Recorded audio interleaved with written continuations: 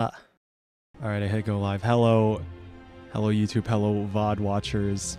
I hope you feel called out. I hope you feel acknowledged. I hope you feel a slight parasocial connection so that you don't click off immediately and ruin my average view duration, because I think YouTube cares about that a bit. We're back with Asylum, doing some more Ascension climbing. Still at Session 3. It's still pretty early on, I feel, compared to, well, I don't know, all the streamers I see playing Ascension 20. But, hello, whoever's here.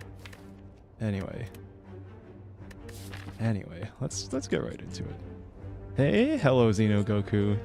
This is like way later than my usual stream time. I guess that last stream went on for like 10 hours into the night. So I guess some people are alive, perhaps in different time zones outside of the United States, maybe. What time is it in, like, is it like morning in Europe already? Actually, yeah, I should know that, given that time zones are defined in terms of, what's it called? The Greenwich Mean Time, or whatever the new name they have for it. Anyway, what am I doing here? Transform 3 potions. On low ascension, we have all 3 potion slots to use those. 99 gold to transform another card. Could have like 2 strikes transformed immediately.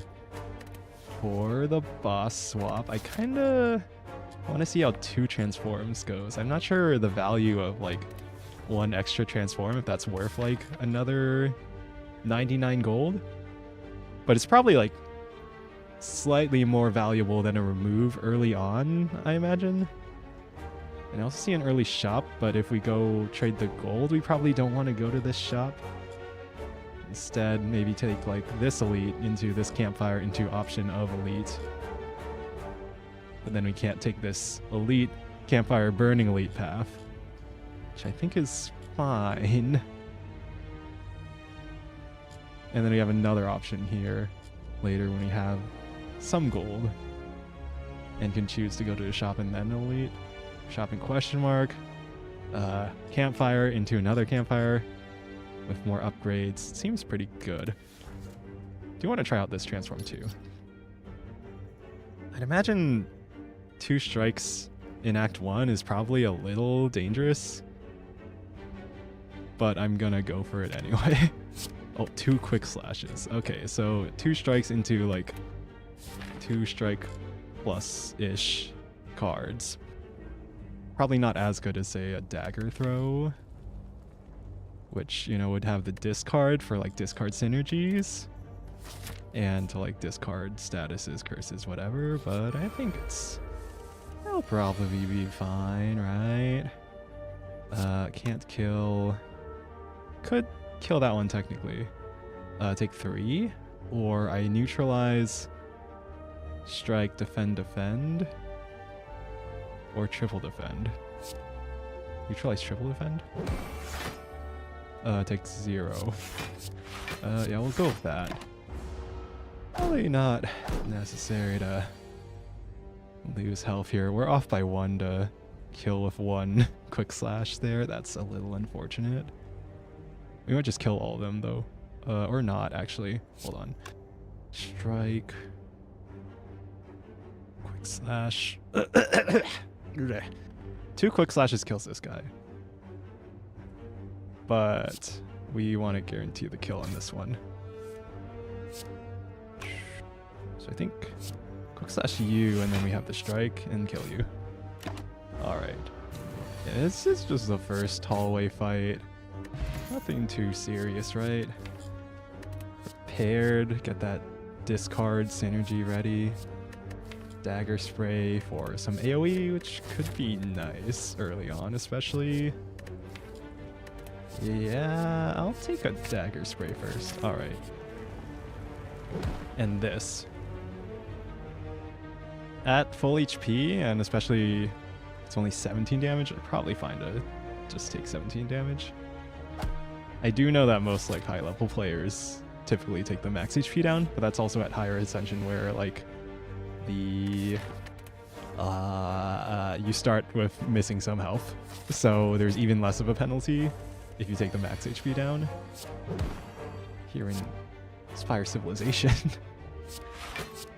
no one goes for the current HP or the curse. Everyone, it's much safer to go for max HP down. Even though it's technically like a long-term downside,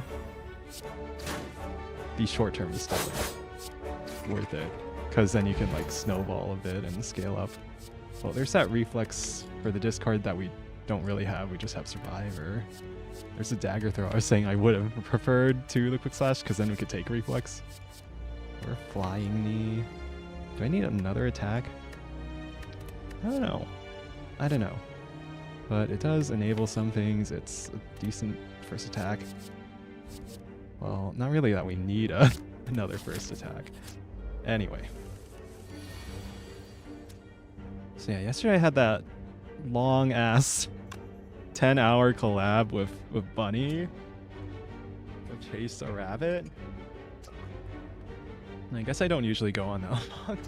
Usually I stop when I get a little tired, but I don't know, when there's another person and like I don't want to like ruin the energy. It's not really like his fault or anything. I don't want to say it's like he was doing anything bad, but like what am I doing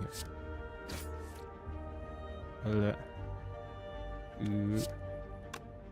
I'm trying to choose my words carefully so people don't think I hate anyone here. I'm taking 4 damage. But really, I'm like totally okay with the fact that I went on that long. Once in a while isn't too bad to like mess up my sleep schedule, I think. It's fine, it's fine. Anyway, what I wanted to say about that is every time I like listen back to one of my own clips, I still cringe a little hearing my own voice, which I guess is normal. But besides that, I feel like I'm also in my head, I'm like comparing myself to my favorite streamers, or I guess my favorite streamer, which is Northern Lion. And in terms of like how well I can talk and keep the conversation going and like, I don't know, engage the audience and tell funny jokes as a streamer, like I don't know, I guess I'm like judging my skill as a streamer sort of based on that. And it's probably not really a realistic goal in any way. It's sort of like I'm how do I say it, comparing myself to like an Olympic athlete or something, when I have not put in anywhere near the number of hours of speaking that like Northern Lion has, or like other, you know, big professional streamers. Late night, being unable to sleep is a good time for roguelikes. Sure is. Hello, Awesomeness Tarkus. Welcome to the something stream. Should I do the math? Shit, should I have used the Vuln potion? If I use it now...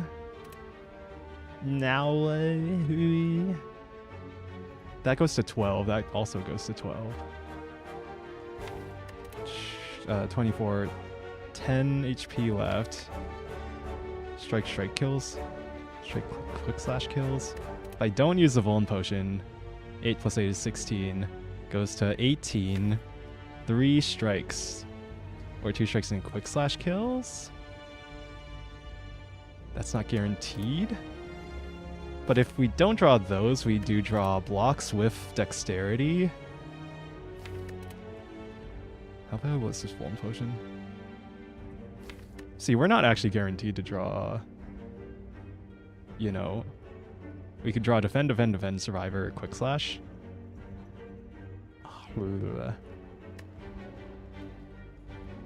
Which means if I Vuln potion, I guarantee the kill next turn. I think that's what I want.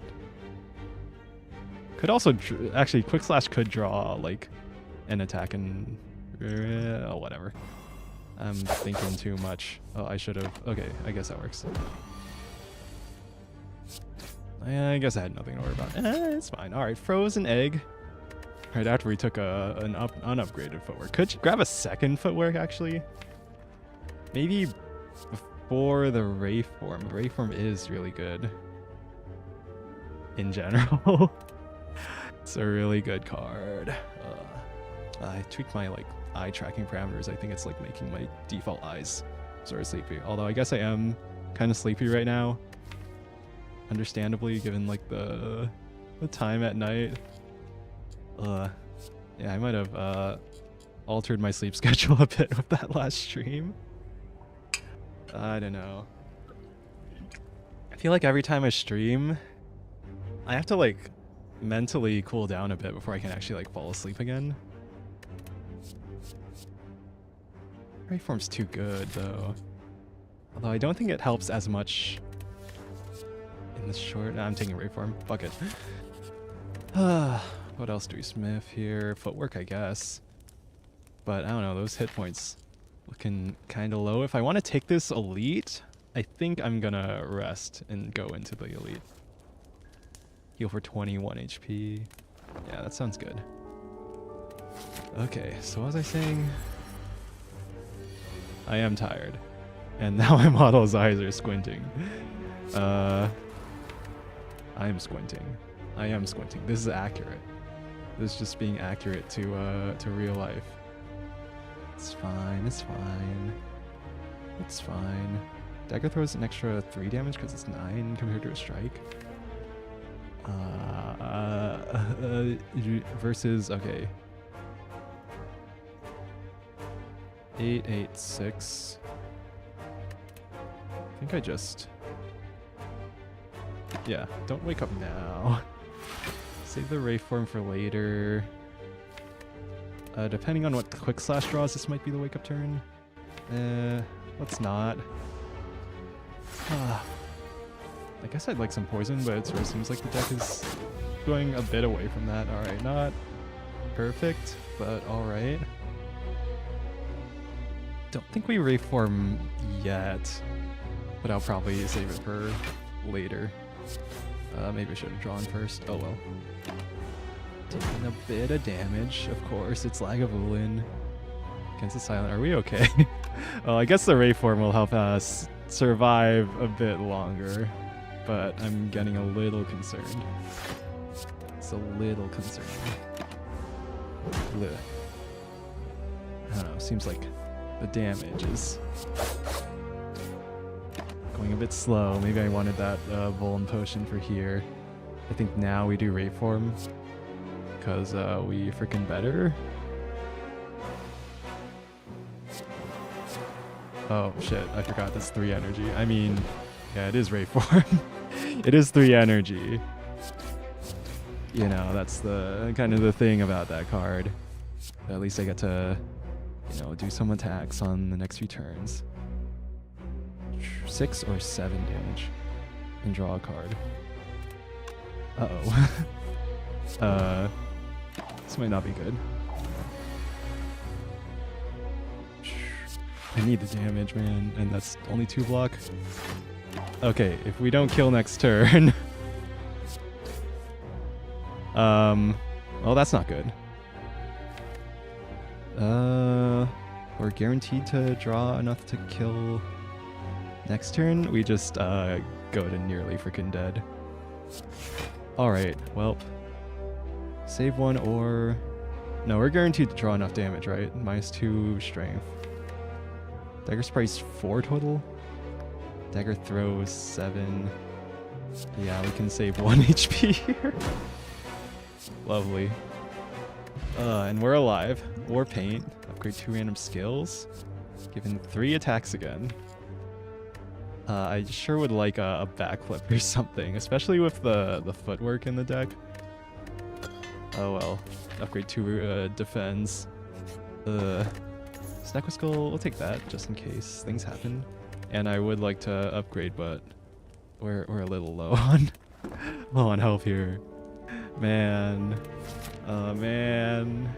I mean, I finally found out yesterday that OBS's application audio capture works pretty well. It does what it says it does, which is nice.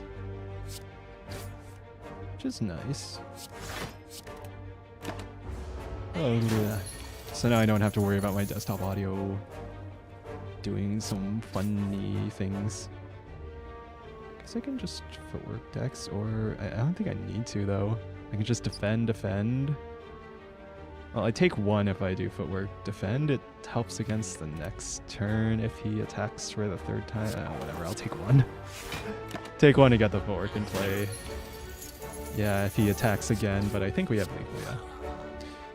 It's fine. Two-pot, nice. Outmaneuver, Bane. I don't know, I'm not sure if these are it. I guess we do have a lot of draw, so maybe the energy actually is good from, like, outmaneuver.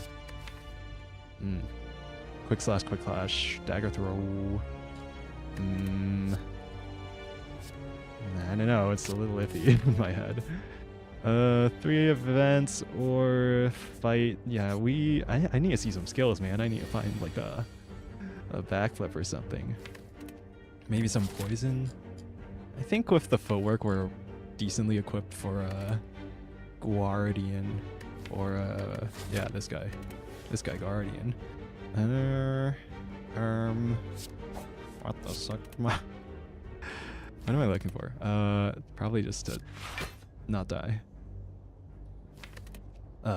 Maybe I should draw on first in case I drew like Survivor. Whatever, man. It's okay, man. Guess I'll try outmaneuver. We did kind of draw all our like draw cards already. Yeah, there's a quick slash here. Alright. Guess we didn't actually need the extra energy. Well, okay, we used 1 of the extra energy, so I guess it was okay. We got to full block and was I already full blocking without the extra energy? Whatever. This is fine, I guess. You remember they have potions, although we don't really need this fight, do we? Can full block. Yeah, I don't know. I don't know if the Wraith form was the right choice there, but I know it'll be good eventually. Alchemize is here, so is Well-Laid Plans, so is Crippling Cloud. Without the extra poison, I mean, 2 week is useful. It's more like utility though. And poison would be better if we had more poison already in the deck. Alchemize I like because it's a good card, but Well-Laid Plans is already upgraded with the Frozen Egg. Frozen Egg. And lets us keep the Wraith form in hand for like when we need it. Kind of like that. Of course, potions are really good. But I think the upgrade might sway me towards Well-Laid Plans. I don't know. I don't really know what I'm doing, do I? We are a bit energy starved. I guess the outmaneuver helps a little, but that depends on us actually playing it. I'll take the Well-Laid Plans. Seems like more useful immediately. Upgrade the footwork. Alrighty. That's a bit painful.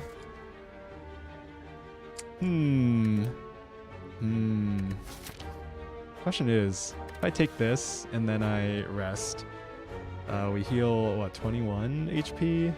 So net plus 7, go to 33 HP into Guardian.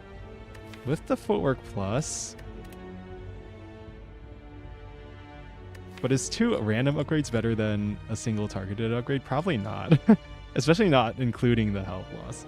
Well, okay, but it's still like plus 7 HP if I like Smith here instead of rest.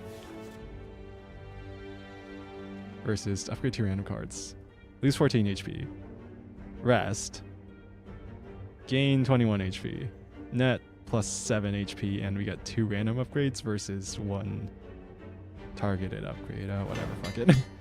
Hey, it didn't hit our strikes and defense.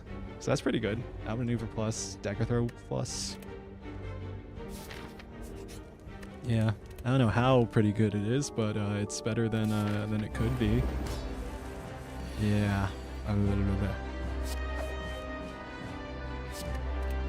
I was saying earlier about me comparing myself to Northern Lion. I have not put in anywhere near the hours of like yapping that that man has. So I don't know. Alright, go get transformed. Stab, stab, strike, strike, strike. Get transformed. And get well-laid plans in play. And just Survivor, I guess. Maybe that was like Survivor.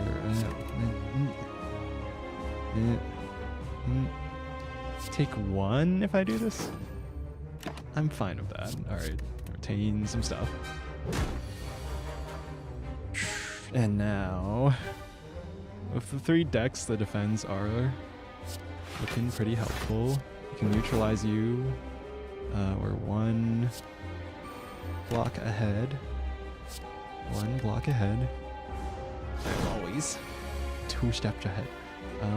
40 damage. Probably not gonna reach that, but we can full block. Well, we have a ton of energy, so actually let's see what we draw first. We don't need this extra defend. Got the quick slash. Got the dagger throw again. Oh, I think we transform it actually. Right freaking now. So, what was it? Neutralize brings you to 5. Versus strike brings you to 2. Dagger spray. Yeah. And redundant neutralize. Okay. Okay. Do the thing again, I guess. And I'll keep the 1 HP, I guess. Ray from Survivor, retain. Man, well-laid plans is actually a really good power. I don't know, maybe that's like obvious to people who know how to play the game. But yeah, let's take the HP. We can retain these. But yeah, I'm like just realizing how impactful like being able to retain 2 cards when you're like reshuffling the deck multiple times and you don't have to redraw these. And you like have the option there. It's really freaking strong. That does mean that if we see like a runic pyramid, then there's like slightly less incentive to take it. But I'm also seeing like, yeah, retain is strong. Retain is strong. Yeah, just do the freaking VTuber accent thing there. What the hell am I saying, man? What the hell am I doing? I'm like, I should be falling asleep. Oh well. Oh well. It's okay. Alright, that was more energy than we ended up needing, so... Oh well. But you're definitely getting transformed this turn, right? Okay, barely, yes. That could have been close. Could have been close. No. Okay, once again I have a bajillion energy. I mean, I could Greyform, but I think it's gonna take a bit longer than 3 turns to get through this, so maybe not.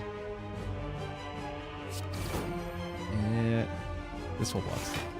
And we can retain these. We used 1 of the extra energy from Outmaneuver. Maneuver. Yep, want to weaken you. I want the dagger throw damage. Straight from the something damage. How about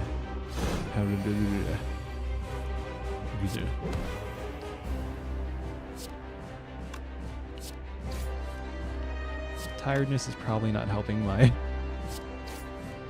like mental energy level. I don't know. Are my streams low energy? I feel like sometimes I can be a bit low energy, but that's also like maybe what people have come to expect from me at this point in terms of being chill, I guess.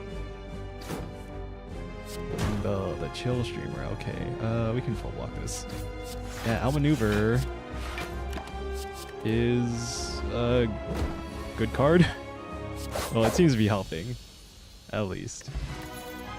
In this. Alright, and Venom plus, 1,000 cuts plus, or Adrenaline.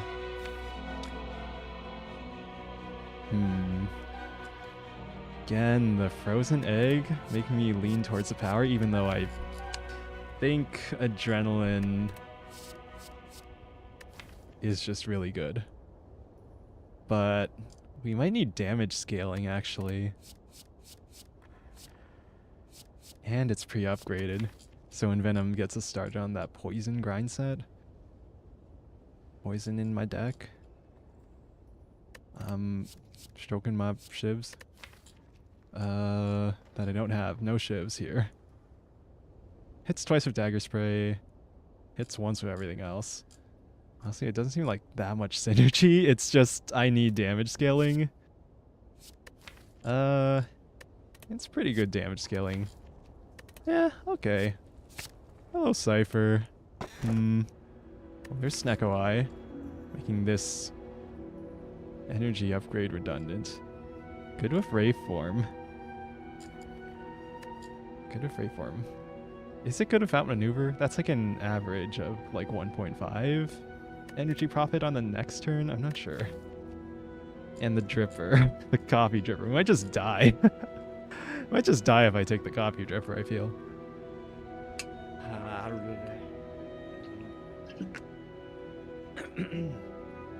Anyway, how's it going, lurkers? Are you engaged with the content? Are you feeling engaged by the content? Are you satisfied? Do you have any complaints that you'd like to throw at me? So I can beat myself for not being as good a streamer as my favorite streamer some more. It's okay, I'm only half serious there. It's a bit. I'm playing a character, I swear. I swear I'm not mid-herring. Smile. Backward smile. It's a quirky smile. You're a pretty quirky guy using the parentheses in the opposite place that most people put the parentheses. Is it Snecko? Is it Snecko? I'm not sure. It might be. I don't know. It does inform like my future deck building. I guess Silent doesn't really have as much things, whatever. Whatever. I don't feel like I can take the Coffee Dripper. I feel like Snecko Eye is slightly positive here. You know, mostly for that draw too. Although, maybe less, I don't know, well-laid plans. Retain, I feel like Retain becomes less good because usually you're like playing the low-cost cards and then not playing the high-cost cards, so all you can retain are like the high-cost cards. I guess it helps if you like draw a low-cost block card on a turn where you're not needing to block. He flipped the smile around. There, that's the that's the good smile. That's the happy smile. Teehee. Teehee. Man, maybe I need to update my tracking settings so that I don't have to actually like intentionally open my eyes for my eyes to be open. But whatever, it's a sleepy late night stream anyway, so you know, this is just fitting with the vibe anyway. You know.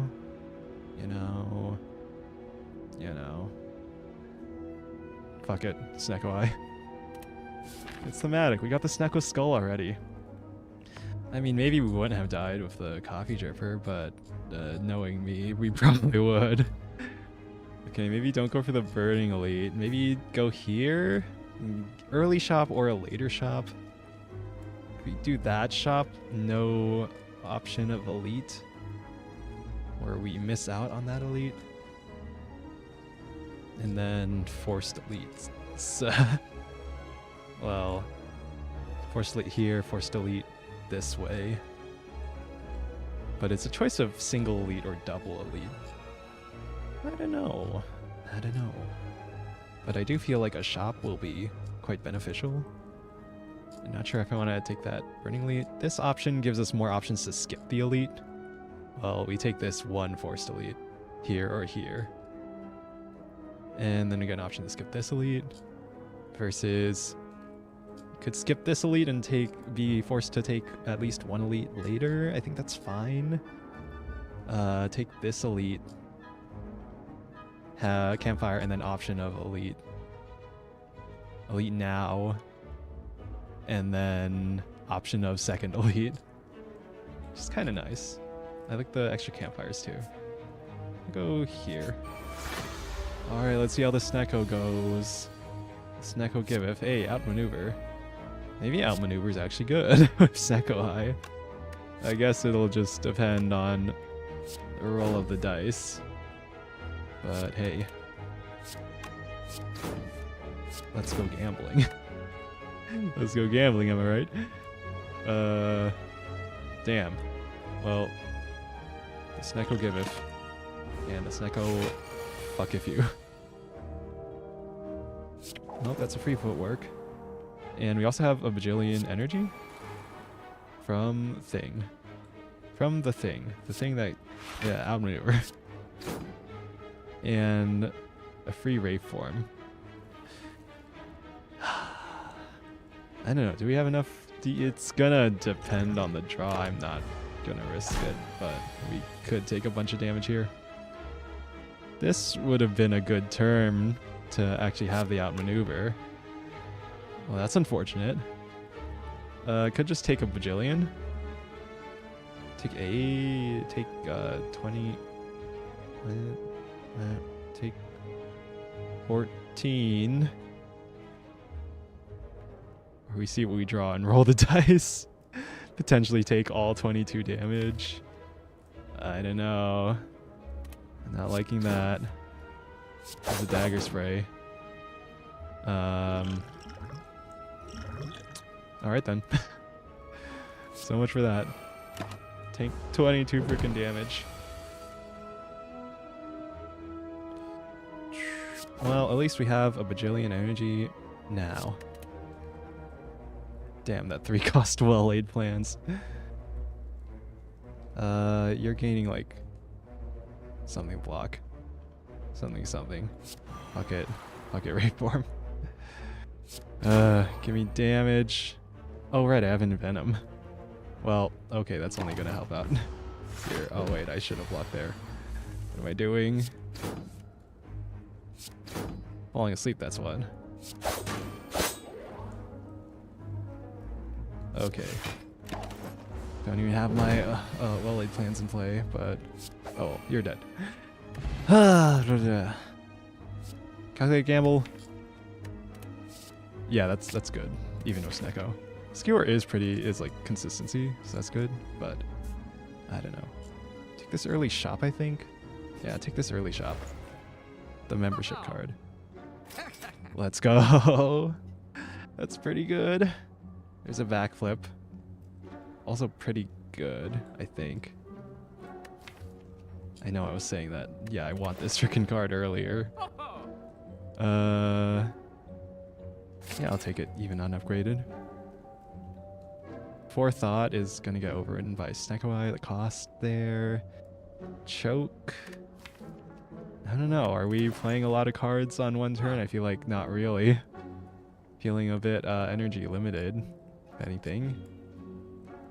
Probably remove a strike here, right?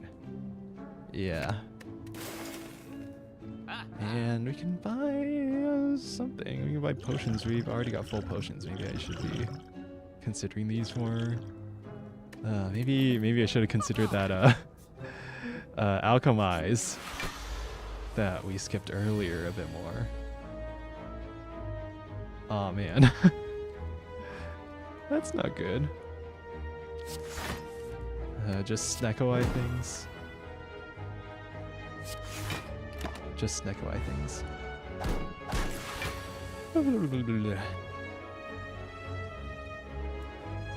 Seems a bit early for a Wraith form, but it would save me a lot of HP right now. But I don't think we have the damage. Maybe I should have footworked.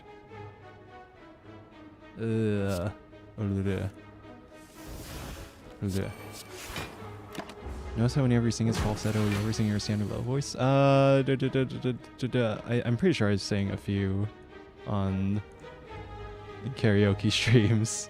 It's kind of been a while since I've done it. What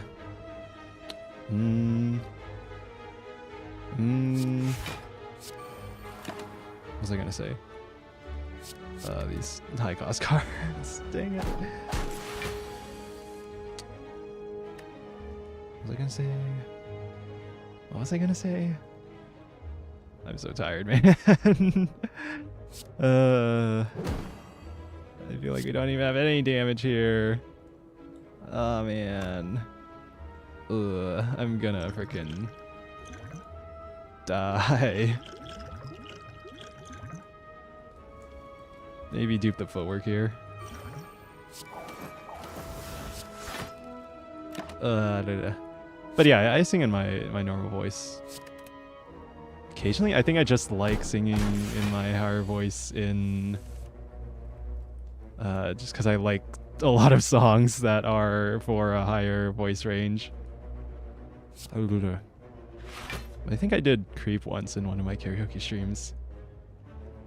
And I'm trying to think.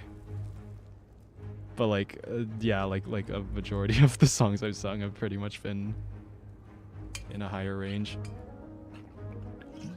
than is what is, I suppose, natural for my voice. I was working on a cover. I don't know when that's actually going to have anything happen with that. But it's a Vocaloid song, but it is in a more male, maybe like mid tenor range, I guess.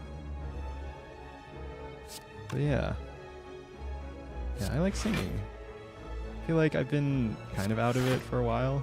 Haven't been thinking about it maybe as much as I could be. Yeah, it's okay. It's fine. Alright, I think the extra dex is really helping here. Maybe grab the lower cost cards. Maybe hold on to that Rayform. But yeah, when I was I was a choir kid in like middle and high school. And in middle school I was a bass, but our like bass like group wasn't like a true real bass. It was more like bass for middle schoolers. And then in high school I think I was like a baritone or something. So that's probably closer to what I actually am in terms of like natural voice range. I've spent a pretty decent amount of time like intentionally trying to increase my voice range, basically.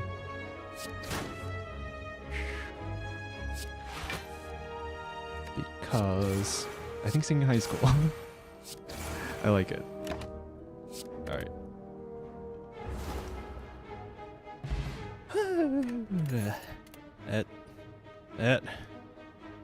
Hello, Selenix Winter. I want a Sucker Punch. I need energy, but like the Silent doesn't have a ton of those kinds of cards. There's Tactician, which would actually be really good because it like doesn't even have an energy cost. It's a discard interaction, and then Adrenaline, but you know, that's a rare card. Can't super count on that. And then Outmaneuver is inconsistent because it can cost more of Snecko Eye. Is this even a good idea to take Snecko Eye? Probably not, now that I think about it. But I don't know. I know that it can be good sometimes. Anyway, I'm feeling a little weak here, but maybe that's just Act 2 is always like, kind of like that. Just Act 2 things. This is supposed to be like... This is basically like the hardest point in the game. For most runs, I feel. Oh man. Well, at least we can full block. At least there's that. Could draw one with the 0 cost Calc Gamble. It's quite a gamble though. And Venom's not in play yet. Yeah, because it was too expensive to play because of frickin' Sneko-Eye. Hey, hello, welcome to the stream. Welcome.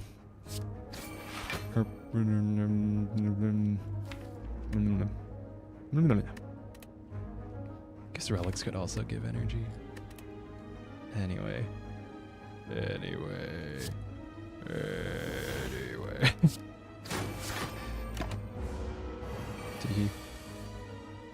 Okay, there's the Envenom, but now it's 2 cost.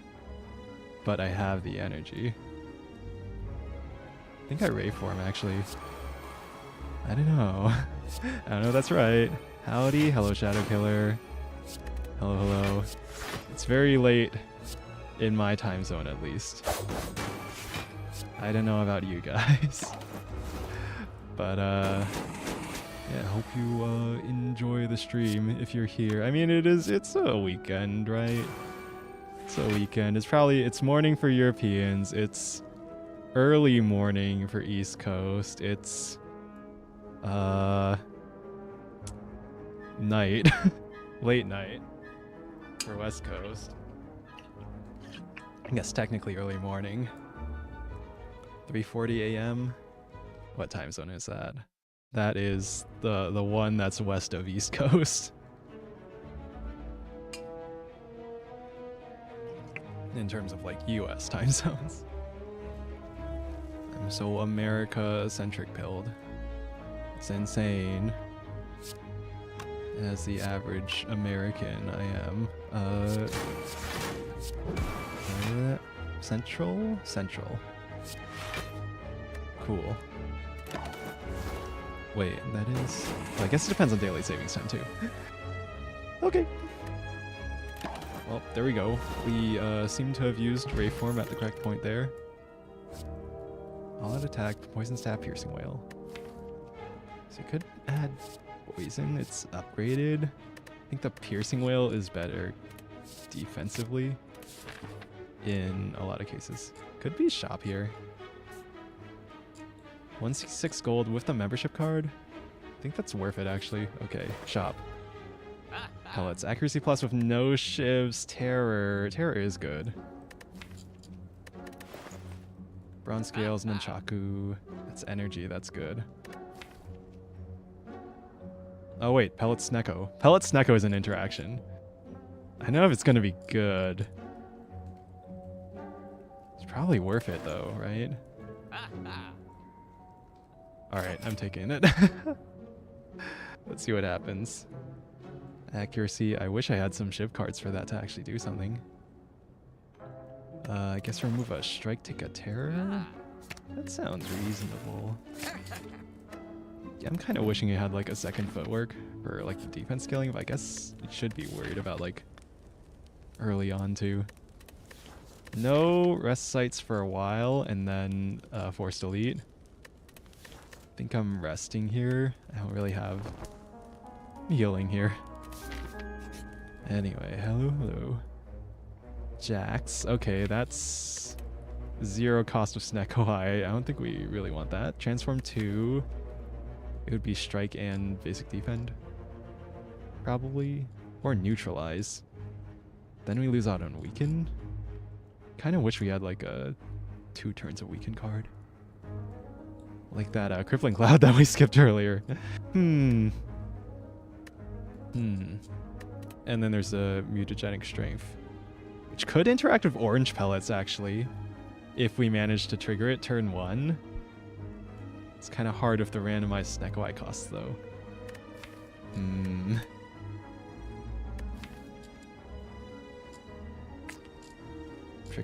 Tricky. It is a thing that can happen though. And 3 strength for the whole fight would help out a lot. If we can trigger it. Bit inconsistent. Transform 2. Strike, defend. Get like, I don't know, it could be anything. Could be a 0 cost card that could still be useful with Sneko-Eye though. Kind of want to try the mutagenic strength pellets. I don't know how often it's going to trigger. I want a book. Necronomicon with Snecko, that's gonna trigger a decent amount of time, I think. The other two, Nilries, and then the Enchiridion. Enchiridion's good because it's at the actual price of the thing, usually, right? And if we die, we die. We're on low ascension. It's only, what is that? 16 HP? Enchiridion. And it costs 0 that turn. That's I think that's good. Horn Cleat helps out. Still feeling unconfident. I'm taking the single elite path, I think. Here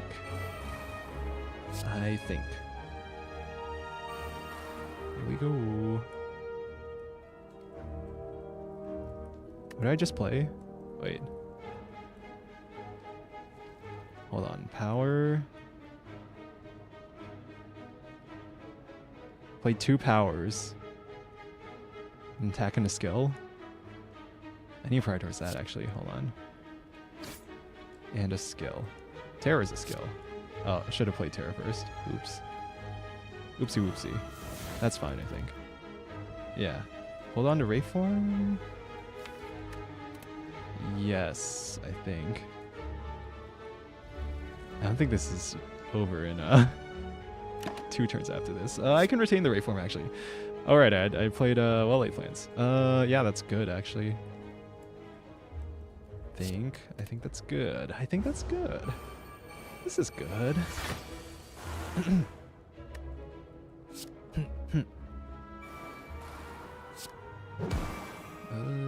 Damage. Looks like we can kill you. We have the Horn Cleat block. Or you can outmaneuver. We're taking 2? I think that's worth it.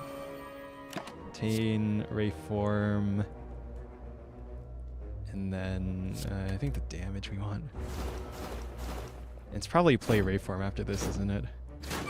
Then you die to poison, or you're already dying to poison.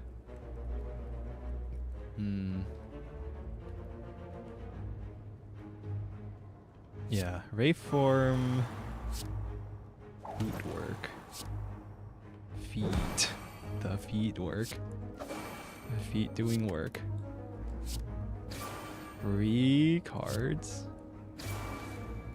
For free. Oh, and then an expensive dagger spray or another outmaneuver. Take 1. Or take 0. Yeah, that sounds good. That sounds good.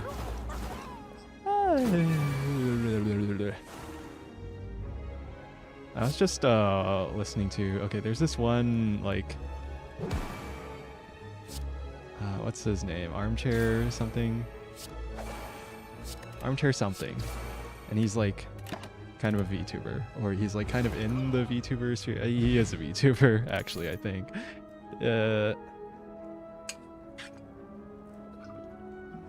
He's been doing a lot of like sort of commentary, streamer, meta. He said it was over in 2 turns. Yeah.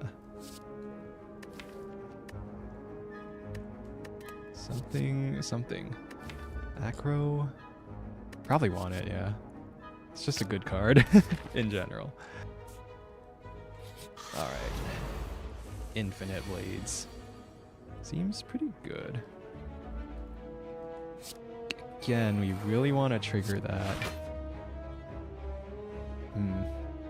thing. Which you can do immediately with Strike. Then these things stay a bit expensive, but we keep the strength for the rest of the fight. I think that's the most important thing here. We're taking a lot of damage though.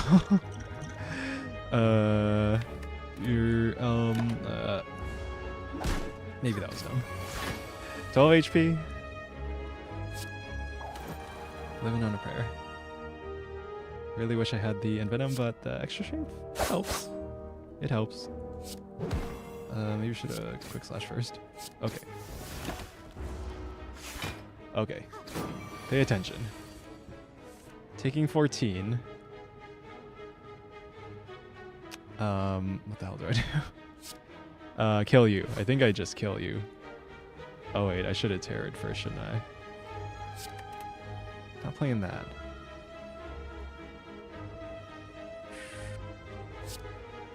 think I shiv, calculate gamble. And we're surely killing you, right? Okay, good. Good. Oh, that could have been bad. Whatever. We're, good, I think.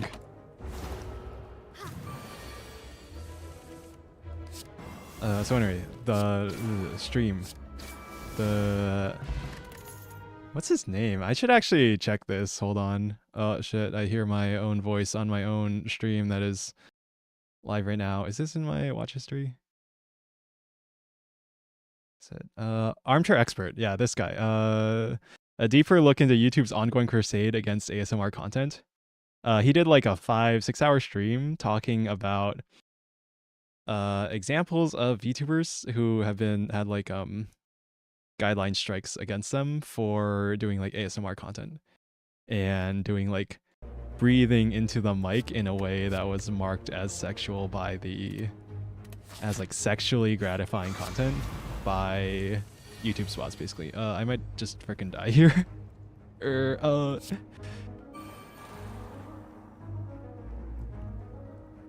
think I need the piercing whale, defend, quick slash. I can clear the thing, my debuffs. 8 plus 5 is 13. Yeah, no, I think I got a piercing whale, quick slash. All right, block. We got a single unupgraded Wally plans from Enchiridion. Anyway, what was I saying earlier? There's a VTuber, Kimmy So, who got struck. She was doing an ASMR, and she has like a pet rat, and she let the pet rat sniff the mic, and YouTube picked that up as sexual content. He also went over. Oh wait, I had block from more plane. What am I? Need to pay attention.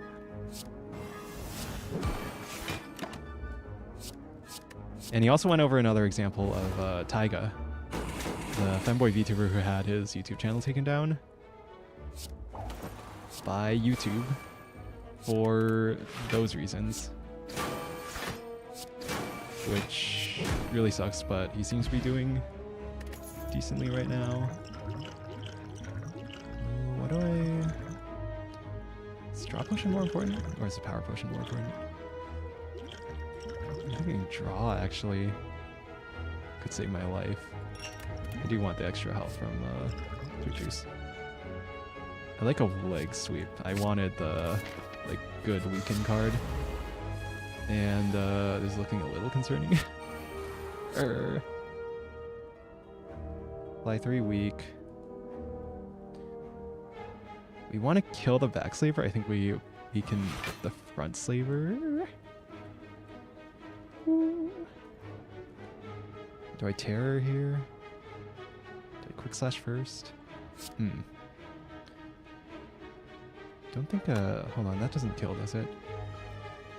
That goes to 13, I think? That goes to 16, right? Acro draws. With confusion? I think we want to cleanse the confusion. Don't think we play terror. Don't think we can. Draw first. Alright, cleanse the debuffs. Do have...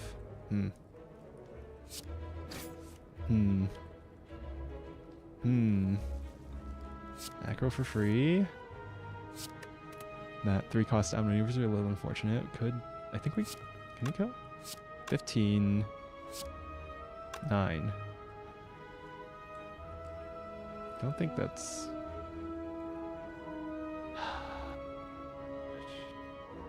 24. No, we're short. Depending on what dagger throw draws. Could get an attack. But it's safer to just defend here in Spire Civilization. Could also just be a turn 1 ray form. But if we can full block this... Well, we can't full block it, actually. Oh, this was a turn 1 waveform, wasn't it? Is it? It's actually... I don't know how good our damage is, how quickly we can take these guys out. Oh, man. Do have thorns, it's helping a little. Not really scaling with our attacks and stuff. But anyway, in that stream of my armchair expert, he was talking about ASMR VTubers getting taken down for, you know, stuff that probably wouldn't be seen as sexual by like an average person. But I think when you're deep in the gooner lifestyle mindset, I think you can find pretty much anything sexual. I think if you try hard enough or are decoded enough, like you can jork it to a normal ass stream. Streamer says funny, that's like slightly sexual, slightly innuendo. And if you're degen enough, you can probably get off to that alone. So, I don't know. I don't know. If we take it too far in terms of like, we have to ban anything that could be remotely taken as sexual, then that's probably going too far in the direction of censorship, and I don't really like that happening. Take a little damage. I don't know if this is good. 9 HP. We'd better kill you. But we have 4 dagger spray. Dagger spray neutralize kills you. No other AoE. I think I'll just do that. And all right. So what was I saying? Degenerates are gonna be able to find literally anything sexual. Oh, I should have been done first. So I don't think we should be holding it to the standard of like, can literally any person, is there one person who finds this sexually gratifying? Seems like not good for the sake of YouTube, I guess. There's 2 0-cost attacks there. Okay, cool. Yeah, that probably was a turn 1 waveform. Oh my god, what am I doing? I'm like losing so much health that I don't have to. You have a relaxing voice? Have you considered doing ASMR?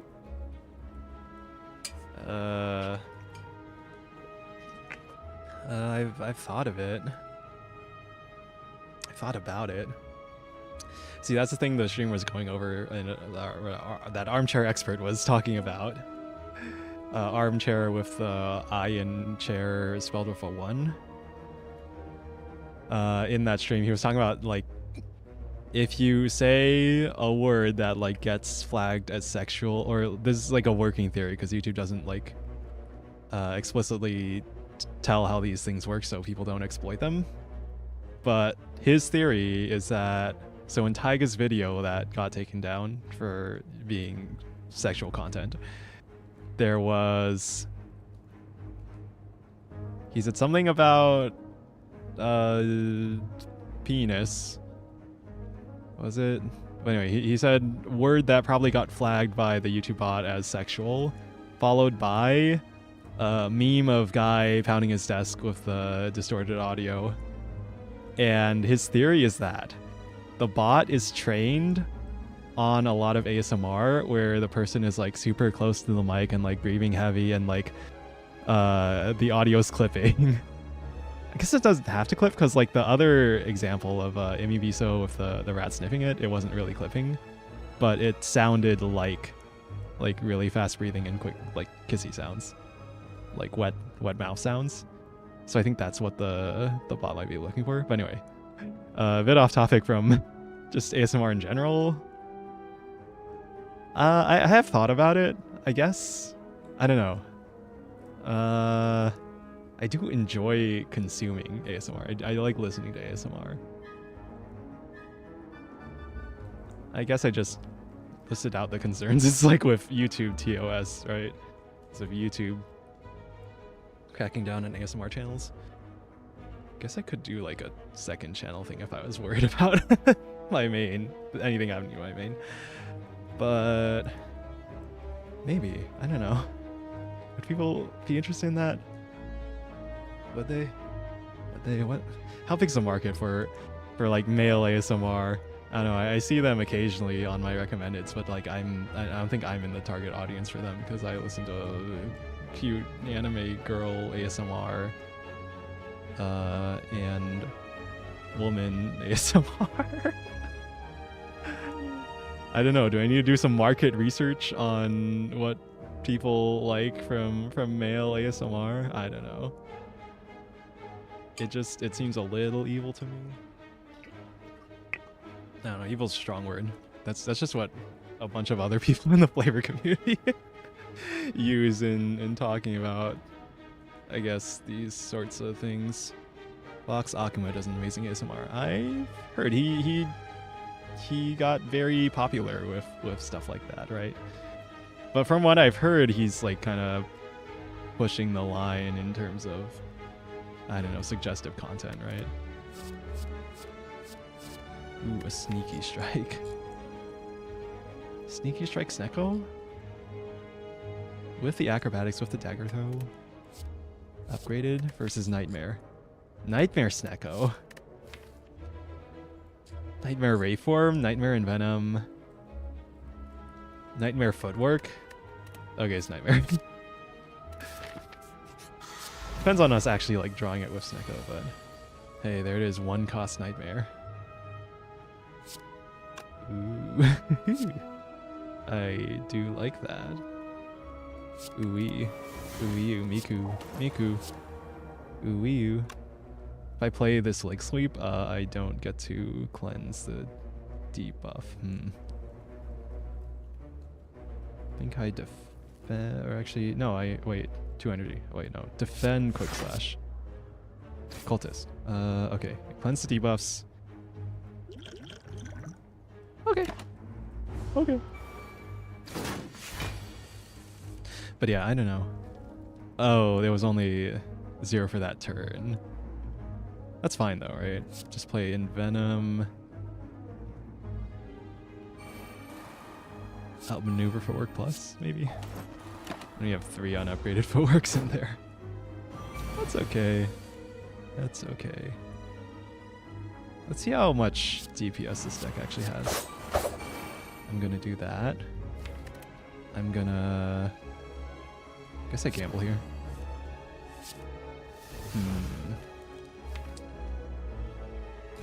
Everything costs energy now. And that 2 cost acrobatics not seeming so good. Save 2 if I defend here. I don't think it matters. I guess having all the extra footworks in the deck now kind of helps mitigate the... Oh wait, we cleansed the Rayform debuff. Forgot about that. Forgot about the whole thing that Pellets does. It's pretty good. It's pretty good. It's pretty good. I think you weaken this guy. It'd be nice if I had all 8 plants into it. Anyway. Hey, well 8 plants. Alright. Draw. Well laid plans, outmaneuver? Yeah, I'll do that. Do that. And so you're dead to poison. Just need to deal with you now. Defend plus is 15 block. Cool, I can do that. I can just defend minus, but I'll just do that. Dagger spray, quick slash. Weakened wears off. It's pretty good. That's pretty good. This deck is doing pretty good. Guess the question then becomes like, am I comfortable with doing ASMR? Would I be comfortable with doing ASMR?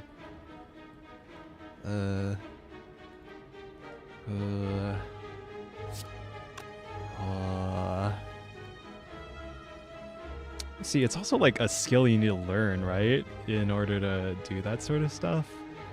Unless I just used it like as a normal-ish mic.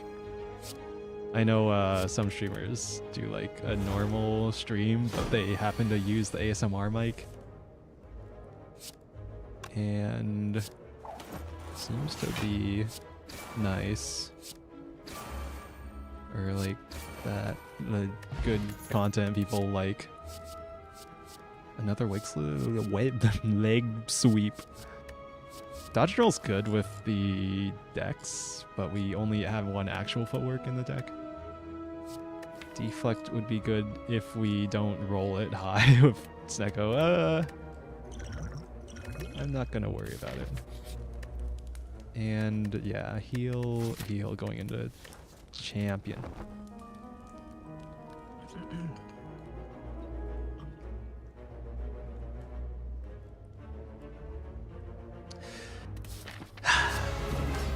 See, I guess I'm also thinking about like what kind of audience is doing ASMR like that going to attract? I don't know, am I overly worried about it? Maybe? I don't know. I don't know. Oh wait, I'm taking damage. I guess that's fine, right? Do I save the piercing whale? Nah. It's fine, right?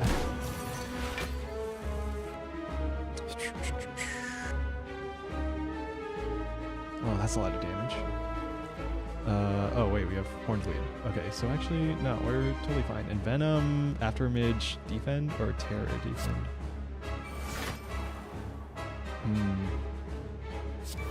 I'll go... Maybe I just Terror here. Maybe. No, I'm blocking. No, I'd block. Have a day.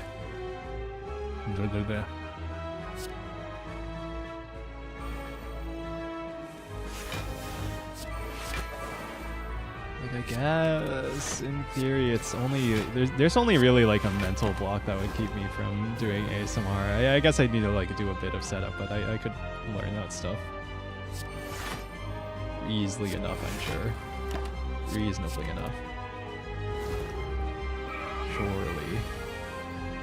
I don't know, I guess the other concern's like, you actually do need a quiet enough environment if you want the audio to sound good, because any sort of noise removal, you know, is going to be like removing from the audio quality. But I have enough experience with that already, don't I? I guess we just weaken you. Oh, these expensive cards. Oh no. Oh no. Survivor? Sure. Oh, right, the Afterimage. I need to remember that in my calculations here.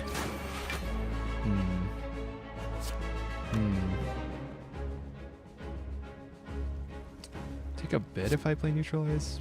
I think I'd rather outmaneuver defend. Reform leg sweep is good, I think. It's definitely very energy starved. I guess that's because we rolled high on the Snecko Eye. Or rather, rolled low. Rolled high in terms of the cost of the cards. Anyway. We still have. I guess we could draw outmaneuver. Yes, we did.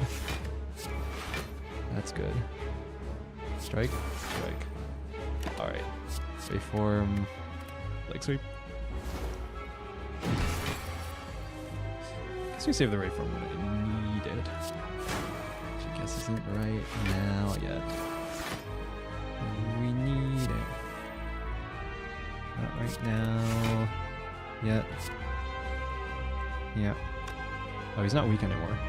Oh, he's splitting already? Okay, he's splitting next turn. Dagger spray out maneuver? Hold on to the waveform. We're gonna need it after the split. And I guess the leg sweep. If we can block the stuff after the split. Weakening kind of hurts. Kind of.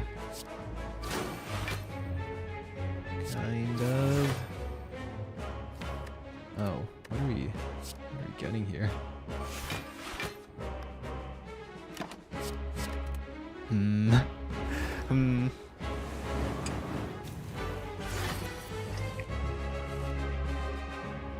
See, I'm remembering that I did that one Balatro ASMR stream, or it was just me like whispering into the mic while playing Balatro, but I whisper into the mic.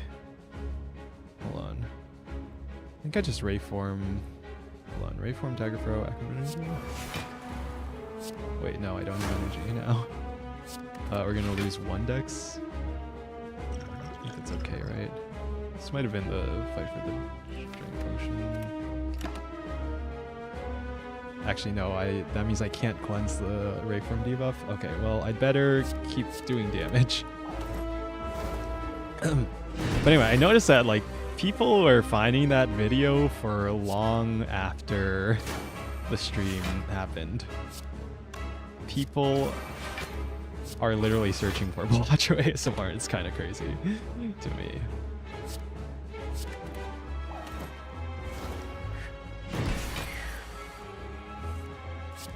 But I sort of get the view, at least, when I'm watching. I guess this is kind of expected for what ASMR is, but like when I'm watching like VTuber, when I'm listening to VTuber ASMR, the chat's like pretty much dead. Which makes sense because, you know, they're probably lurking. They're probably just listening to it in the background while enjoying the content or something. Oh, I never did like that. Can I draw lethal here? 9 plus 1, 9 plus 14, so yeah, 10. 10 plus 13, 14 plus 6, 16 plus 10 plus 16 is 40. Wait, no, 20, 26 plus 13, 39.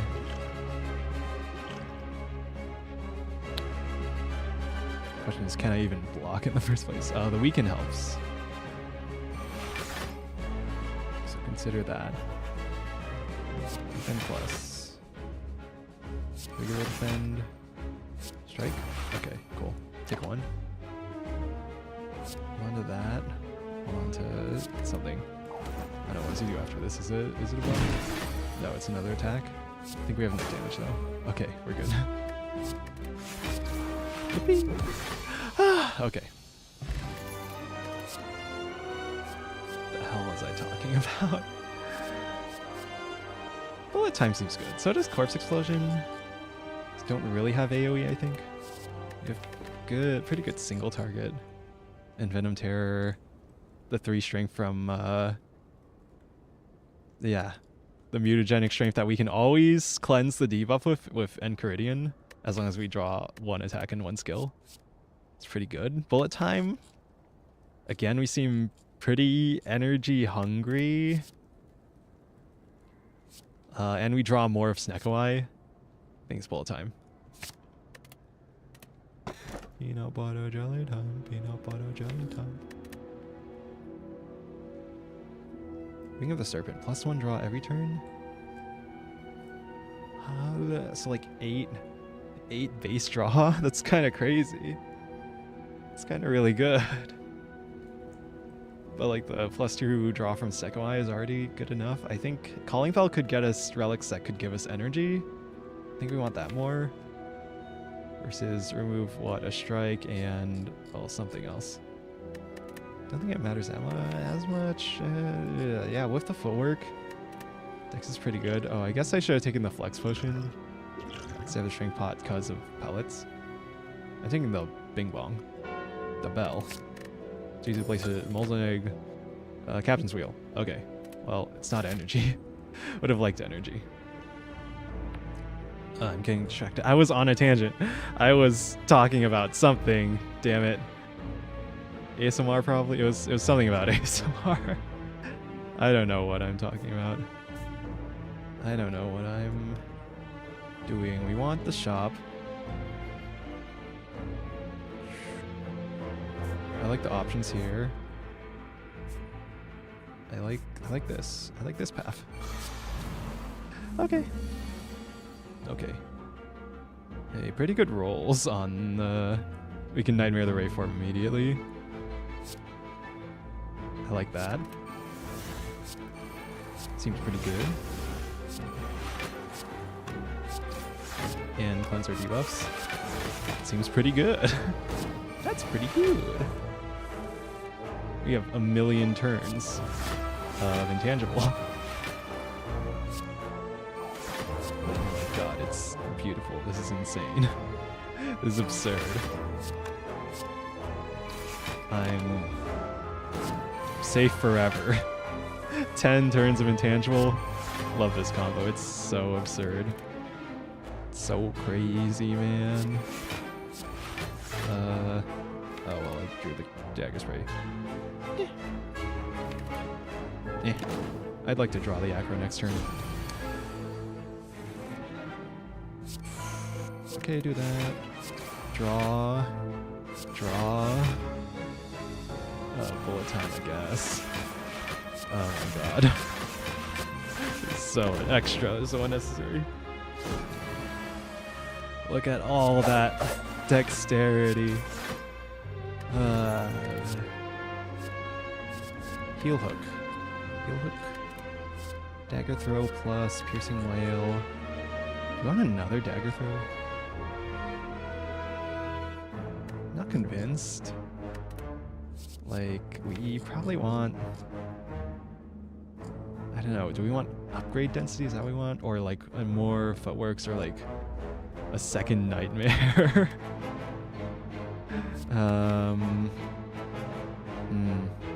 Bullet time. I guess with bullet time we want more draw. We want more energy. We want like reflex tactician or something. Okay. Okay. 2 ray forms? Gee, Billy. How come Mom lets you have 2 ray forms? And then I can just like defend neutralize to cleanse a debuff already. That's pretty good. That's pretty good. Guess I should have known I was gonna hit Venom. Okay. Suboptimal!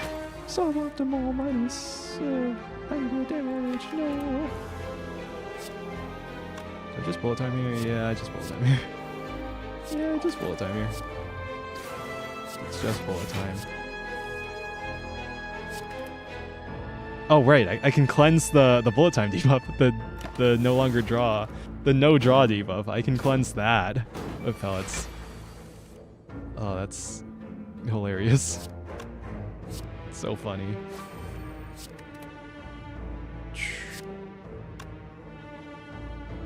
I don't know. Does this kill? Whatever. You're dead anyway. It's beautiful. It's beautiful. This deck is doing some pretty silly things. And I didn't even Nightmare the Waveform this time.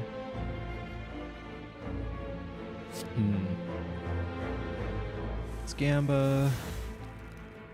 Let's kill you. You're already dead, man. Get deaded. Flechette's tools of trade, outmaneuver. Tools is another power. Who's our boss? It's Awakened one. I think we'll be okay though. We have what? These 4 powers. Slow Ascension, he only gains 1 strength.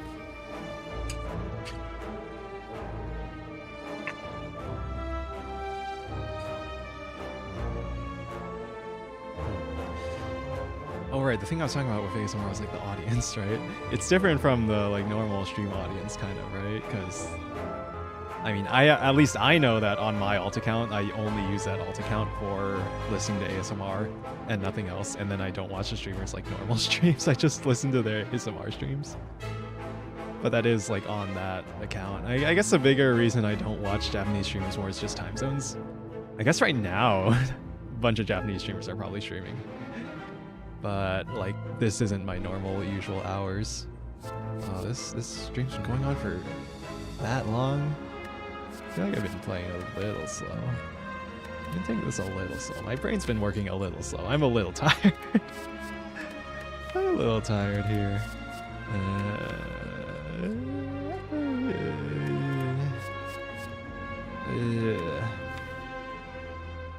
Against Awakened One. Maybe don't take a Tools of the Trade. Ooh, 999 gold. With membership card. I mean, normality is a scary curse. But gotta shop right here. Gotta shop here. Doesn't mean we fight the Burning Elite with normality. But the value. Don't have Courier. But we will be able to remove both guaranteed before the boss fight. I'm going for it. It seems like the fun option. Ooh, fight these guys with 2 normalities in the deck. I could get totally fucked here. But let's find out. Today's a day for fucking around and potentially finding out. There's the nightmare. 0 cost backflip. I go for that, right? Nightmare the 0 cost backflip. Bullet time.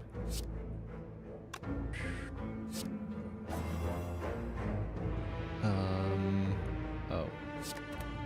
You. Thing. Maybe I shouldn't have exhausted that.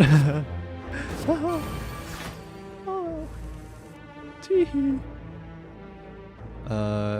Yeah, this is a fight for Reform, isn't it? We have normality. I really need to discard that somehow.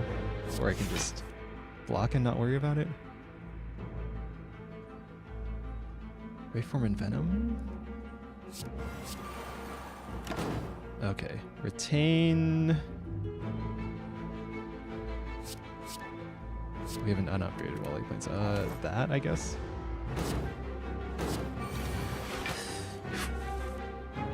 Man, we drew normality again. We do not have enough discard for this. This might have been a bad idea. Draw first? Draw first to hopefully get Survivor. 2. No Survivor. Dagger Story. Those normalities. Maybe this is a bad idea. Especially with like how often we're drawing them. Okay, you're dead.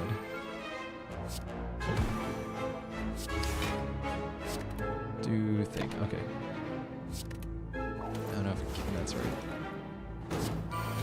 Out of intangible. Scary.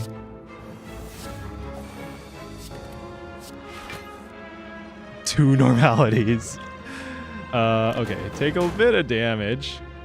Just a little bit. This is going okay. This is like totally worth it for the relic though, right? Totally. Okay. Choose 3 cards to rotate. That's funny seeing that. Lizard Tail. Okay. Predator. Dagger Spray plus. Quick Slash plus. What am I looking for?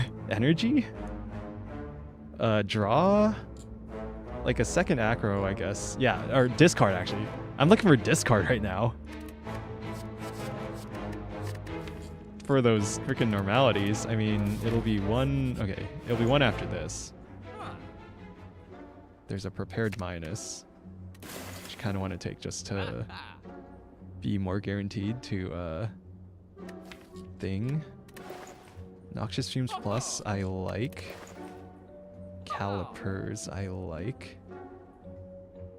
I can just buy everything, right? Buy everything. And a Flash of Steel? Do I need it? Does it do anything for us? Could draw at turn 1 with Snecko, which would be bad. Finisher plus, I don't think we're playing a ton of attacks in one turn. I feel like I just really need Nightmare to hit the right card. Either Ray Form or Footwork. Or maybe in Venom or something. Maybe. I don't know. But Nightmare can go pretty hard. What am I upgrading if I upgrade? Paired plus? Gamba plus? Again, like, those being 0 cost, that depends on the initial Snecko I draw. That initial Snecko I draw is actually, like, really determining a lot for this deck, I feel. Very RNG. Kinda scary. Alright, I'm fighting the Elite. I'd win. Maybe. I think we need to play aggro to discard this normality. Yeah. Okay. Oh, and we're not keeping the strength, are we? No, Shuri. Unfortunately. Guess we keep you weakened. Oh, okay. At least we got 2 strength of single courage. Can try to draw for Nightmare, but it might just be Rayform. Well, I guess backflip first, because you can bolt time everything. Prepared.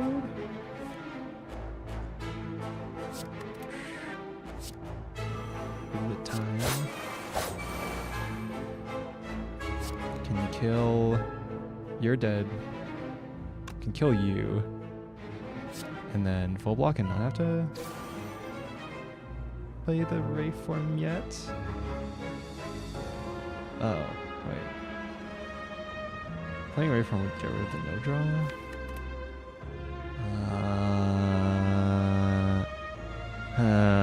Okay, we're already full blocking. So the question is, do we want to play Ray form? And my answer is, I don't need it.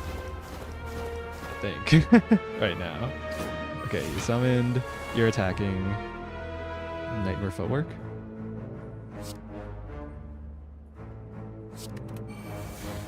Footwork. That one's dying.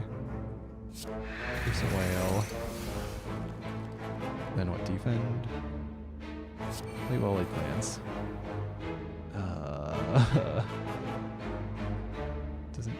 Does that kill? Wait. 14. I can just kill you. Wait, no, that doesn't kill at all. Never mind.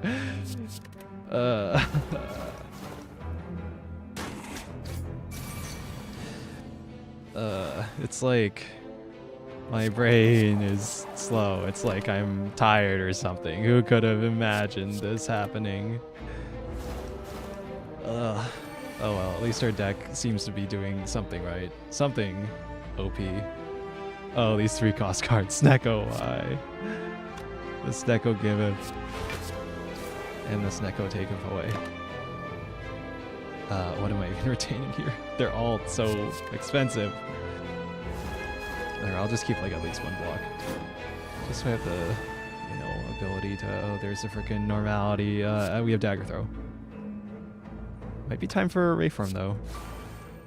Might be time.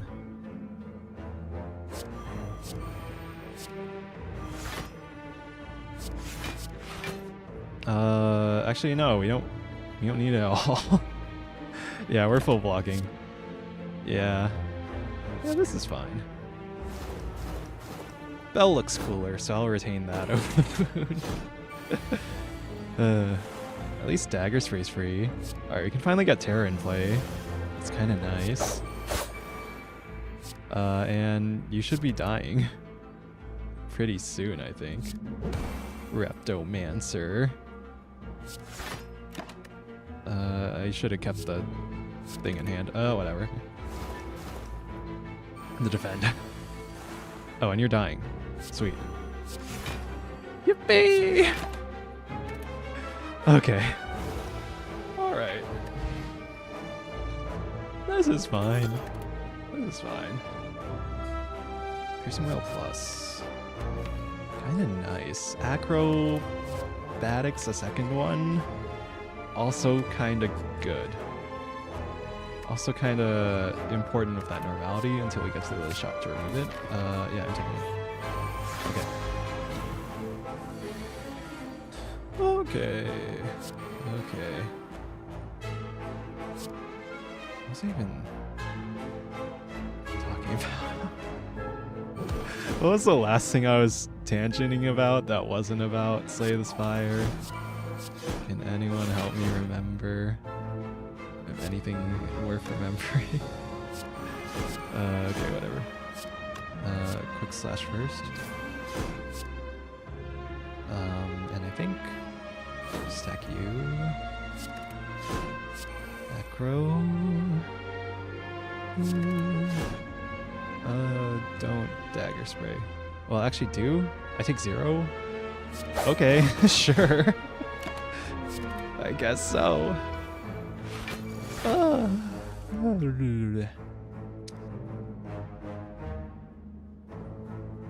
I know, if I keep trying to talk on the same topics, I'm just gonna end up like looping the conversation, right? Am I? Are we not? Is that not our fate as human beings to repeat the mistakes of the past repeatedly? What am I doing here? I think I just attain to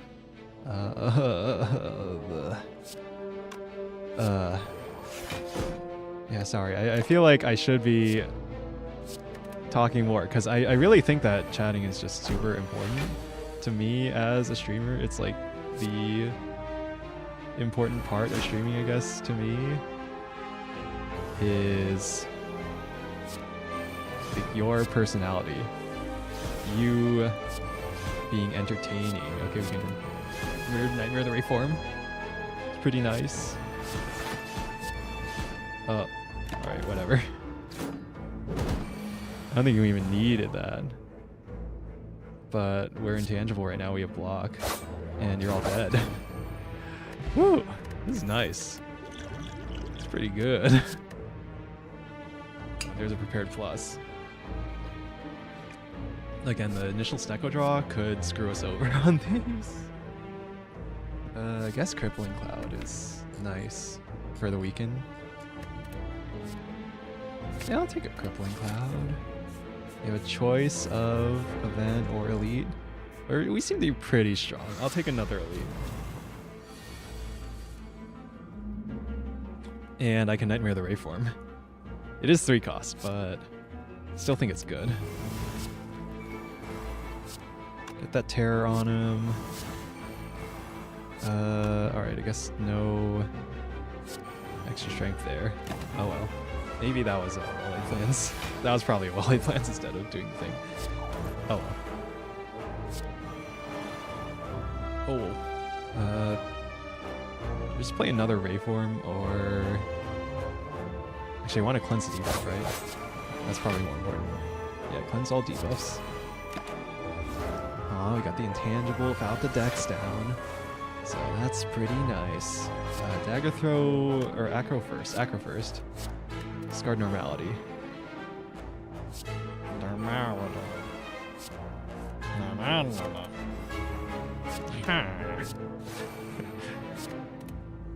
Me when I'm a Minecraft villager.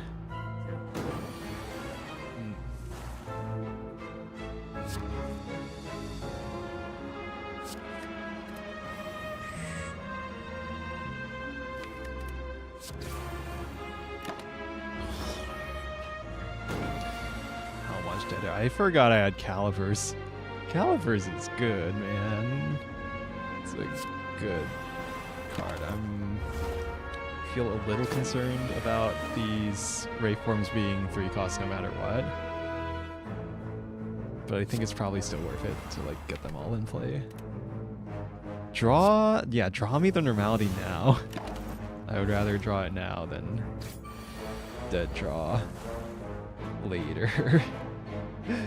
We can't cleanse the debuff because no powers. So I guess we just deal damage. Deal damage, huh?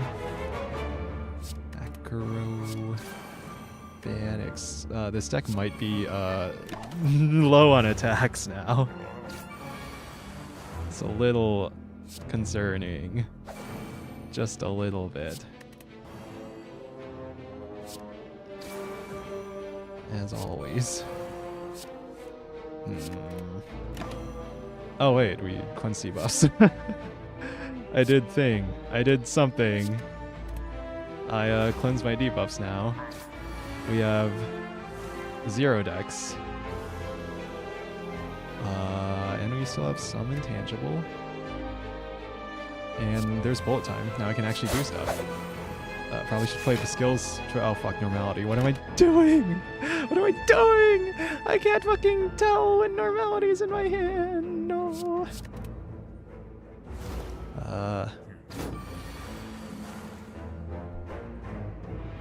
Yeah, just give me another reform, man. I need it. I need it. I need it. Oh hey, we're actually killing it. Okay, great. Okay. Alright, we only took a bit of damage. That was alright, I guess. I want another acro. Again, I'm feeling very energy starved. It's very RNG heavy. But I guess acro, well, okay, I guess well-laid plans is what really helps us get like the Reform Nightmare combo. And then do I want another acro? Less this time. I think we have enough. I think the deck's looking for attacks really, since Envenom is like our big damage scaling. Like a riddle of holes or something. Or shivs. Yeah, like a blade dance. That's what I really want here. And you know what? We'll go for the heart again. Surely nothing could go wrong here, right? Right? We want to kill these daggers. These freaking daggers, man.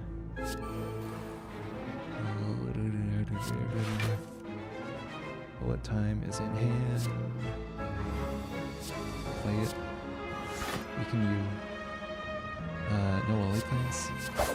Unfortunate. I think that's fine. Alright. Summoned. No normality in hand. No normality in hand. Which is nice. Do we just kill this dagger? Prevents wounds from killing the deck. That's good. That's what we want probably. That's what we want probably. I'll just gamble. There's fucking normality, of course. At least we can hold on to these two? Yeah. We'll do that. We'll do that. See, the good thing about me playing Slay the Spire is, if I don't know what to talk about, I can just narrate my thoughts and decision making in the game itself. And there's nothing to worry about. And it's fine. And this is fine. And you're dead. And take 4, or do I just... Actually, no, I take nothing. Take nothing. I'm so prepared, you could say. I'm gonna hold on to the cards that don't cost 3 cost. I don't know, I always feel like I get onto a tangent and then like I feel like I'm getting somewhere with the tangent and then I end up forgetting what I was saying about the tangent, and then it's like the tangent just gets dropped, and I feel kind of bad about that because, you know, when I'm listening to someone yap, you know, just listening to a streamer talking, yapping, thinging, whatever. I play the Reform, yeah. Sure. Hold on to these. Like, it's nice to get like a full thought coming. Oh, hello. Thank you, T1 listener Elf, for the raid. Oh, it's so hard to read that on YouTube's dark theme. Why is YouTube so terrible with the freaking raid message styling on dark theme? But anyway, thank you for the raid. Thank you. I got your message on Twitter and I replied to it. I don't know if you've seen it. I guess I haven't checked Twitter in a bit, so you might have replied to it, but I don't know. Welcome raiders who, I don't know, are you just lurking? Or is it that you can't chat because I have the chat set to subscribers only? It's okay, you can just click the subscribe button. I'm trying not to beg too hard about the interaction reminders because I know they get annoying after a while. But anyway, thank you for the raid. Another terror, flechettes, like sweep. I mean, we do have a lot of draw actually with like Snackaway and stuff. So like flechettes actually does do something. Wait, flechettes is actually good with Venom here. I think it's good.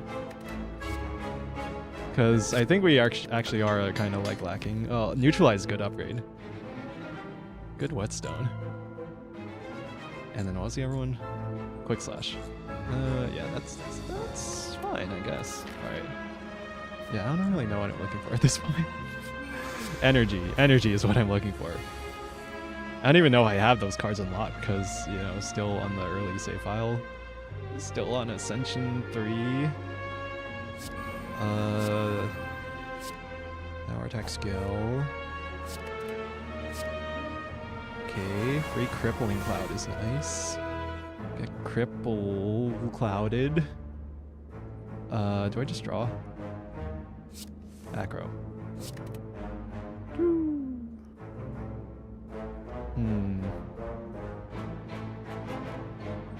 Thinking like noxious defend. Well-laid plans and take a bit. Taking a bit of damage, I think that's fine. Hold on to. Do I hold on to? Wait for a poke slash? Alright.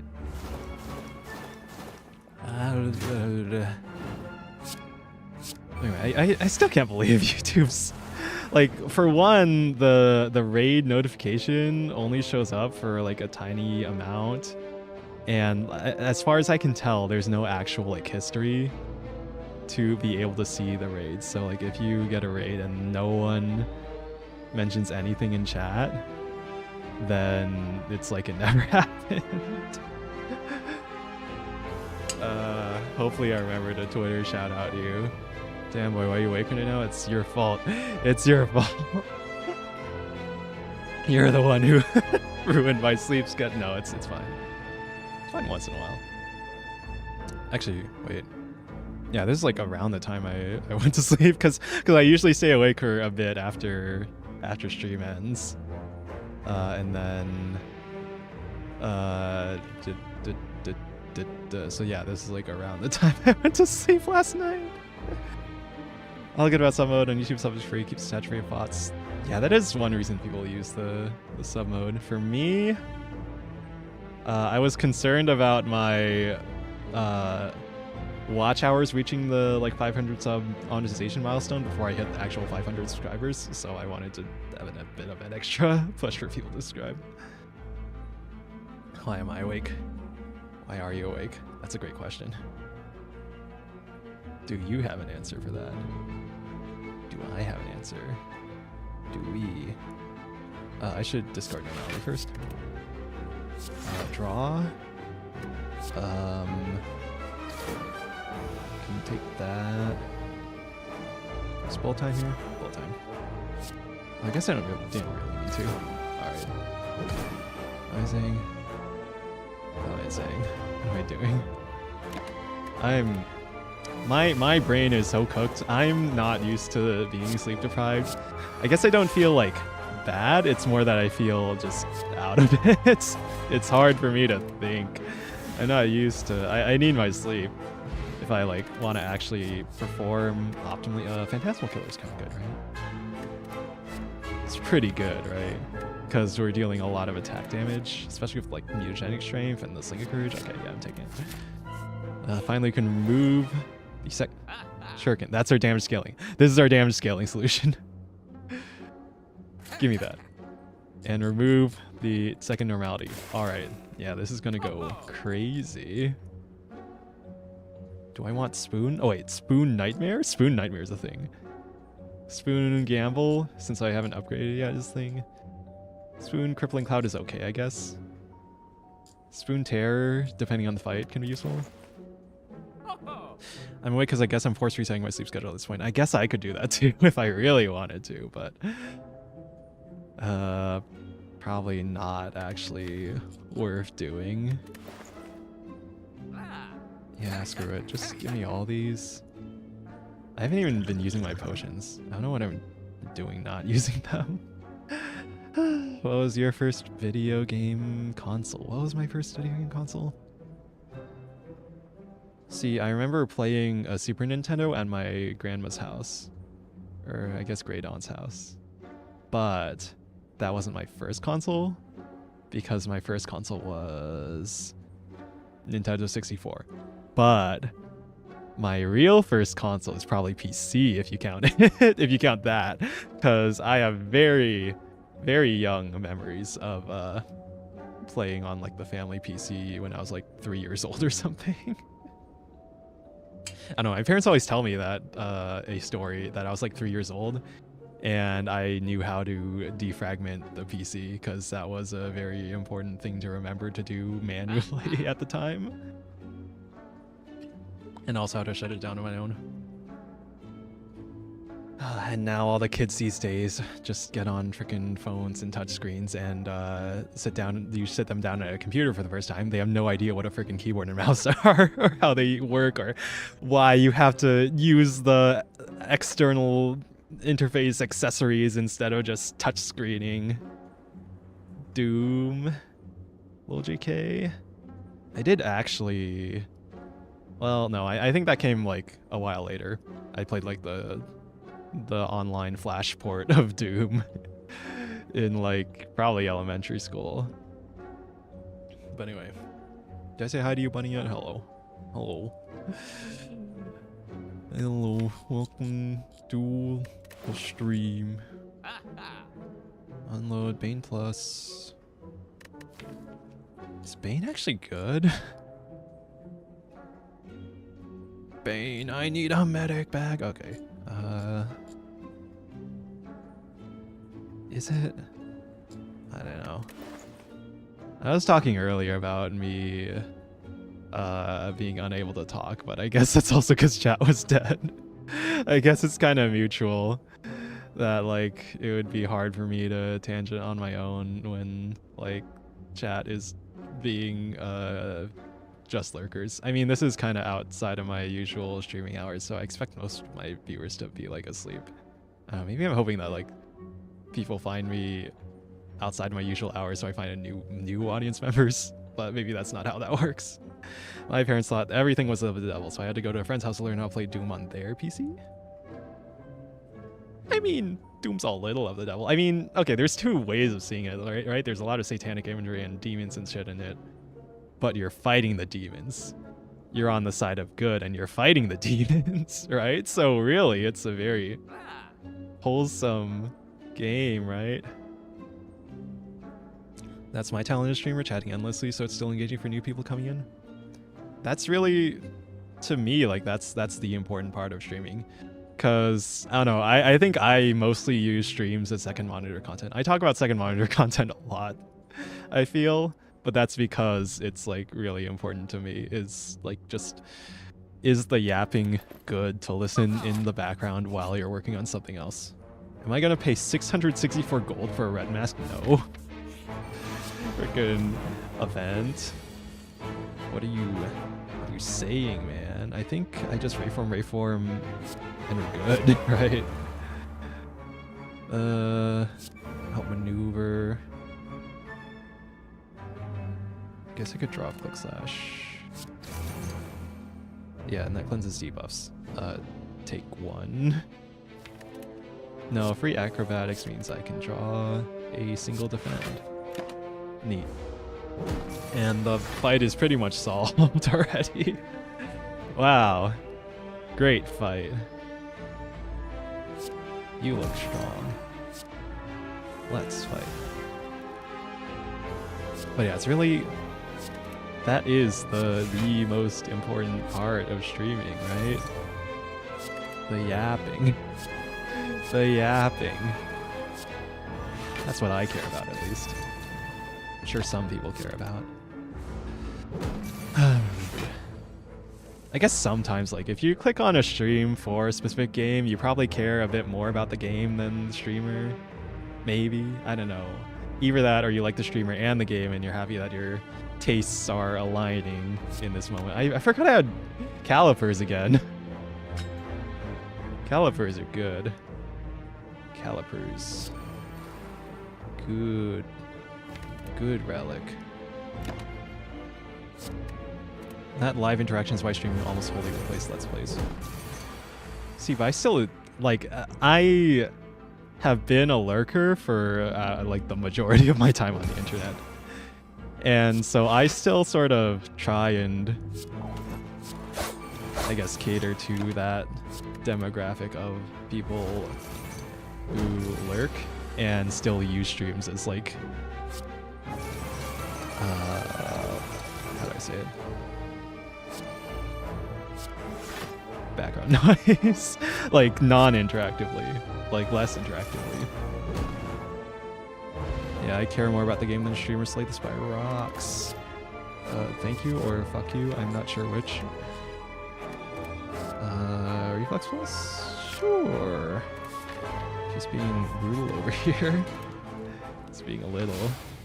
It's a little goofy to not rest there when my actual ascension climb relies on me surviving this.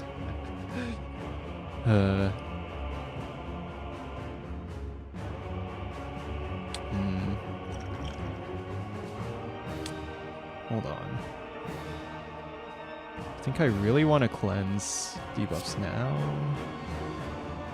But yeah, I guess that's sort of a given. Maybe that was footwork there.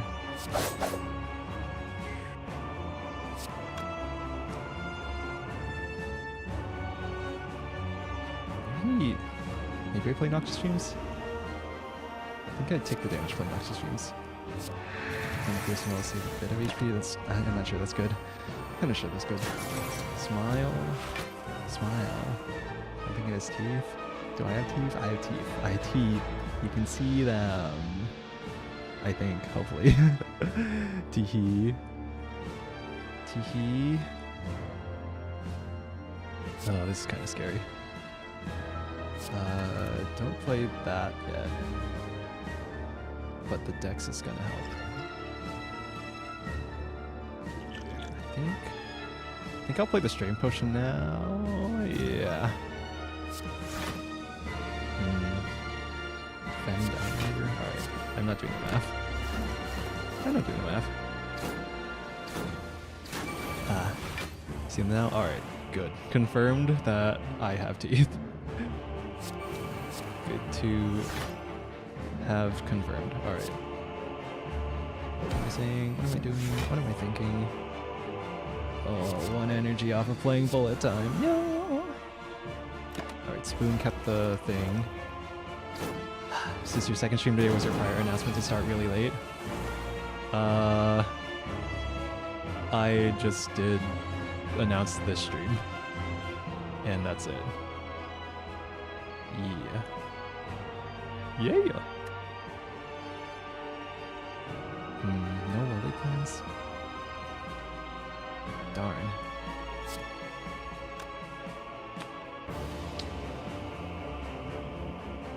Blechette's defense for... Yeah, just don't play the Phantasm Killer. Oh wait, forgot about Reflex. Let's see what this draws. I guess I didn't want to draw that now. Oh, whatever. Oh, whatever. First stream, has he not heard of second stream? Actually, no wait, the last stream went on till this morning, or last morning technically. Wait a minute.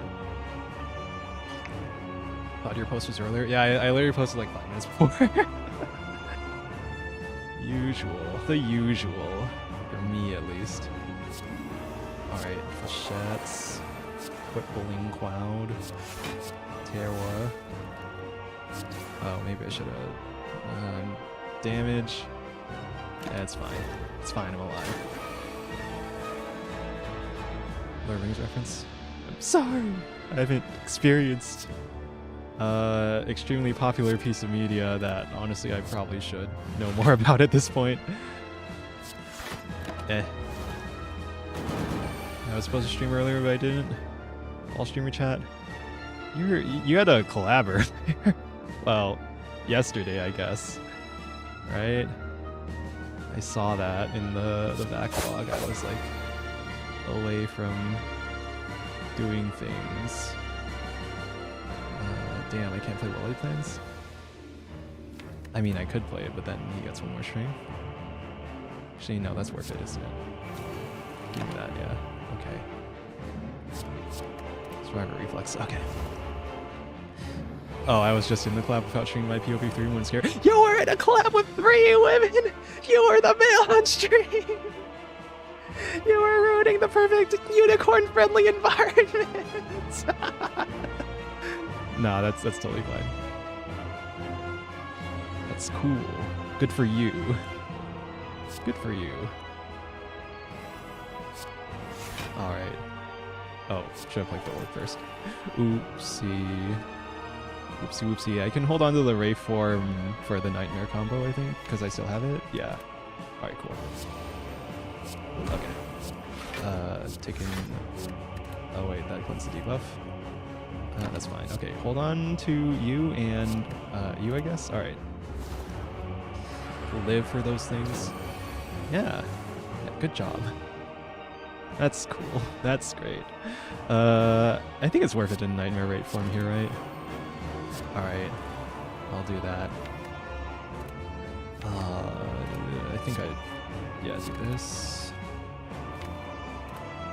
You know what, just draw me through a bit faster. Alright.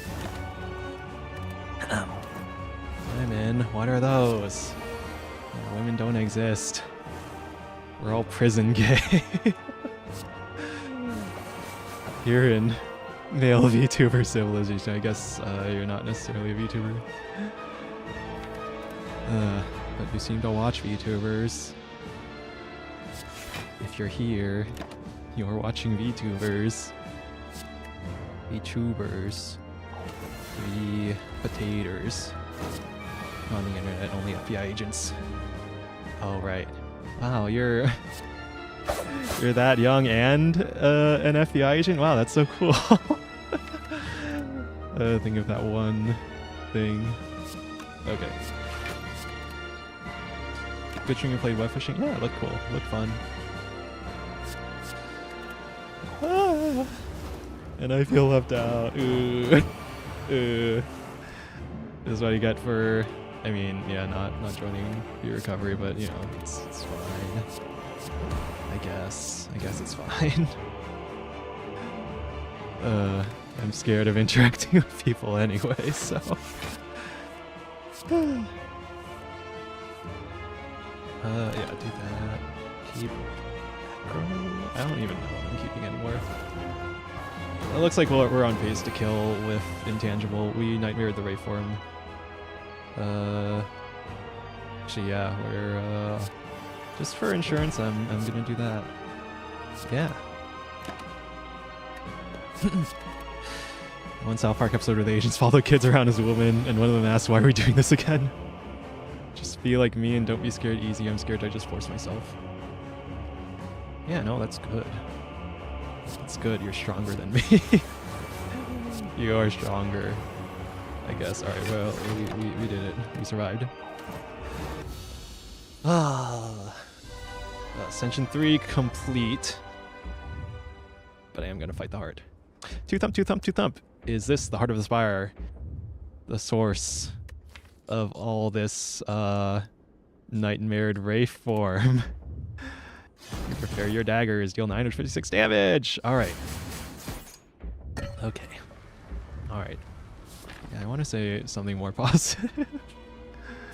Hi, Bunny. Hi. When are we doing that Hot Wheels Highway 35 watch along, huh?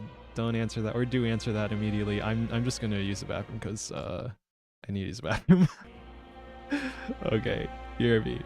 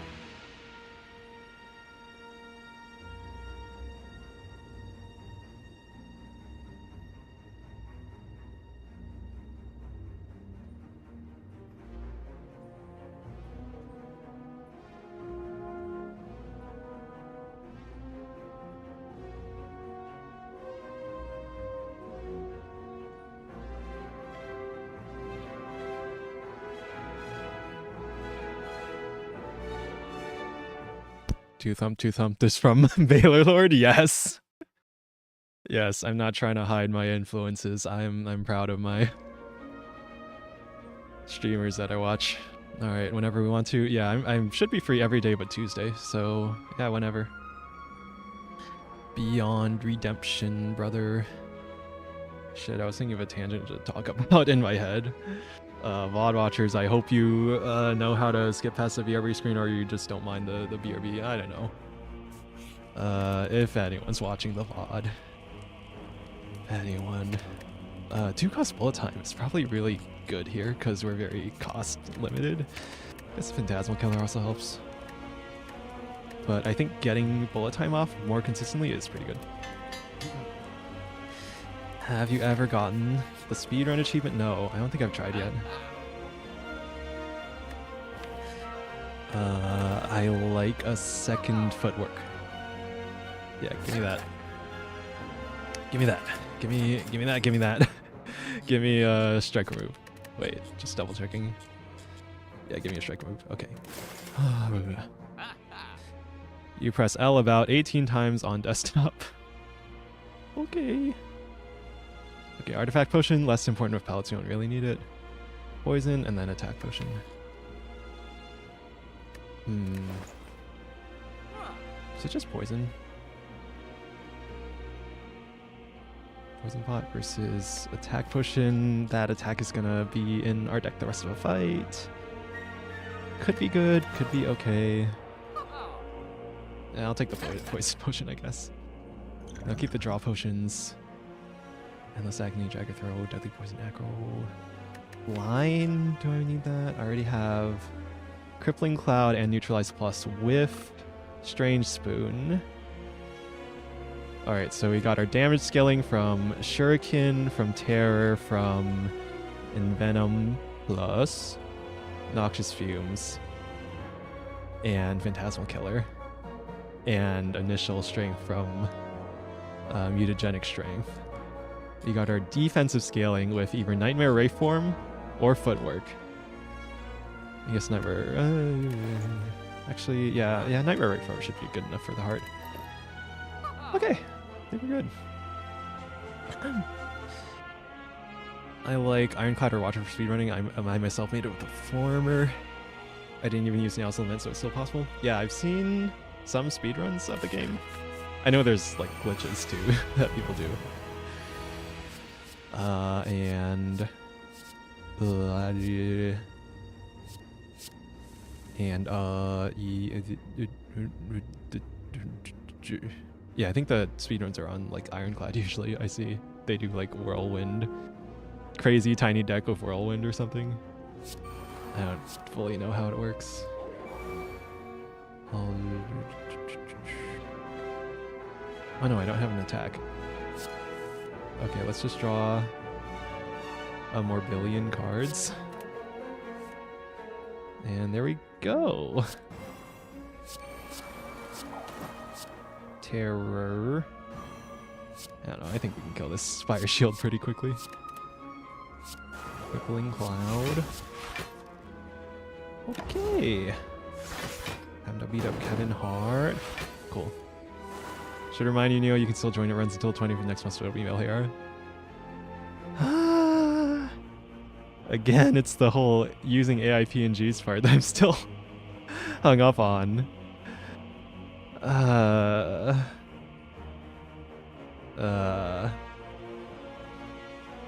Alright, I guess I could ask. They'll be okay. 1 with a dirty mail, but 2 with an AI PNG using dirty mail. I just don't have the resources right now, I think. I don't know, if I do art, I kind of want to do it myself, but then that's going to take a lot of practice and effort. I'm kind of thinking, like, eventually maybe I'll like, try and draw my own live 2D. But it's just been forever since then. I'm not even that good at art in the first place, so... maybe it's fighting an uphill battle. Maybe I need to give up on that. Curse my bad memory. It should be fine. Are you gonna take a sphere? All I have to do is simply draw Ray form. Maybe that's not feasible here. So I just defend Lake Sweep Survivor. Take a bit. That's the safer option versus I Gamba. And it's literally a gamble. So let's not do that. And I think we, yeah, full block. Regardless, okay. Retain. Retain. Okay. Maybe I'll ask in a bit. Gonna jump for the beef or the chicken. Oh, when you put it like that. When you put it in those terms, then I reconsider. Oh, you're dead, right? Okay, that's pretty good. I can do that.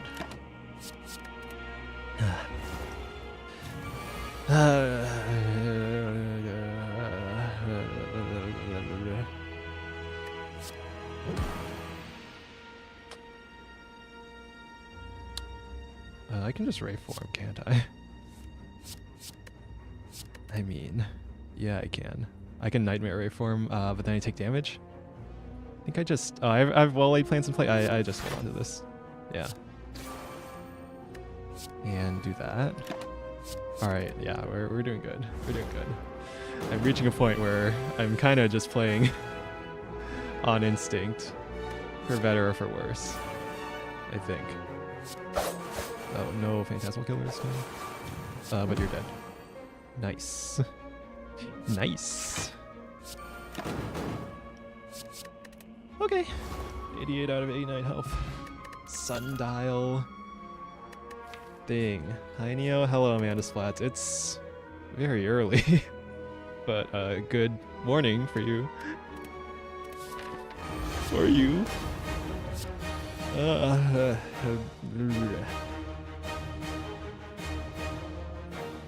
TBH.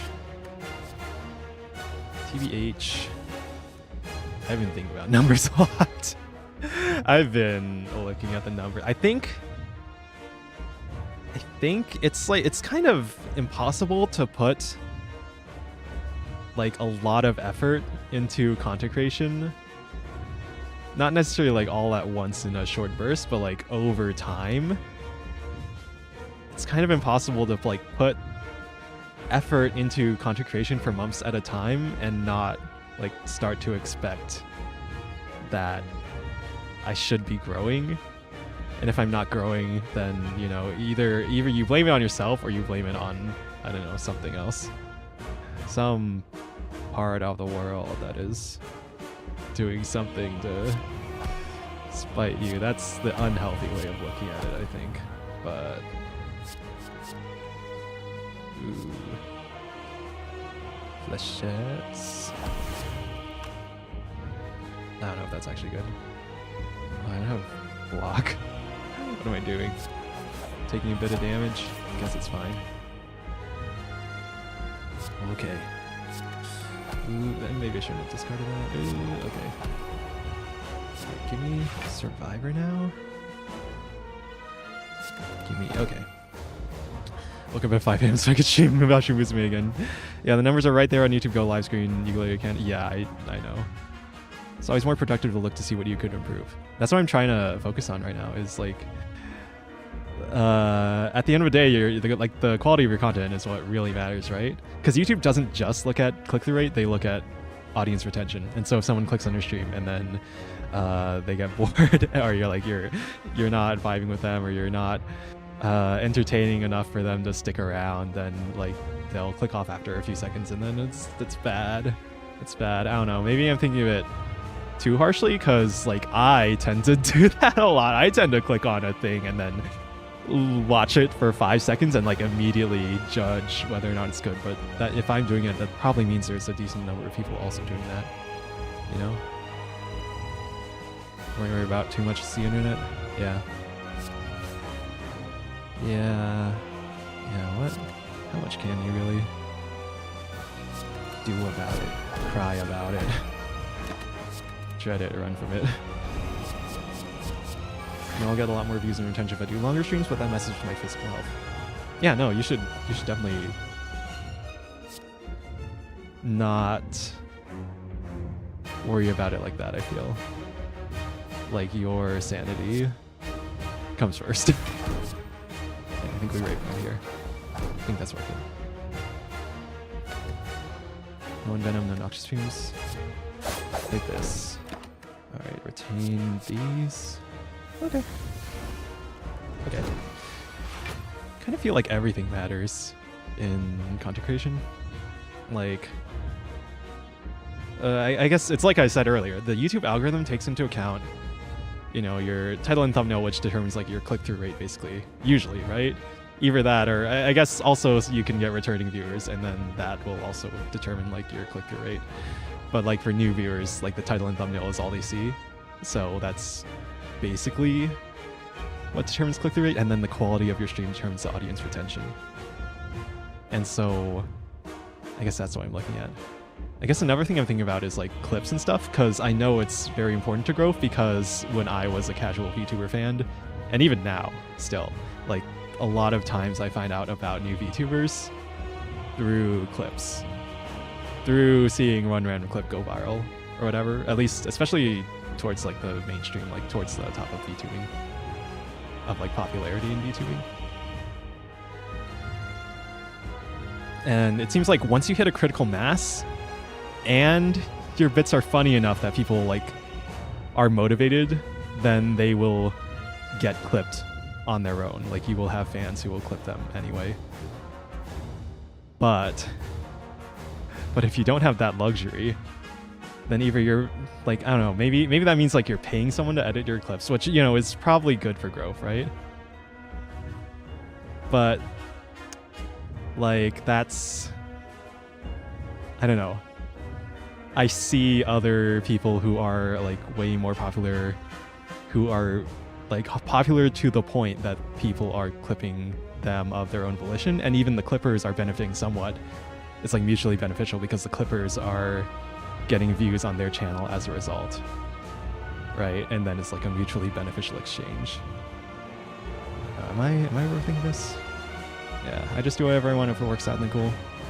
Yeah, if you have the hobby mindset, then yeah, that's fine. But like I'm thinking of this from, like, I've been doing this almost a year now, and I don't know. I guess it's not like, should I have Raycon there? I could have saved it for Nightmare Reform. Oh well. Like, what do I say? I want to improve, basically. I've put enough into this that I want to keep getting better. Serious talk in the middle of this freaking hard fight. But I don't know, I guess that's where my mental is right now. That's I don't know what I'm thinking about. Yeah. There are a lot of people who watch clippers and never check the full stream, but word of mouth is key. Yeah. I mean, that's true. Like, those are the casuals, right? But that's also how you, like, find new people. I guess that is true. There's probably, like, a group of viewers that's, like, the clip-only watchers. Like me, probably, when I don't have enough time to, like, watch full streams. But you're probably getting at least some portion of those clip viewers also watch live streams, and then they'll find you through the clips. Yeah, can make yourself cause you to explode, just don't. I get what you mean. I feel only recently you've started streaming more often, taking a bit more serious look at it though. I'm a clip-only watcher for plenty of creators and I appreciate their work. Yeah, clips are good. Good for the ecosystem, good for the creators, good for the clippers themselves. If the person they're clipping is big enough to get views. Yeah. It's that like snowball effect, right? But like to get there needs to be a level of quality that's worth clipping, right?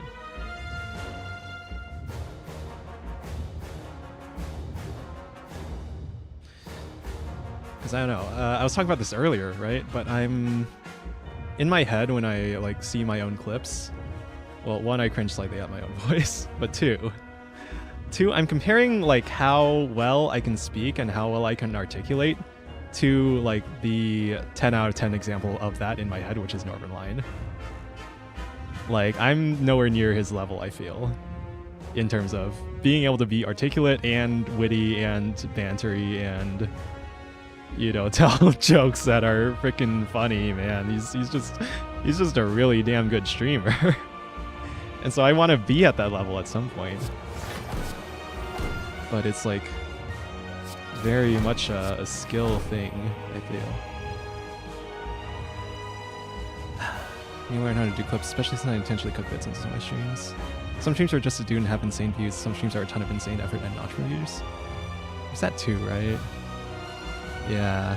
I keep hearing that consistency is way more important than, you know, putting a ton of effort into a stream that may or may not do well. Which makes a lot of sense to me, actually. Like, it's sort of like the streamer sort of becomes a part of the person's routine, the viewer's routine, right? And if they're doing something consistent, then that's more likely to happen. Whereas if they're doing something creative with a lot of effort put into it, like that can create some really cool moments, but it's more of a risk and like it's not going to appeal to everyone, to like every person. Which I guess is the same for the regular ass stream, but if it's more consistent, then like it's more likely to become like a, you know, comfort thing or routine.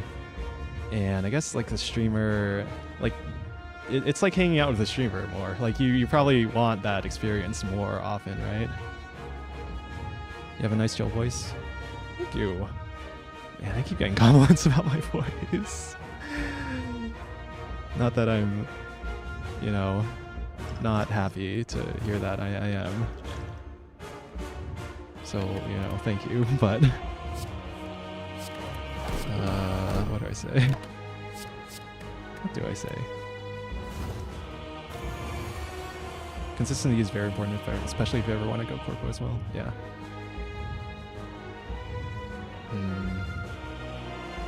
What do we got here? Still holding on to Nightmare, I think.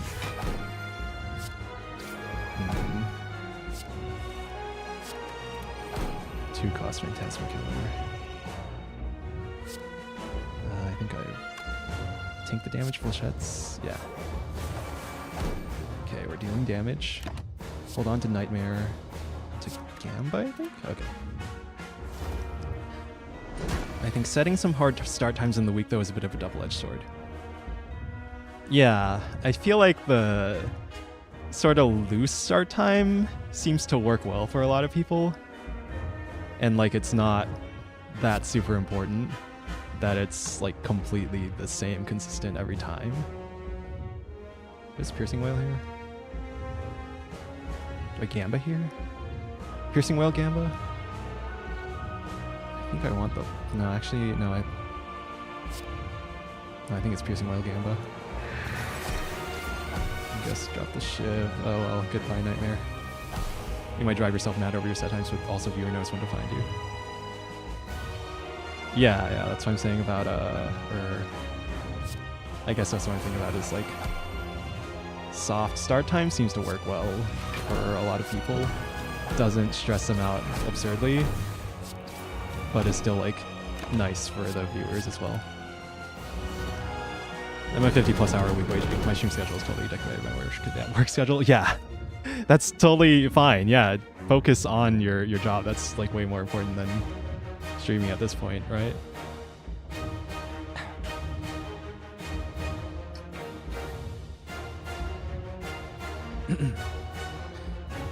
But you know, work within your limitations. Not everyone's in like the same situation. Not everyone can afford to leave their job. Not everyone can, handle staying at their job. We're all different people, all different situations. I have calipers. I can do this. Yeah. And I think we're doing good. Alright. I work randomly from 30 hours a week to 9+ hours. I never expect my week to be the same as the last, unfortunately. Yeah. Some people seem to be fine with working like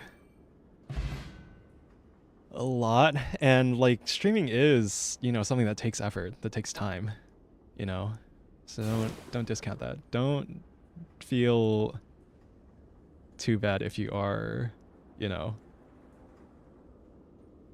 focused on your work more than you're streaming, I guess. Like that should be what you should actually be prioritizing, until the point that like streaming is genuinely giving you more money and fulfillment than your job, right? I coped and thought streaming wouldn't take as much effort. Yeah, focus on your job.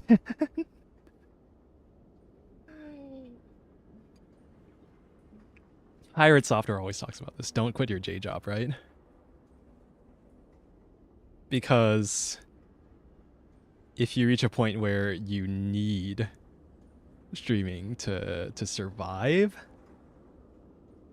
then that's dangerous and can be disastrous for your mental. And it, I think, is the reason why Dokibird always is, or it says that like,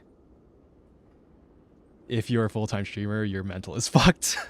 Your mental is fucked because your livelihood is tied to the numbers. You cannot ignore the numbers. Like even more so than actually. Rami and I did the math. On average, I need like 500 CCV to outpace my work. And no more, because that's before taxes. Yeah. Oh, hey, Courier. We didn't have that unlocked. And Pandora's Box. Oh, nice. Love that relic. And our war is pretty good too. But yeah. That was a run. That was a pretty good deck. I feel bad for the VOD watchers who don't give a shit about the things I'm talking about. I guess I can chat for a bit. We do a bit of Zatsu. Late night Zatsu when I should be really freaking sleeping, probably. Congrats, thank you. I still pursue streaming because I met cool people that I like. Yeah. If you want to do it, that's good. Just be realistic, I guess.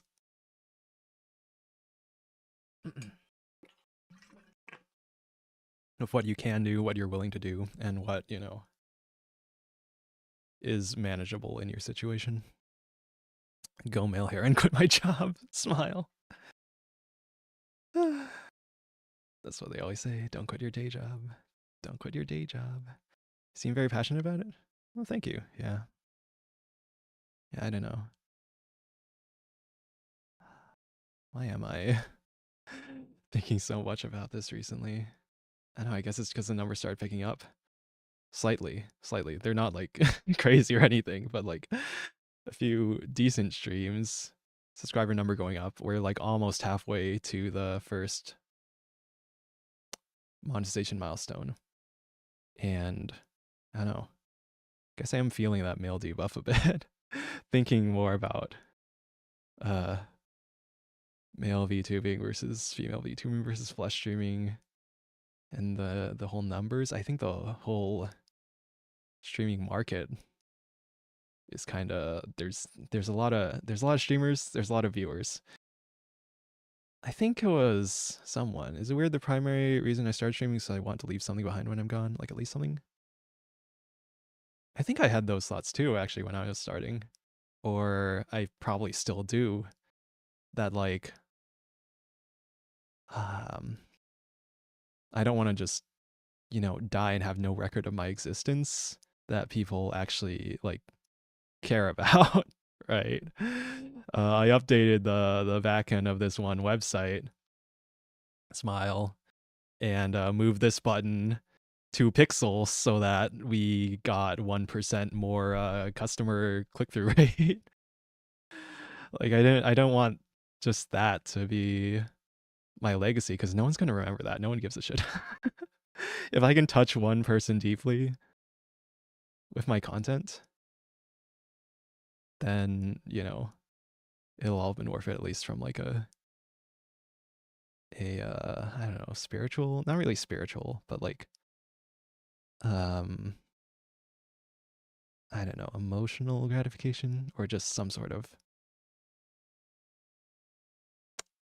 the idea of leaving a legacy, I guess. VTuber industry has, I think, kind of hit the oversaturation point. Companies are dropping like flies. Yeah, because there's only so many viewers and only so much money that is going to like. I think there was one streamer I was watching. Was it like Devin Nash? Who was talking about Twitch's like the stats of Twitch as a whole show that there aren't like new viewers coming in very much recently. Like all the viewers on Twitch, all the people who like would want to view Twitch are basically viewing Twitch already. So like the growth has kind of stopped there. But then people are, probably still interested getting into content creation. If I can touch one person deeply, I hope it'd be my girlfriend. I hope I'd have a girlfriend someday. Yeah, but I wouldn't take that as a concern now. Yeah. Guess I still see room for like live viewership on YouTube to grow, but again, these are forces like way bigger than me or any of us that I really probably don't have a full grasp on. But from what I can tell, like live streams on YouTube are competing against videos. And so there's like a chance that they break into that video watching audience. Although it's more likely that everyone gets like separated into their own algorithm. And then if someone decides to watch like live streams, then they get recommended more live streams. Growth only looks bad now because they're seeing lower numbers after COVID. That is true, yeah. Yeah, like it's lower because there was a huge boom in COVID because everyone was like in their room and watching stuff. Yeah, as long as like new people keep being born, new Gen Alpha, there'll be more brain rotted iPad kids to consume content, for better or for worse. Probably worse for society, but maybe they find, I don't know, something that engages them, enriches them, that's educational in some way. With YouTube, I feel growth requires you to fully utilize the platform. With Twitch, to fully utilize the platform is just streaming. Yeah, I talked about like title, thumbnail a bit, or I was talking earlier in the stream that like your title and your thumbnail is, well, one, it's like familiar for existing viewers, and then they click on it because they like your like existing content. But for new viewers, that's really the only thing that determines, like, if they don't know you already, like that's the only thing that sort of determines them clicking on the thumbnail a lot. And so that's the click-through rate. And then YouTube also takes into account the audience retention, so like the average view duration. If they click on your stream and they're bored after 5 seconds and they have the Zoomer ADHD brain like me, then they click off, and then that's bad. But then if you're consistently entertaining, consistent enough to grab people when they click on, then, you know, that's probably good for your numbers. Chase 100% right about that. Yeah. I still haven't tried out Twitch enough, I feel, to really get a full grasp of the, you know, like the full differences between the platforms. But, you know, I think one thing I noticed is that, like, watching smaller streamers on Twitch, people watching Twitch are more likely to chat, and then people watching YouTube, I think, are more likely to be lurkers. I know I like YouTube because I'm primarily a lurker, and so that kind of makes sense for me. That, like, the majority of viewers, like, I'm pretty sure the majority of viewers both on Twitch and YouTube are lurkers, but, like, I feel like the ratio, at least in the small streams I've seen, is higher on Twitch for, like, chatters to lurkers. I like Twitch more because I would kind of refuse to make videos and shorts. Yeah, I've got, I don't know, like 1 or 2 ideas. I mean, you can do both, right? Or, I mean, ideally you do both, right? You stream, I think a lot of streamers, they like stream main on Twitch, and then they upload clips, highlights, other videos, recorded stuff that they want to do, and upload that to YouTube. And so, like, the two platforms coexist like that.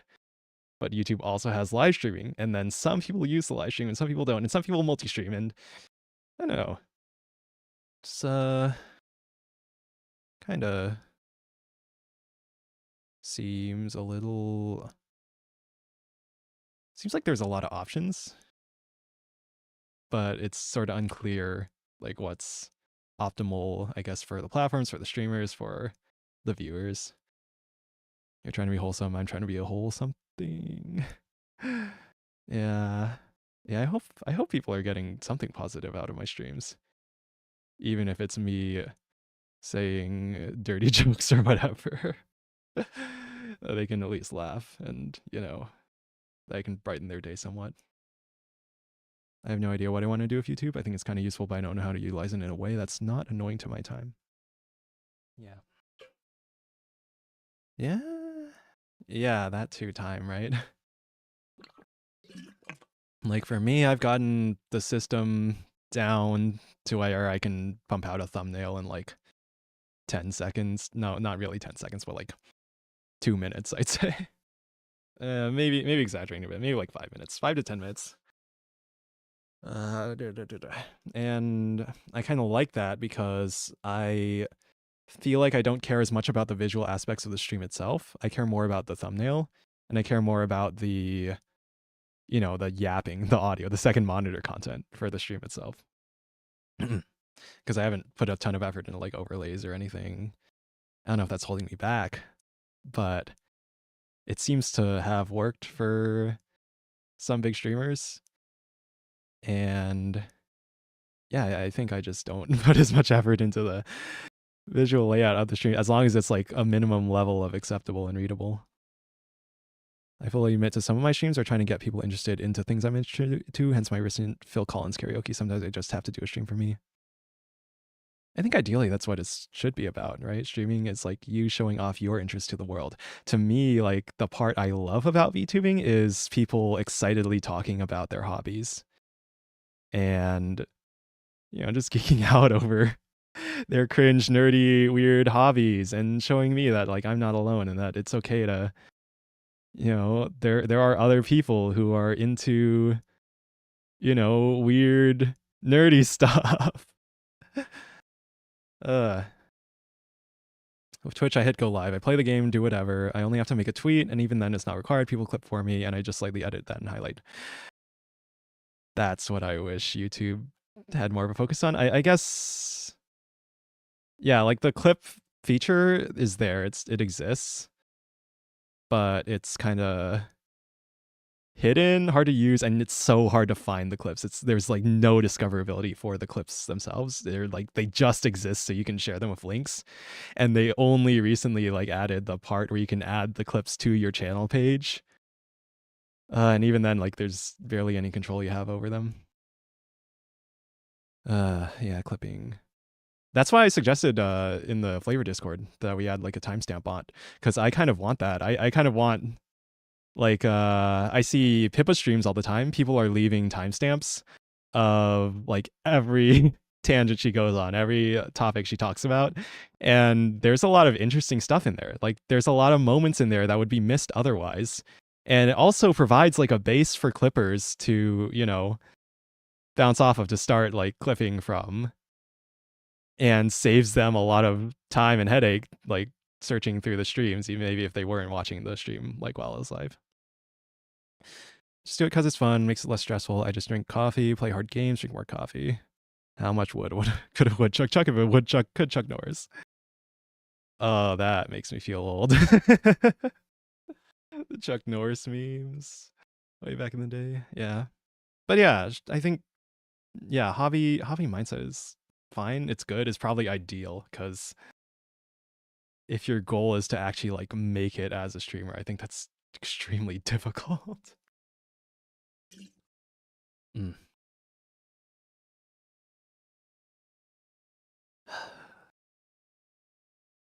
Yeah.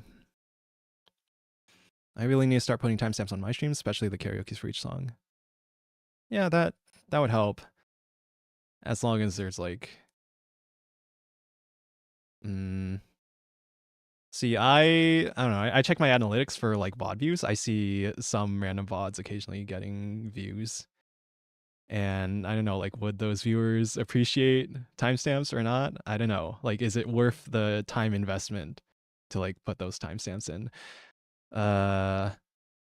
Like they could be beneficial in the future if like you have a bit that's so good that it's actually worth clipping.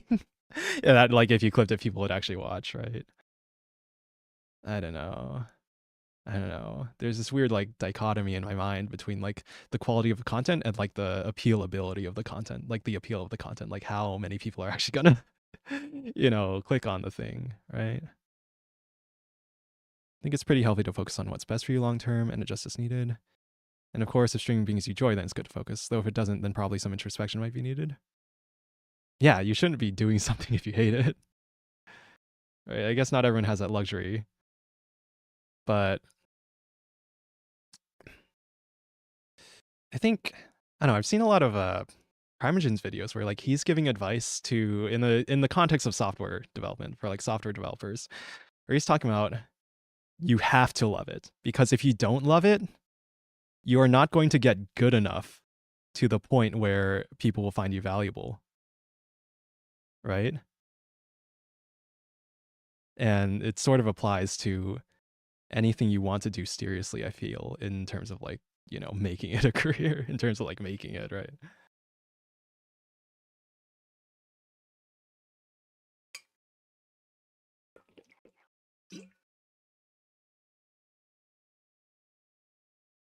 So for me, I guess I don't really love web development.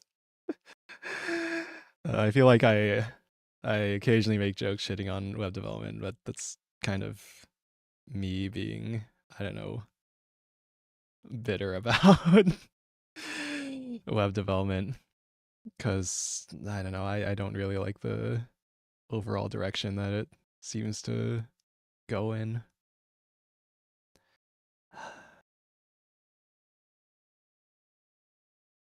Love something and obsess until they start to hate it. Sometimes just some mental corrections need to fix that.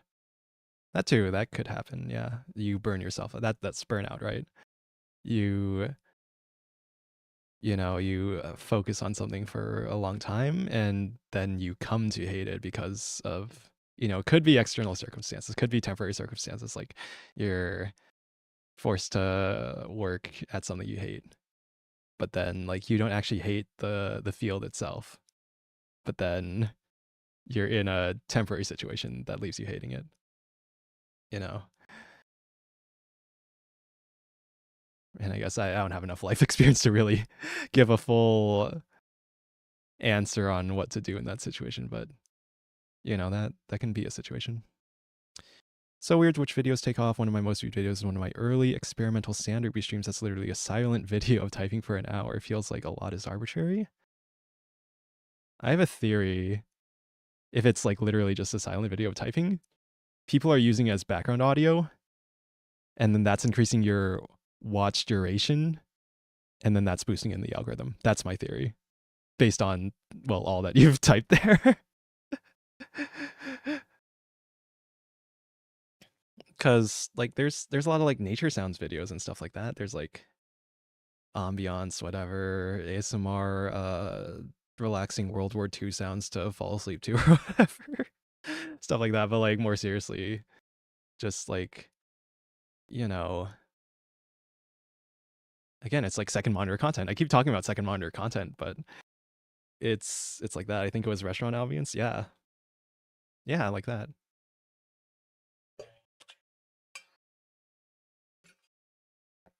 You gotta find what people like and that you also like. You find the intersection of what you like to make and what people like to watch, right? I wouldn't stress too much over second monitor content, Neo. I'm saying this as a fan of second monitor content. I'm saying this because I love second monitor content. Because I love putting on a stream on the second monitor and then, you know, playing a game, chilling out, relaxing, whatever. Or, you know, actually doing work while listening to the thing in the background. Because that's the kind of content I like to consume. Half the viewers are mobile and that isn't a concept to them. I guess you're right. But like that depends on your audience, the audience that you find, right?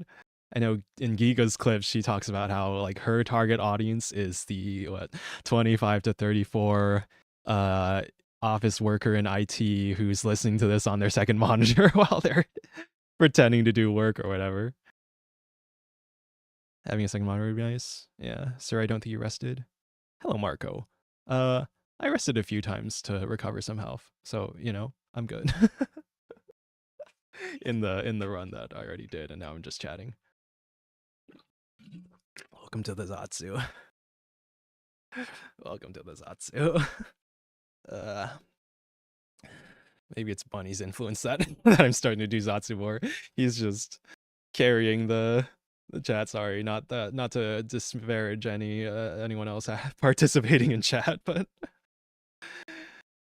you do yap a lot. Affectionate. You yap a lot. Positive.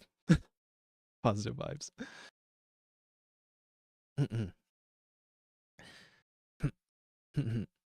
All right. Should I go back to trying to roll my R's from the end of last stream? Or I spent an hour trying to say Kirsha with my rolled R's. Kirsha. Kirsha. Good reason on my Twitter and Twitch the first win by Yapper. Yeah, you got the streamer. You're already made for it. You're tailor made for it. I know I need to up my Zatsu game. Yeah. See, I've been talking a lot about stuff like improvement, and I feel like I could be giving off like that I'm unhealthily obsessed with it. Like that, I hate my content. It needs to be better. I need to improve. I need to be better, but I don't want to like encourage that mindset.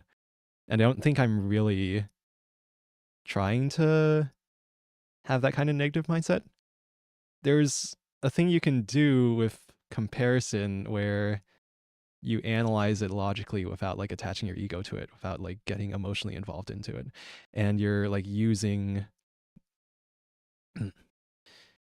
you're analyzing what the person who is better than you is doing at the thing you're trying to get better at without involving your ego.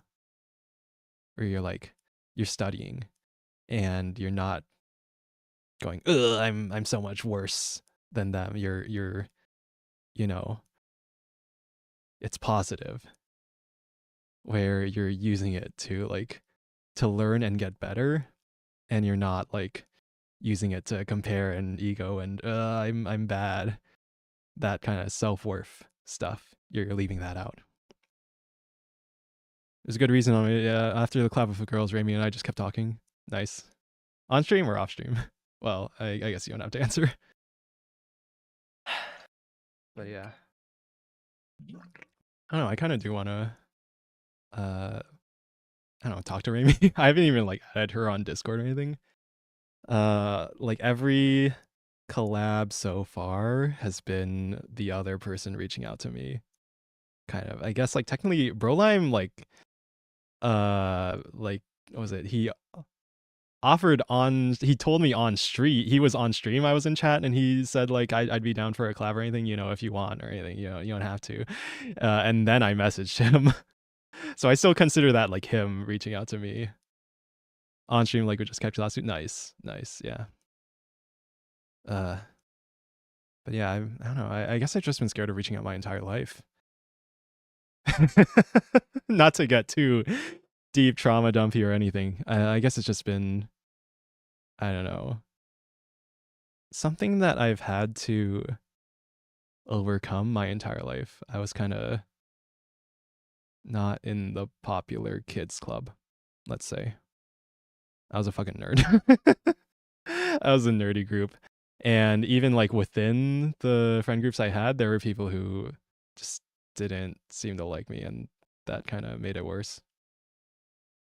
Because honestly, at times, like there are a lot of like social cues and norms that I just didn't know at the time in like elementary and middle school. So I like the kids I related to the most were a little bit tismy, but as we grew up, I feel like we've, you know, sort of learned a lot of social cues that we probably should have learned earlier. But that people, like some people just aren't raised in an environment where they learn that stuff. Not to get too trauma dumb or anything. But I would say that I wasn't shown enough like positive examples of how to interact socially. And a lot of people just expected me to like know how to do these things, know how to act, and would get mad at me when I wouldn't act in the proper social ways. I feel like I'm basically describing autism, but I was never diagnosed. So I don't know. Interpret that how you will. Definitely happy about our Queen collab. Yeah, sure. Yeah. Sorry, did I sound like dismissal of that or anything? I'm over analyzing myself again. I never reached out to her. It was just a thing we separately both agreed to in the view recovery thing, but she's cool. Yeah. Damn, because like she was in my chat like once during like a Proteus stream months ago.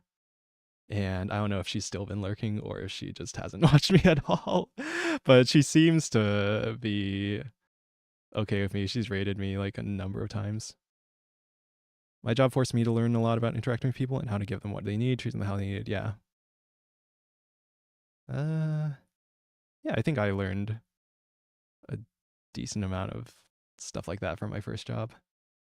Maybe not enough.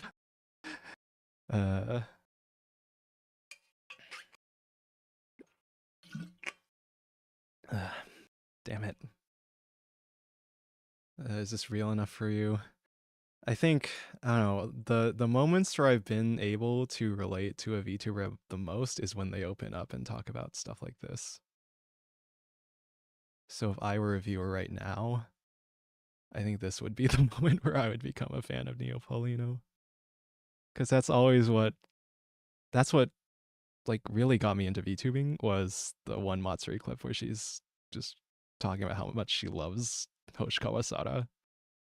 And I don't know like how truly genuine that was, but she sounded so genuine in her emotions when she was saying stuff like that. I was beaten with a stick about being good and cordial with reaching out.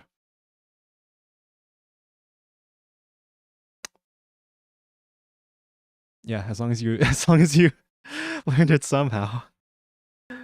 I think I was just neglected a lot as a child. in a lot of ways. Maybe my whole life. Fuck, man. This is the shit I should be talking with a therapist. But that costs money. That costs money. Chat, will you be my therapist? Ooh, parasocial. This is the unhealthy kind of parasocial. Don't do this.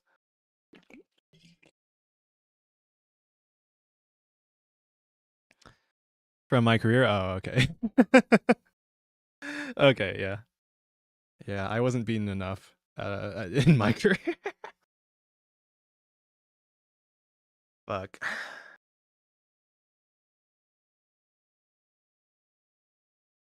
Fuck, man. I guess you can just, you know, learn this stuff. I guess you can just, I don't know, force yourself into the situations where you have to learn this sort of stuff. I guess if I joined the V recovery thing, then I would be forced into more situations where I'd learn to be nice and reach out to people. Took Min and Vanilla making a public offer for collabs to really come out of myself and try to contact more people. Then I went overboard and did 5 collabs in 1 week. Good for you, yeah. It's a good kind of parasocial. Without good parasocialism, I wouldn't have met some of the people I met. To me, good parasocialism is when someone inspires you. When you see someone doing something and you're like, oh, that's really cool, and I could do that too, and I want to try and doing that. And like you grow as a person. I guess that's like, I don't know how idols motivate people, I guess. Damn it.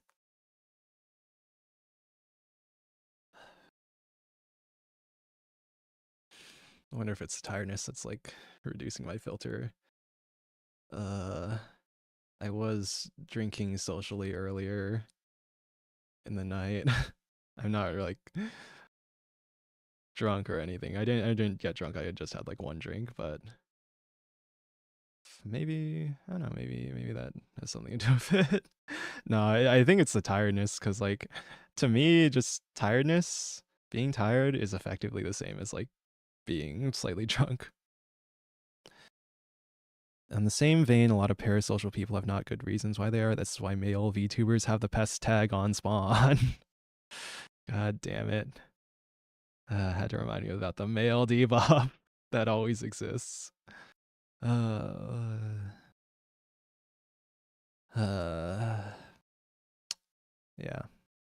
Yeah. I couldn't imagine. I've never really, I don't know, interacted with women in that way. I'm just lacking life experience, I feel. It's not really all too bad, just means you have to be aware. Yeah, it's good to hear. I can feel my mental slipping. I can feel the Menhera spiral coming on. I'm doing my best to see it and avoid it, and acknowledge it and avoid it. If it were truly that bad, do you think I'd been added via cover, had my roast reading? Yeah. No, yeah, they seem nice enough people. Fuck. I don't really know that though, do I? If they're being nice to like tiny VTubers, then yeah. Yeah, that's nice. But that's the thing, I don't know where people stand on the AI art thing. Because there are some very extreme views that people have on that. Where any use of AI art means you're evil. And that's like genuinely my big worry about like really interacting with anyone outside of FlaVR. Because like at least in FlaVR, we know the whole thing was spawned by AI. I mean, I do see indie VTubers occasionally, like with like Japanese VTubers doing like AI thumbnails and stuff. But yeah, I have no idea. In terms of high alert, it would be even me, literally super new, unsure entirely. Raimi's main design is AI. She wasn't killed, but she isn't actively using AI art right now. Like she's completely weaned off the AI art at this point. If I ever made it big or left FlaVR, I would definitely have to stop using AI art and just use snaps of my 3D model. But I feel like FlaVR gives me an out. I still use it because I think it just looks better than than anything else I currently have, which would be like the 3D model. And then whatever art that I could make myself, which isn't amazing. Especially for like thumbnails and stuff. I keep using the same two PNGs because those are my favorite two PNGs that have been genned of Neapolitan. And that seemed to get the most views. Because like the aesthetic quality of the thumbnail matters a ton. It's huge. That's how people find your video. That's how people find your live stream. If AI art is a concern or something you think privacy may be time to move past it, then I would have to commission an artist or do it myself. Which is time or money. Time and money.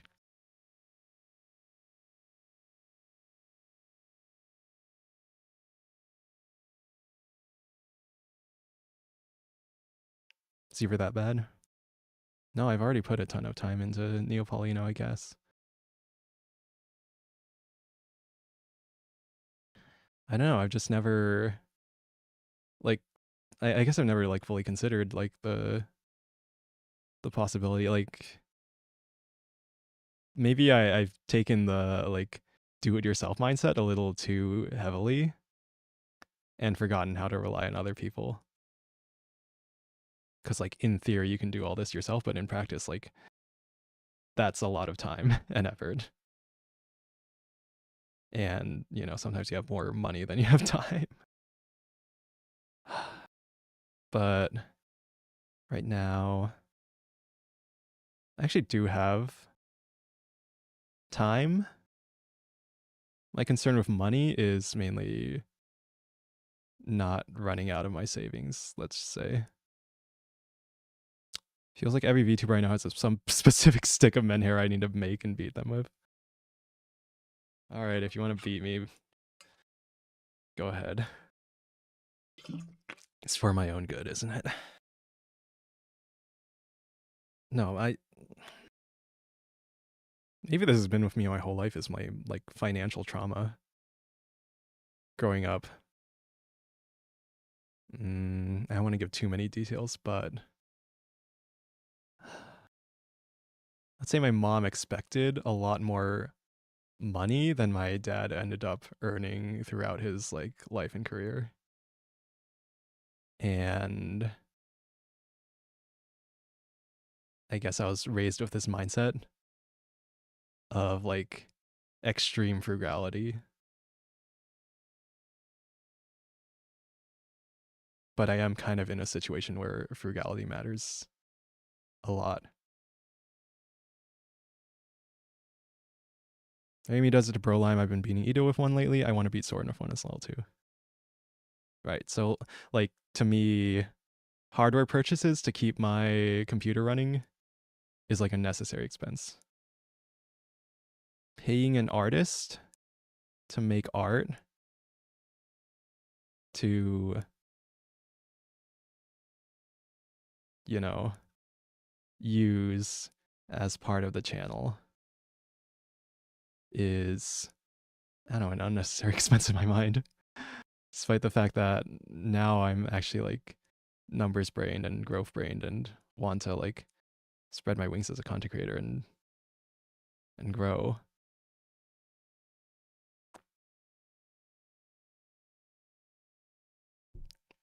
I don't know. Do you feel like joining VC? Do you wanna join this collab or whatever? Do you wanna yap on stream, Bunny?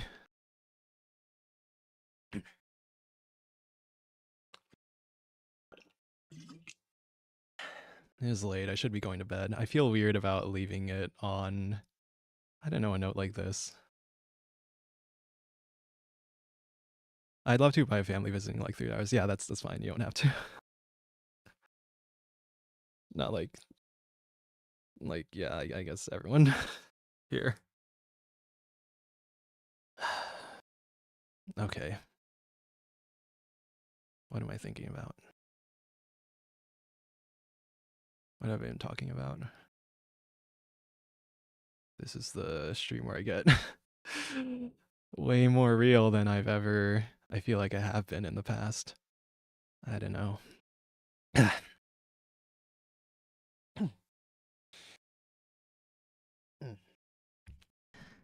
guess there's still. Did YouTube seriously filter me? Did it? You have my Discord, man. You can just DM me if you have Discord on. I said yeah and got filtered? Oh, okay. You're just message me on Discord so I know you're alive.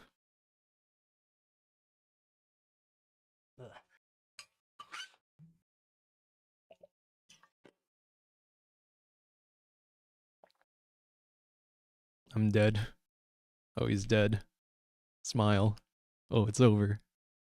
Honestly, just got on this morning to get a successful run of mushroom with me in the bed, but catching you lab is a very pleasant surprise. Thank you for stream, for being real with us.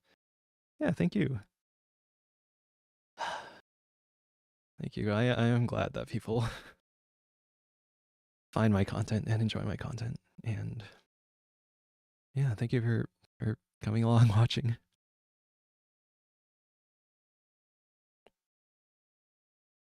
All right. Let me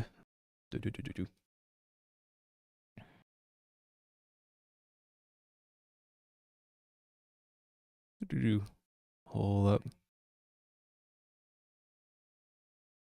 One sec. Say something? Hi. All right, your voice is on stream. Let me bring up the reactive. There. Okay. I need to mute stream. I was wondering why I was hearing so many of me. There we go. There we go. It's the Neo Bunny continuation. Yeah. Oh, God. I apologize if I do sound tired. I am a little tired, but I'm here. Dude, I'm tired. I'm fucking tired. I should be asleep by now, but yeah. I'm gonna over caffeinate and then pass out probably 4 p.m. and then I'll have a good day. You know how I always say that then. I'm like avoiding caffeine and like don't really drink caffeine that often and keep my tolerance like low for caffeine.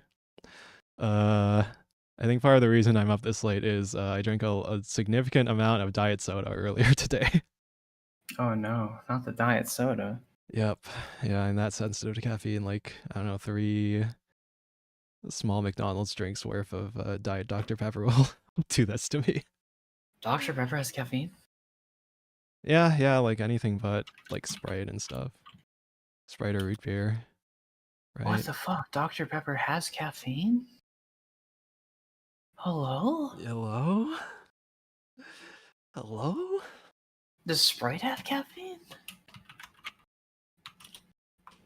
No, Sprite doesn't have caffeine. No, Sprite doesn't. I just assumed like nothing had caffeine except like Mountain Dew, Coke, Pepsi. And nothing else had caffeine. I mean, I'm not a soda drinker, so like I don't usually drink soda, but I don't know, I got the McDonald's $5 meal and it came with a drink, and if I have the drink there, I'm gonna drink it, and there's free refill, so if I'm spending a bunch of time there, I'm gonna be getting the free refills, even though I could drink like a non-caffeinated drink. I don't know, I usually care more about it. I guess I was just tired from like the collab last night. Yeah. Yeah.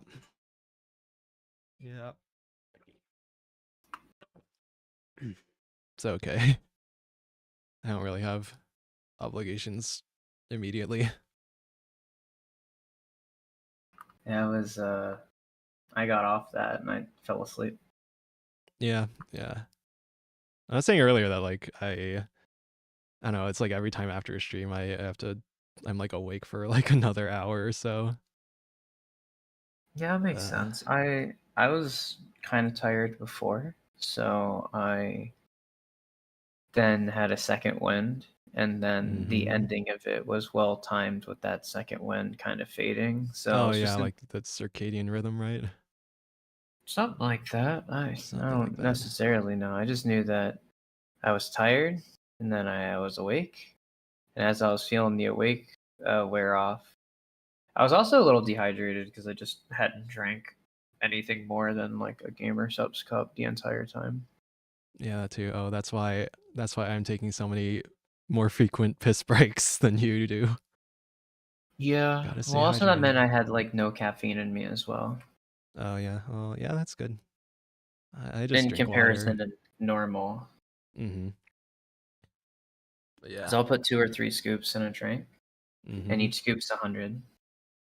Mm-hmm. So I drink like 200 to 300 milligrams of caffeine per drink. Oh, neat. It's quite a bit. Yeah. Yeah. Yeah, earlier, how much caffeine I drink got brought up in the collab. Yeah. Yeah. And you count it in grams. Yeah, that's actually what I said. Yep. I was Hi, like, Trob. "Eh." Dreamer talking about being tired is making me tired. We're all tired here. Why the fuck are we awake, man? We're here for the lurkers or VOD viewers, man. If you're tired, you should go to bed. If Yeah, you're I watching a should. stream and you're tired, you should lay down Yeah, and I go to should. bed and leave the stream open so that people get free watch hour. Oh yeah, do the the sleep stream. Haha, Freaking mic streamer on accidentally left stream on. Whoopsie. the bed. Oh, do the freaking VTuber legend thing from the VTuber Accidentally. anime. The entire Oh, yeah. premise of the VTuber anime is that she forgets to end stream and comes viral because she's talking about gooning and shit over her Yeah. gen mates.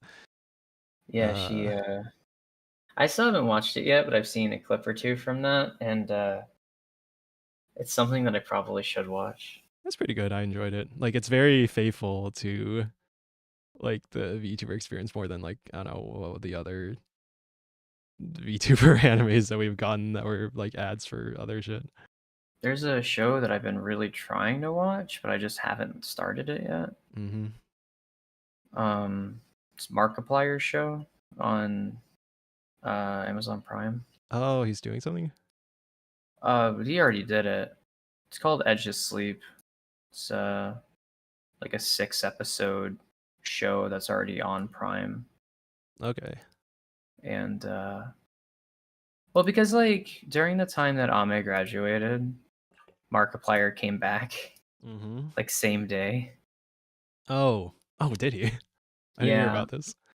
And the reason why he disappeared was because he thought he was just going to do some stuff for like recording, Mm-hmm. and then it took forever, and so he was gone forever, like 6 months or So he was something. like meant to return earlier, but then And then, well, he never meant to really leave oh yeah. because, like, with people as big as Markiplier, like having a very long time in between a video isn't really that crazy anymore. Mm-hmm.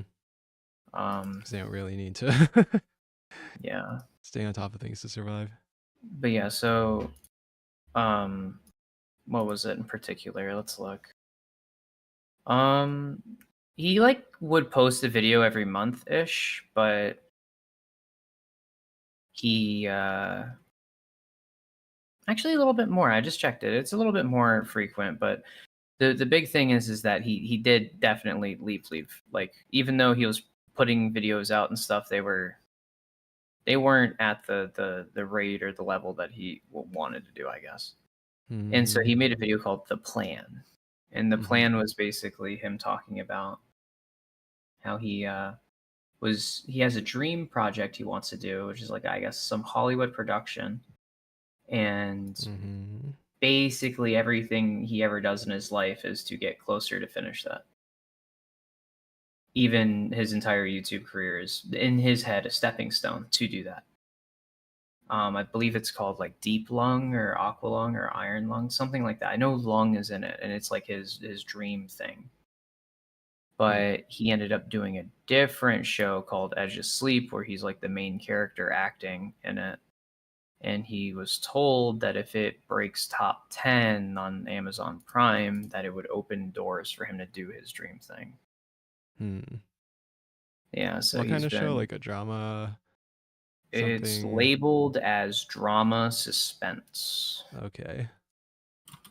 Like a Um, scripted, like TV show, oh TV yeah, show. no, it's like real show. Mm, So, um, it's neat.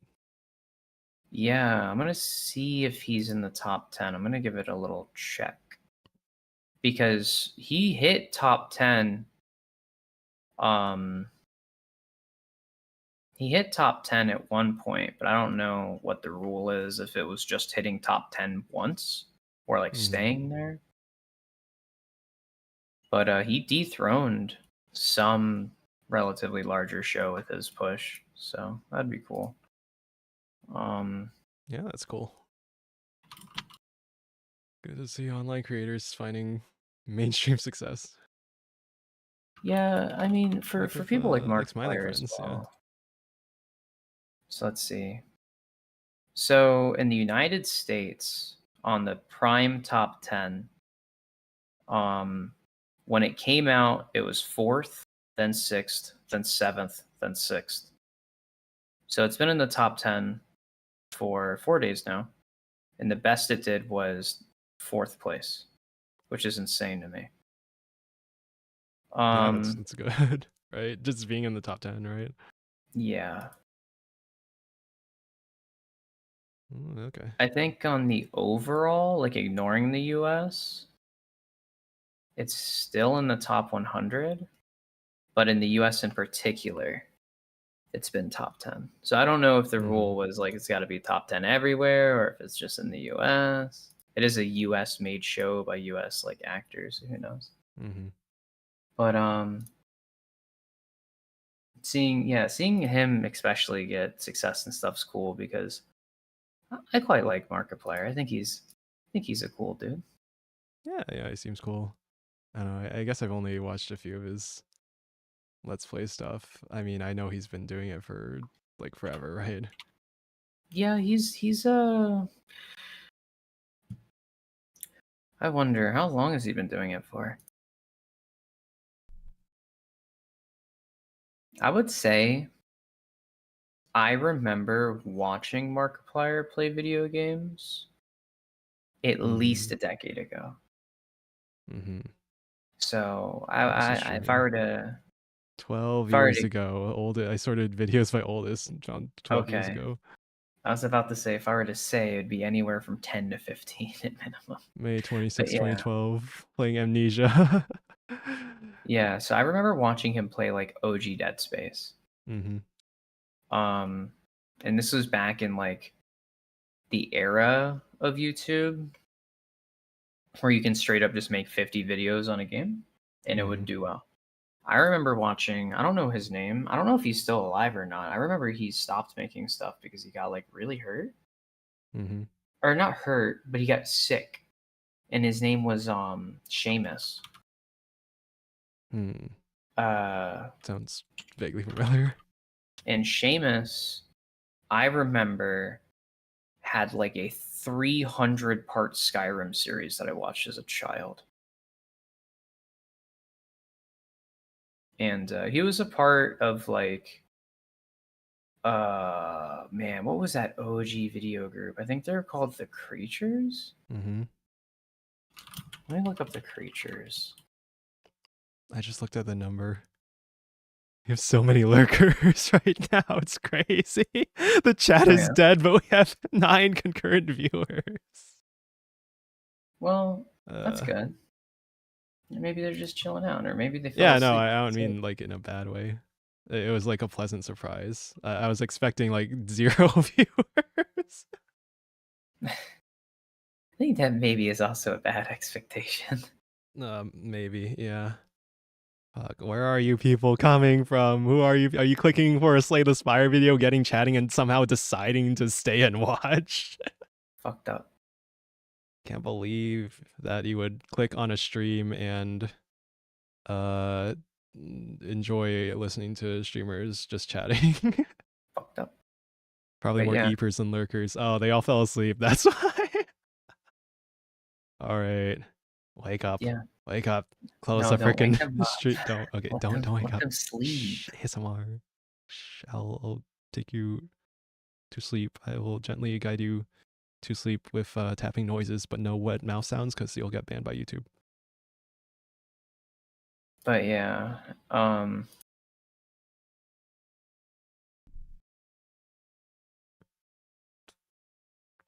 Yeah. sorry, I decided to click on No, that's all good. on Twitter, and somebody I followed was they posted something I didn't expect, and it caught me off guard. My brain was wondering if they were memeing or if they were being serious for a moment, and then it took me a minute to look at took me a quick minute to look at the thing they were reacting to make sure that was real and or a meme. My brain kind of shut down. I Anyways, just checked my Twitter message request, and I think I got a bot. The nice. bot with the professional graphic designer, 2D, 3D art model, half full rigging, non-rigging. That's 606 following, 39 followers. Only reposts artwork that other people have done. Nice. And stream assets. Extremely sus. It's kind of funny because I never get those. Not even once. Okay. And Okay. so I hear everyone always talk about how those bots that do artwork are so frustrating and annoying and whatnot. I think it's my first time getting one of those, actually. Well, I think a few like followed me, but this is the first time like one tried to message me.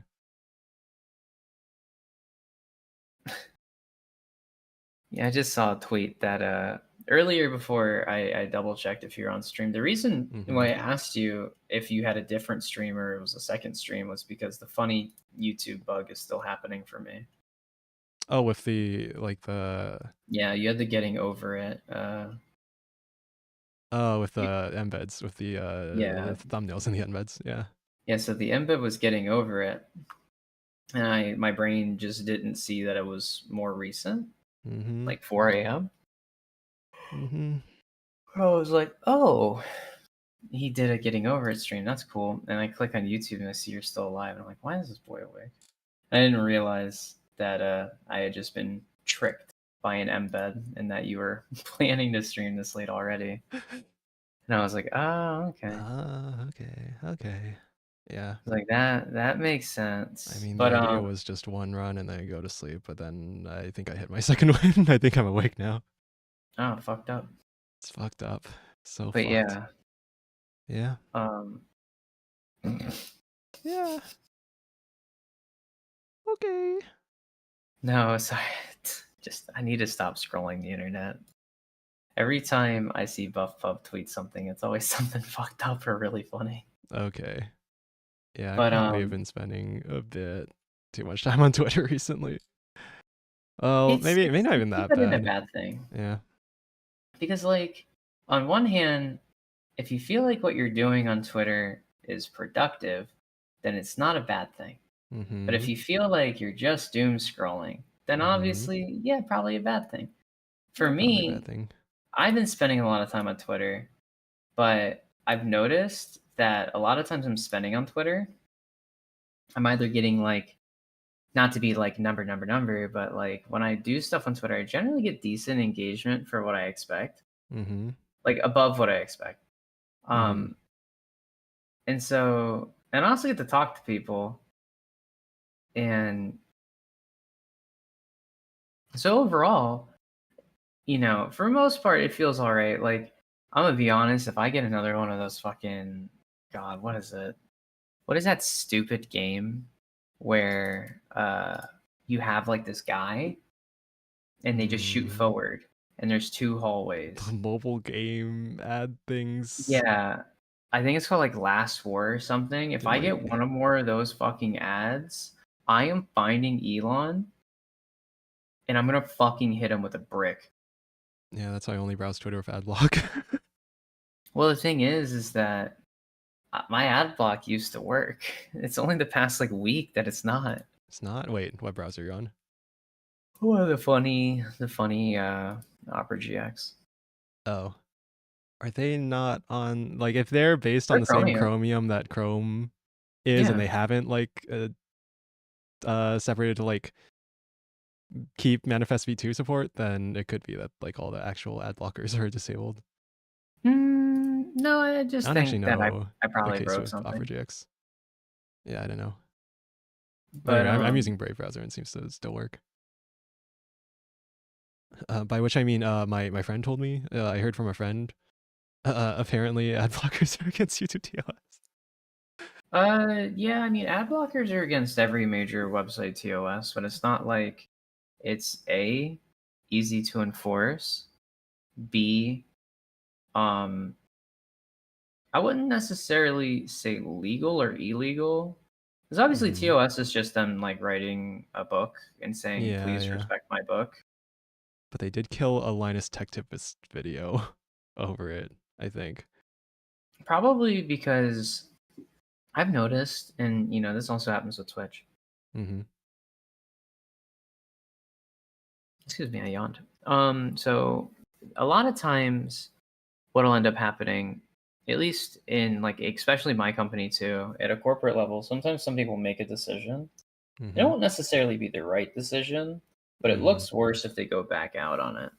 And obviously, Mm-hmm. like from a viewer perspective, if you say this is against whatever, and someone I didn't see the Linus video, so I don't know if it was actually like him telling people to break TOS. But I think it was like showing off ways to block ads. yeah, which is completely fair because oftentimes many ads are indeed malicious. I know. And So bad. so YouTube's gonna have the mindset of, well, the ads we do are ethically sourced and they're not malicious and da da da da da. And um and so they're gonna try to push that. Mm-hmm. Them killing a Linus video most likely was their fault. But YouTube's such a megacorp where they're gonna be thinking in a corporate structure of reverting on a decision we made will just make us look bad. So Mm-hmm. they'll never do that. Mm-hmm. And Twitch will do something similar, but Twitch in the past has shown to revert on stuff they've done because they're not really megacorp yet. They're Mm-hmm. still very big and like single man die if they touch them. Mm-hmm. But they tend to make these decisions that maybe aren't smart in the long run. I say maybe because I genuinely don't think they are, but I have a feeling that like it won't matter. Mm-hmm. Yeah. But It's such a the internet is in such a weird place. yeah, and I think the people who can emotionally accept whatever state the internet is, and then the internet changes, and they emotionally accept that change instead of being held up on it, those people end up generally being the most successful. And it's not just internet, it's also just to most things in life I've noticed. I first noticed So what? this, Adaptability. yeah, I first noticed this genuinely playing League of Legends, where I've Mm-hmm. noticed the people who didn't give a shit about the patch notes and just learned whatever new thing were generally the best players, even within pro play. There are Mm-hmm. times as a semi pro where learning from somebody who is very good adaptable, I was like first week clowning on genuine pros because they refused to accept that certain changes happen and they were down like doubling down on Riot undoing a change that they found was like dumb. But since they didn't, some of these pros actually fell off because the mindset for them was prohibitive. And instead of just accepting that things change and kind of like moving with the flow, they Mm-hmm. didn't. And then they got left behind. They're locked And into I, their existing style or whatever. yeah. And so I noticed that. And then I started to notice this with the internet as well. Like certain creators roll with the flow and they don't harp on certain things that some creators do. And they just seem to grow because they just go with it. For example, sometimes you can get lucky, but if I were a lottery winner, I don't think anyone should listen to my advice of liquidate all your assets, buy lottery tickets. Mm-hmm. Because some streamers genuinely give the equivalent of liquidate your assets, buy lottery tickets as their advice, as an equivalent to how they got lucky. And it's like, Sure. I think everyone who's a massive streamer puts in effort, but there is a lot of luck. Hmm. I think for every massive streamer, they've at one point had a ton of luck, and whether or not they continued that luck with hard work, um, kind of dictates. Like for example, Pirate Software, Hmm. dude was incredibly lucky to explode as he did, It and was he the kept it. overnight success, 7 years in the making. Yeah, he exploded, and then uh, he kept it pretty much Hmm. because he's just a really good creator. He's really talented. Dude knows how to code. Dude's pretty good at games. Has pretty good, moderate outlooks on life, and oftentimes is a person who will say something that is just what you need to hear, and seems like a pretty stable guy. Yeah, I like that about And him. he also knows the meta with Twitch, and he does Twitch meta, even if he says he doesn't. It's very clear that he does in terms of what times to stream. And he even actually, to be fair, he did brag about knowing what time to stream. Yeah, he's talked about that in, well, a lot of clips of Yeah, a him I've lot. seen. But I feel like there's some other things he does as well that maybe he doesn't touch up about or just doesn't talk about with other metas with it of who to talk to, stuff like that, right? Because I mean, Hmm. if you think about it in a number of way, every decision you make matters, even if it's the difference between like one extra viewer or not. Every decision will make a difference. And Hmm. so with him, a lot of those decisions didn't necessarily matter as much because the key ones he made good, and then he got lucky. And it's like, well, how did he get lucky? If I remember correctly, YouTube I Shorts. could be wrong, but I'm pretty sure he's one of the people who blew up on shorts. Hmm.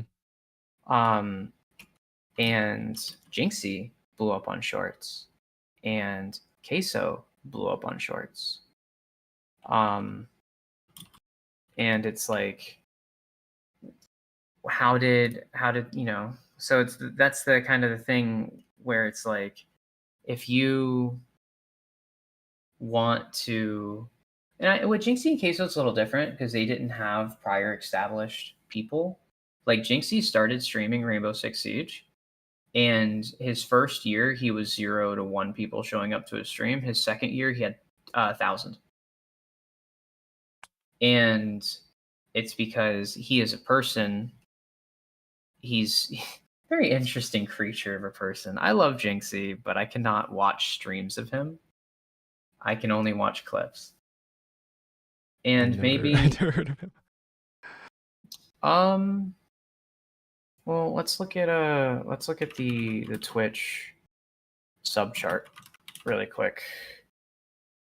Let's see where Jinxie sits at. Jinxie is the second largest creator on Twitch. Hmm. He's got 94,000 subs, obviously only second to Iron Mouse at 187,000. Holy shit, she's almost at fucking 190k. So, Queso is fifth on Twitch with 74,000. And so these two are new age Twitch streamers. These are very young people and they're very new. They made the new age Twitch memes. All the older Twitch people didn't like them because they weren't Bible thumpers. They weren't OG Twitch. They didn't know OG Twitch memes. These people were straight up brand new, exploded from shorts, took over the game. And people were very, very mad about them.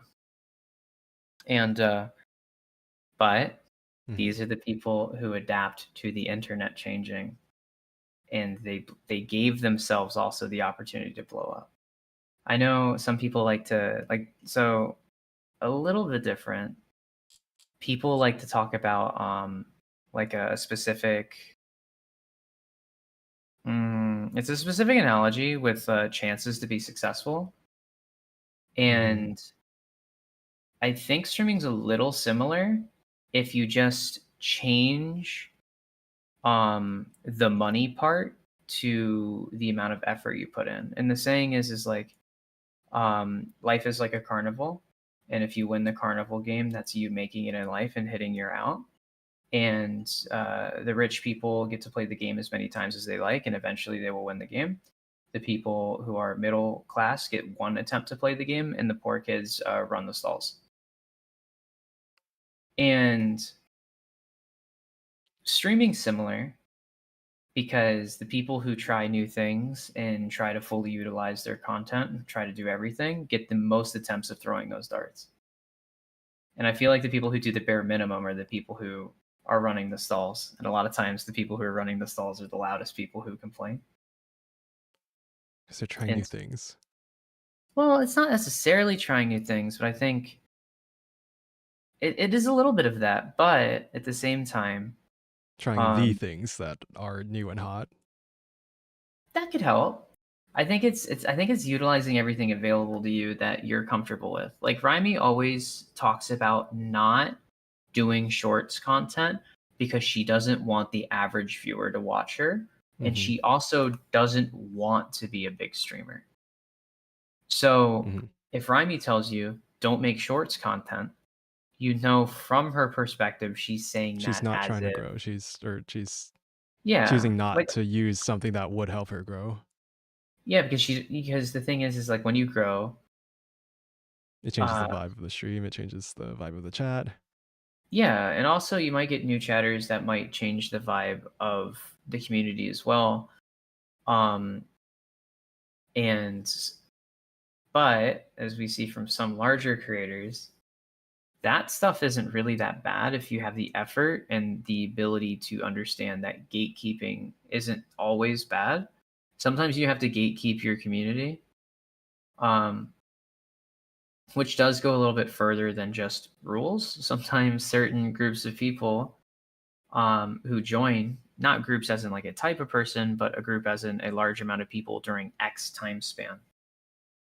Sometimes those people come in and they go, or sometimes they come in and stay. But when they're there, you know, when you have your own group, it's your own little dictator land. You can do whatever you want. And so maintaining what you would like is going to be your priority. And I think if you listen to the advice of we'll never make shorts, then you will never have to deal with the frustration of annoying people that come from shorts, and you'll never have to deal with the frustration of like annoying YouTube comments on your shorts from people who have no clue who the fuck you are or the concept of what a VTuber is. Which is a very good argument from her, but also those are new people. You're taking into account that you're never going to ever see the benefits of it. And you know, the benefits of shorts is you're throwing another dart at the board. Every time you stream, you throw a dart. Every time you make a short, you throw a dart. Every time you make a video, you throw a dart. And so if you never make videos or make shorts, you're only throwing a third of your darts because you're just streaming. And then, you know, with Twitch, not to say Twitch is better or worse, but with Twitch, no one's looking for these additional things when they're on the platform. One could argue if you're not using every platform available to you, you're also not throwing darts. It's you know, what the concept of the darts are completely up to who you ask. Some people say that going on TikTok and making TikTok content's throwing darts. One of the people who do that is Amy So. She makes TikTok content and makes TikTok shorts because she just re-uploads the stuff that she has edited for YouTube. And she always, there was a stream I was on where she, I think for 2 hours straight, complained about how much she hates TikTok comments, and how many she has to ban. But at the same time, Amy So went from 0 to 50,000 subs in like 4 months. So she threw the darts. Yeah. I remember Miri Celesta talking about blowing up on TikTok and how she grew a lot from that. And that was like Yeah, I 2 mean, years ago. there's also a really funny thing where Quinn, he also talks about how much he does TikTok. And I think him talking about accidentally hitting himself in the fucking nuts got like 6 million views. Oh yeah, that thing that went viral. No, it was actually before him accidentally neutering himself trying to do the Before the worm. current thing that went viral? Yeah, it was a different nut A related different thing. nut? Oh my god. Yeah, it was like a it was like a stream clip of him talking about like going to the doctor because he got testicular torsion. Oh, Yeah, and jeez. he it blew up. Okay. It blew up because he was, Uh-huh. as much as people give Quinn shit, um, it's just like, um, as much as people give Quinn shit because how he speaks, or because I mean, be honest, if you said, "Oh man, I love Kyokaneko," someone's always gonna be like, "But why he talk like that though? What's with him? Oh Uh-huh. my god, I saw him in real life. Why is he not black? Why does he Uh-huh. talk like he's black? Why Yeah, does it's he generally talk one like of the he's first things I think I noticed about the way he speaks. why does God fucking damn it, Fred. I'm gonna beat you with a fucking stick. Sorry, I put out feelers with a couple of people because as you Mm-hmm. could probably imagine, when you start doing stuff, you get concerned if things are good or not, Mm-hmm. and nobody wants to be the person out of the know. You don't want to be like, man, am I do I suck? Do I not know? Mm-hmm. Right. Honest feedback that you can't really get from like the normal audience. Yeah. So one of the things is I don't know, two or three people I talked to who had seen like the collab, and I was like, hey, was I good? Was that fine? Did I make a fool of myself? Mm-hmm. And one of them was verbatim, good thing you didn't spill your spaghetti until the normal people left. Thanks, fucker. Yeah, But sorry. I yeah, like completely missed that collab. oh, you're good. I didn't advertise it or really. I think I retweeted one tweet about it, and the collab itself was very short, like very very short notice. Mm-hmm. Um, super short notice. I wasn't even there on time because I didn't even think the collab would happen. And when it did happen, I had some things done, so I think I was there like 45 minutes later. But collab itself kind of started a little later too because Remy had some PC issues and whatnot. But one of the biggest things is you always want to get, I guess, advice and opinions from people, and you gotta like know people well enough to where like the advice and opinions you're getting from them doesn't feel like they're just like sucking you off. Mm-hmm. The second you that's actually a big problem that some creators have where Yes, man. certain yeah they'll get groups of people around them like that, and then they echo chamber really hard, and things get really really toxic for themselves and for other people around them. um so I think having like a community around you makes things easier. I think being active with them makes things easier.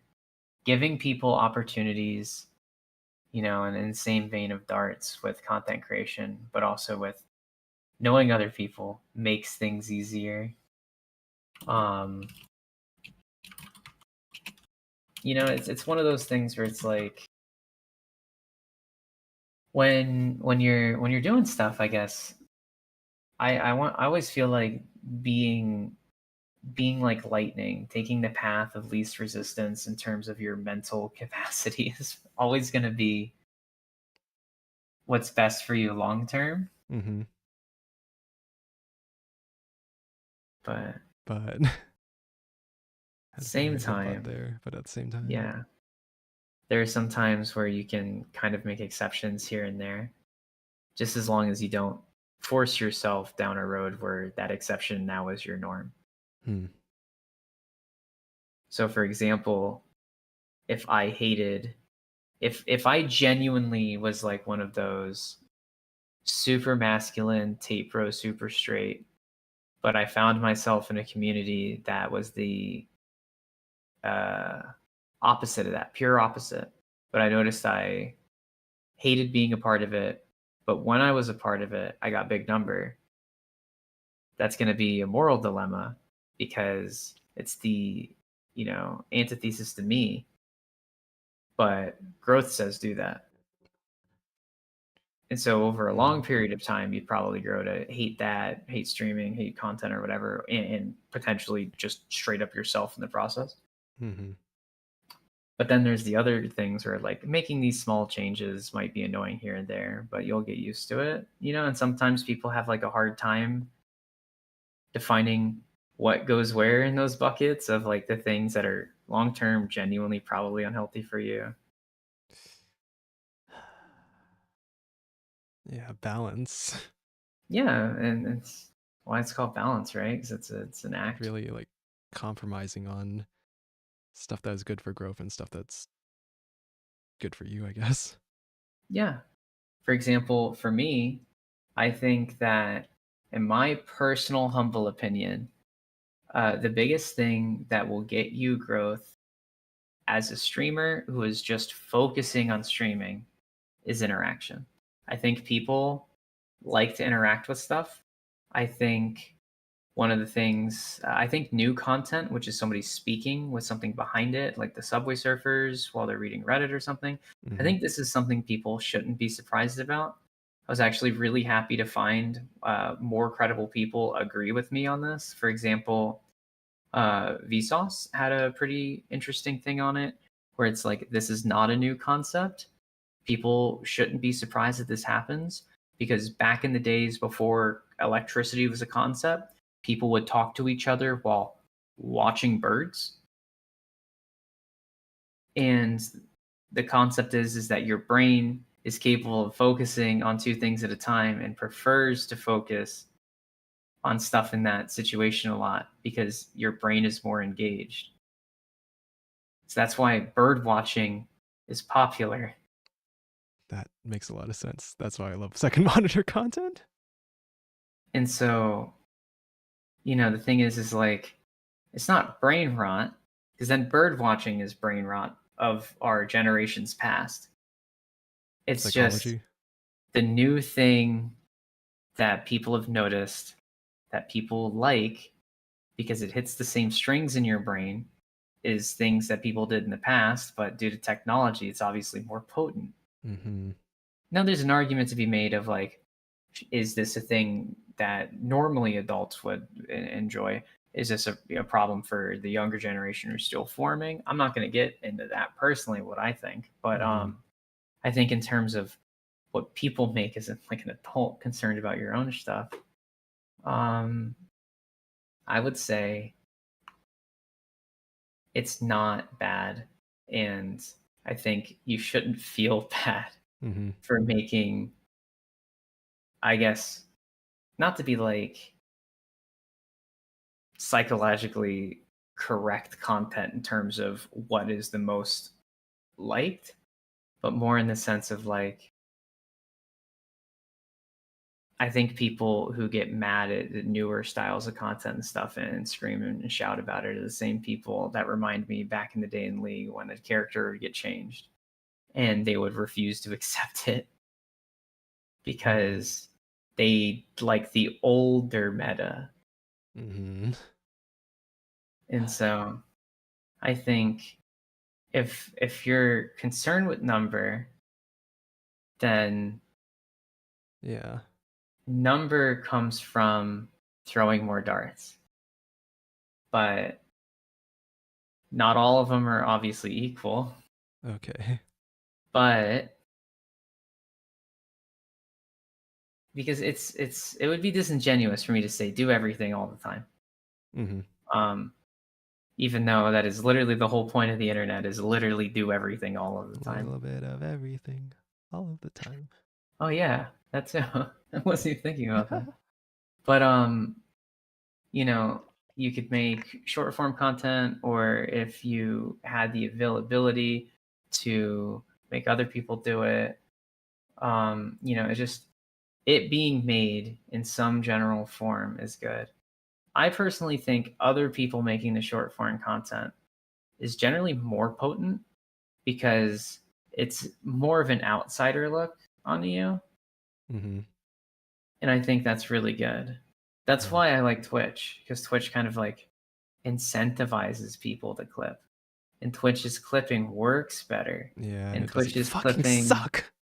yeah, Twitch's clipping also doesn't fuck up your current watching experience because it pops in a different fucking tab. Yeah. And the clip generally starts muted too. The only problem with Twitch is that people like having YouTube Premium or having better, because Twitch has better anti-ad blocker than YouTube does. Mm-hmm. And I would also argue the YouTube app is going to be 100 times more downloaded than the Twitch app Mm-hmm. in terms of mobile user. But I found that Twitch is pretty good. And then so even if and this is the part where it becomes frustrating because no one's going to have a correct answer if dual streaming is like good for you, because some people dual streamed and they got number and then Mm-hmm. those two numbers commingled. Some people dual streamed and they just alienated the community. Hmm. And so So there best case probably is like scenario, a right way to do it and a bad way to do it. yeah, probably. I don't even know what the right or wrong way to do it would be. A part of me, if I ever dual streamed, I don't even know if I'd want YouTube chat to be enabled. Now that I think about it more, Leave it literally for lurkers only. kind of. Um, but also, I don't even know if the content I want to make seriously would be the content which would be more pertaining to VOD viewers, Mm. because my main inspiration for wanting to stream is finding a lot more fun and want to chat and want to be in YouTube streams because of shindigs. Mm. I feel like I haven't actually.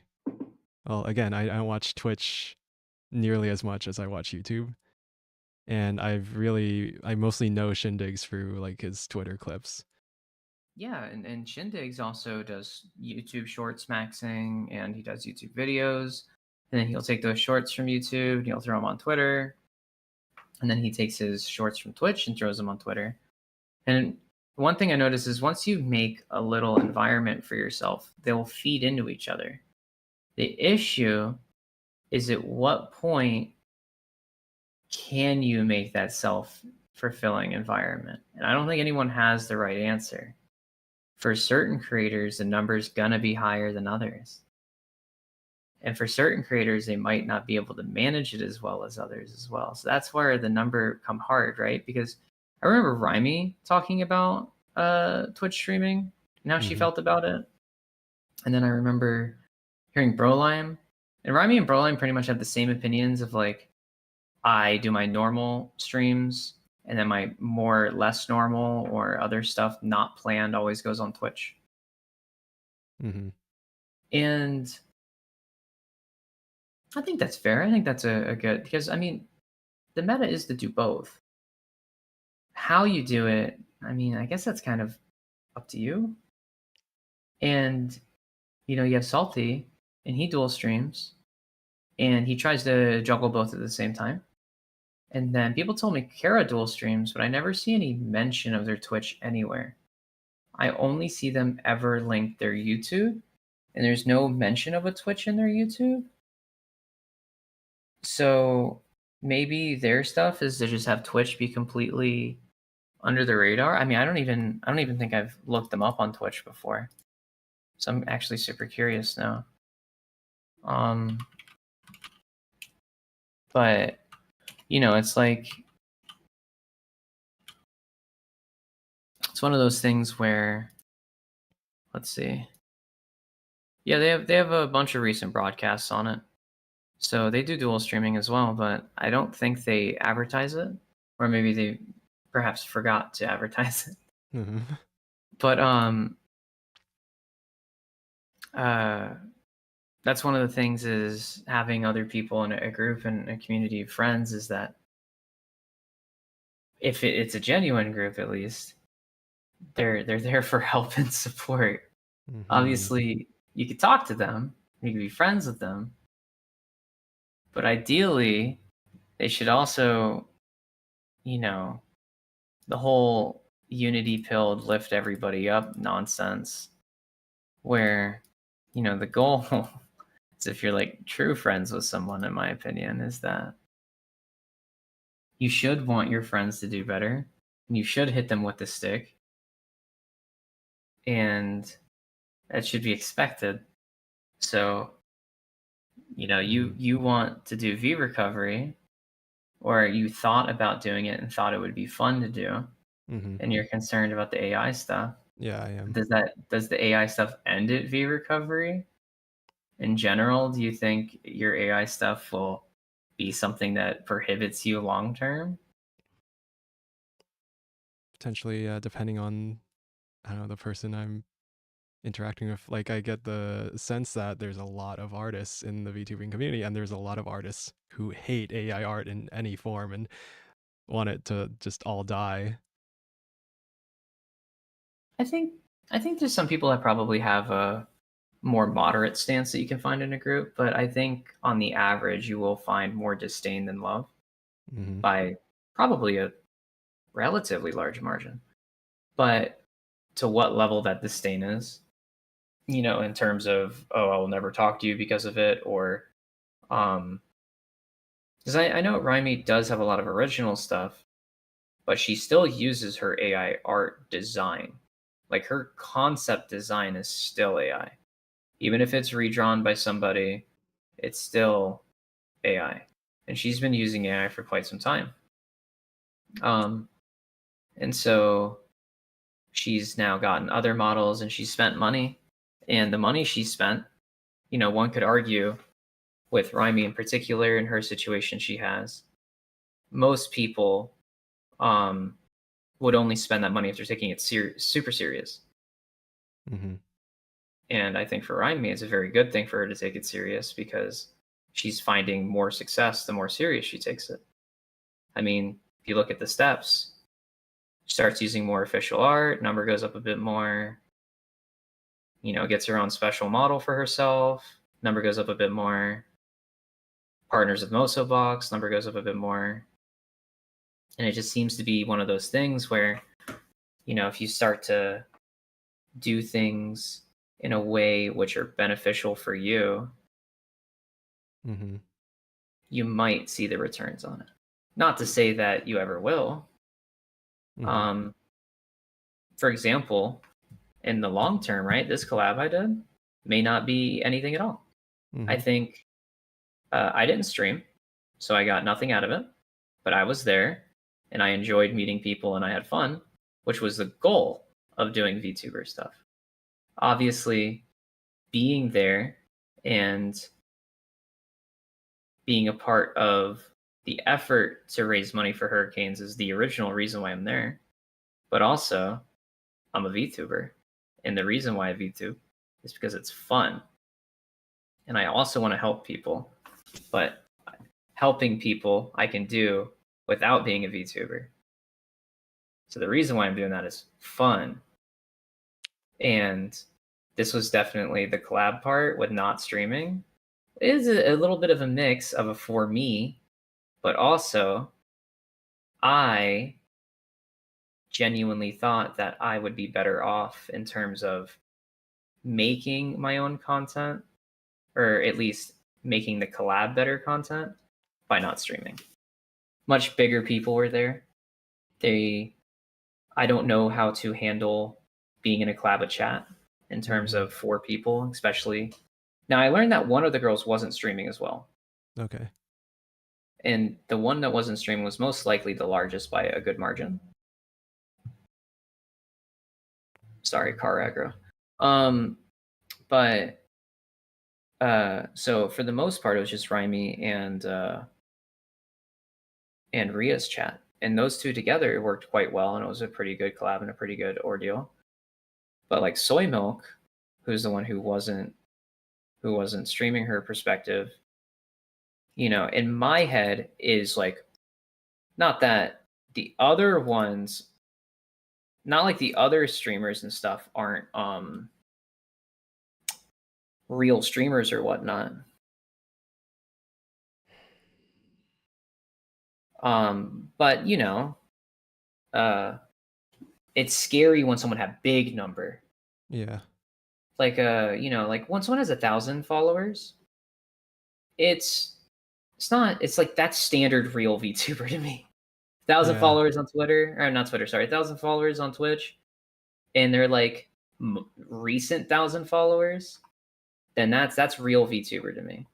And then one of the other people is like 15,000, and I'm just like, oh, Numbers. I can't throw the spaghetti aggressively everywhere, and that's scary. But I also feel like, That is scary. you know, in the overall, while it's scary, they were a nice person, and everyone behind the character is still, no matter the number, a person. Mm-hmm. So it's worth it to try. Okay. And I think in my case, I learned a couple of things. I had a good time. I probably could have streamed and been fine, but I was being cautious. And I think for other people, they get too scared of the try. I think like career-wise for me, not to like steer it too much, but I took insane risks career-wise. I've moved across the country multiple times. And I'm one of the youngest people in my corporate job because I've gotten to meet so many people and put so many good work like projects down and whatnot. And while sometimes I was like, I'm gonna be honest, there were some projects I was on where I didn't think I was gonna make it out in terms of like my work effort. I was like starting to become worse at what I was doing because I was so stressed. And I thought I was just not good at my job. It turns out that I was just severely depressed and overworked. And it wasn't that I was bad at my job. It was that I was getting beaten down by the orphan grinder. And so I made wild decisions to move across the country to get out of those and maybe go up. Mm-hmm. And they're really scary. And then I met people who were more talented than me, who never made a decision to do anything similar, who were in similar situations as me. And genuinely, I make over double of them now. But they've never made a decision to do anything. They never threw the darts. They just stayed in the same role for 6 years. You know what I mean? Yeah. And they're happy though. Some of them are happy and some of them are unhappy. So stagnation scares me personally. Mm-hmm. Career-wise, stagnation scares me. I'm sure my brain will mend Hera, and number-wise, stagnation will scare me. But for now, it's all very new, and I'm doing what I can to get my hands out in a wide plate to try to see what my niche potentially is. I've seen streamers who've been streaming 6 years and still haven't figured out what their niche is. So I'm scared. I want to figure that out. Not immediately, but I want to get a concept of what it is. I think I know what it is. I want to hit affiliate first Uh-huh. to see if trying it is fun.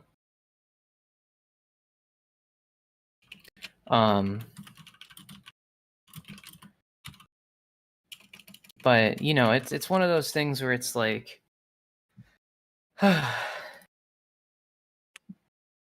it's just so many different paths and opportunities in a way, you know? And I guess In life and in streaming. yeah, for example, there's Band-Aid, and she got really successful and then didn't like the success, and then she turned off monetization and she turned into a small closed community streamer, and she's happy. You know? Mm-hmm. In fact, recently she got one of her personal dreams, which was she played a nice collab. She played a really nice collab with with Momo, which is like her reason why she streamed. And Momo's huge, you know? And so for certain people, their goal and what they want to be, like if your goal is 10,000 fucking concurrent viewers, you are making content on TikTok, you're making content on Instagram, you're making content on YouTube, all three forms, be it streams, long form videos, shorts. And it's probably going to be exhausting. And that type of effort most likely will require a team. And if you're not doing it as a team, you're a single person putting a team's worth of effort in. Mm-hmm. You know what I mean? Yeah. And Hi, you know, that's oh, hi. But that's the type of thing that people kind of have to like put in the mentality of, right? Because it's like Mm-hmm. I think people make goal and then people don't make path to goal. And then time goes on and they're like, why no goal? But they never made the path. It's like they fucking put a door on the second floor of the building and then they never made the stairs. And then they're standing there mad that they haven't walked through that door yet. But they didn't fucking make the stairs. And they didn't use all the tools at their disposal. Yeah, and then if when they tried to make the stairs, they tried to fucking hammer in a screw, got fucking mad, and then stopped. And it's like right next to them on the table was a fucking drill. You know, it's just Yeah. when you take things and you put them in more straightforward sentences, sometimes makes you feel real dumb. I do that to myself a lot. I will oversimplify some things I do and try to make myself feel stupid to myself to try to like bully myself to do things that I should be doing. Mm-hmm. Like, I hate going to the mail office for myself. Like the post office, I fucking disdain it. It's one of my most hated things. I don't know why.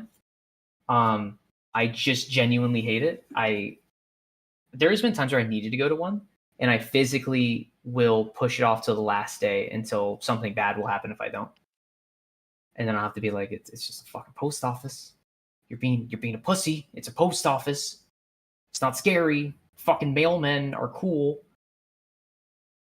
And then there's like, I guess, more complicated things that that I can do very easily that other people struggle with. Like talking to people.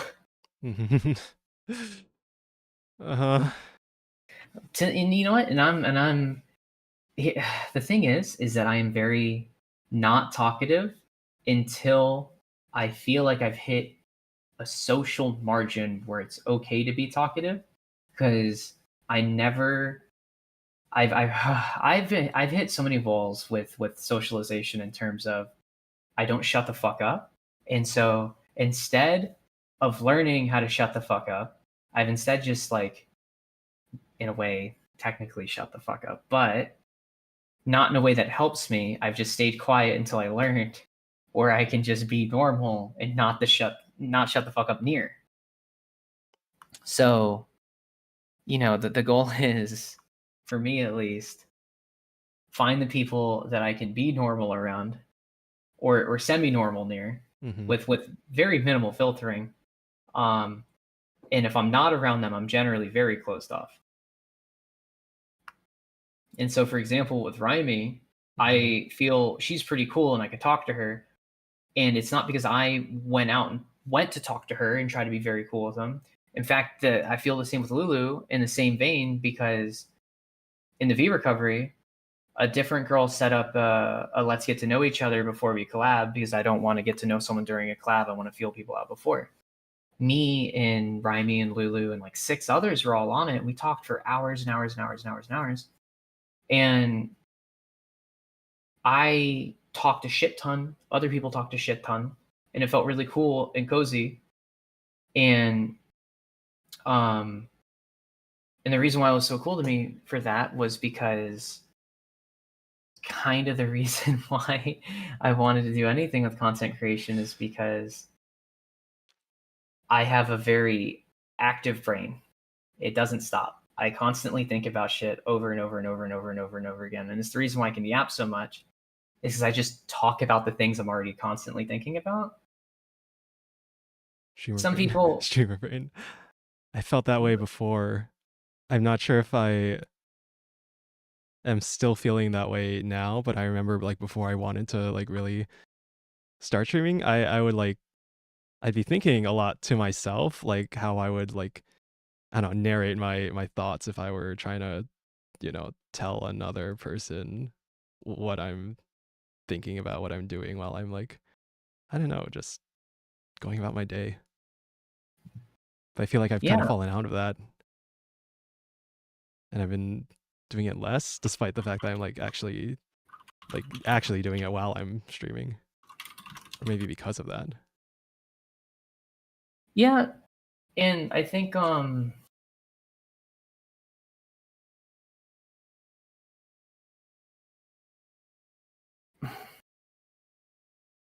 I think it's normal to change. Hmm. I genuinely don't think I ever will in terms of that mentality. In terms of Of just always overthinking everything. it's normal though, right? I do that too. Cyclocust, are you streamer brained?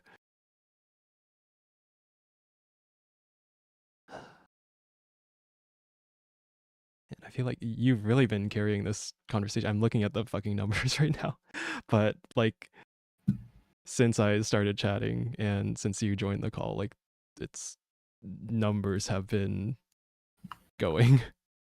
They have been going, Yeah, and I definitely feel like you've been carrying the whole conversation most of the way through, I mean, and giving conversations some are like two-sided. really good and unique information that's really opened my eyes in some ways.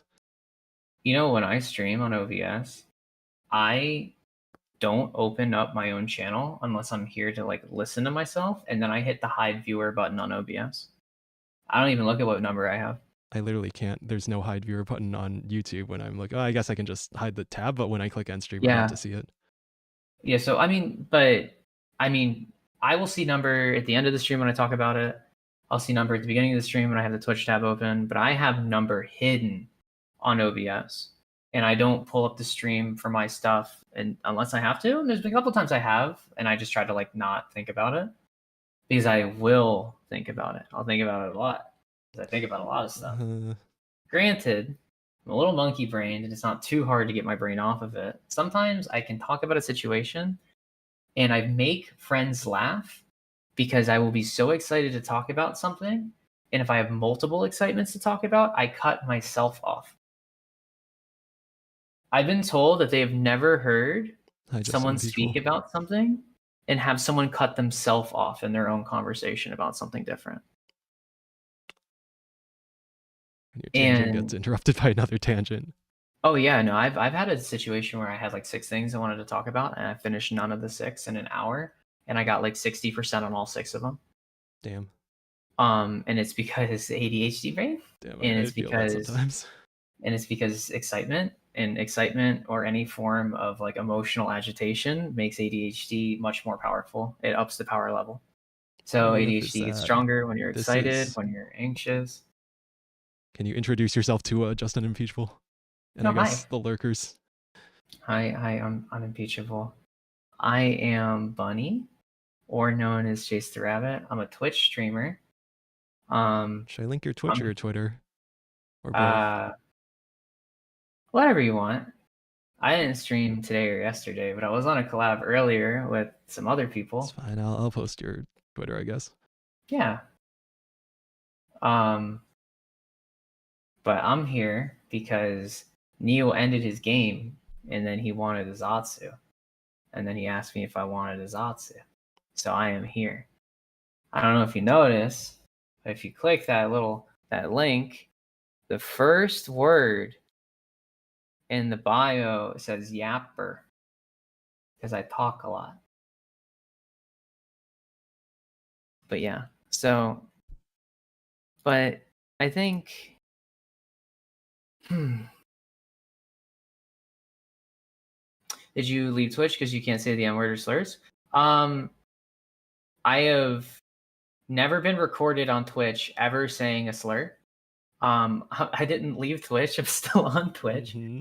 It's just that Neo likes to stream on YouTube. I'm not live right now. Neo's live, and I'm just in a Discord call with We're him. just here. Yeah, I didn't. It's weird. I've been on 2 different streams, or technically not 2, technically 3 streams today, and I've not streamed at all. None of it's my POV on anything. Mm. Okay. Okay, I really have to pee.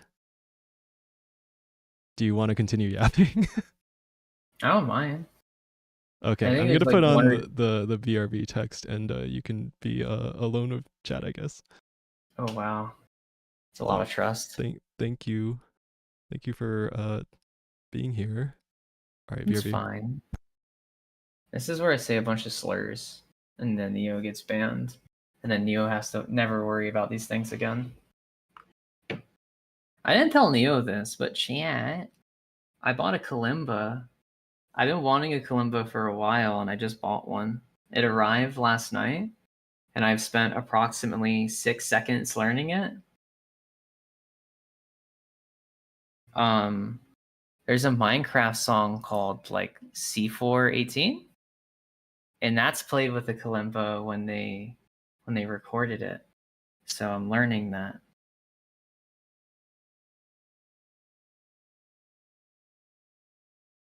"16 people in chat. Don't say number. That's evil. That's evil. Saying number is bad. I mean, like, that's a big number for him, so that's like really good, but don't say number. It's evil." But yeah, I have bought a kalimba. I've actually C46. That's the artist. Oh shoot, fake fan for real, for real. I guess the song is called Hagstrom. Then, I believe the song is called Hagstrom. But yeah, so I've been learning it.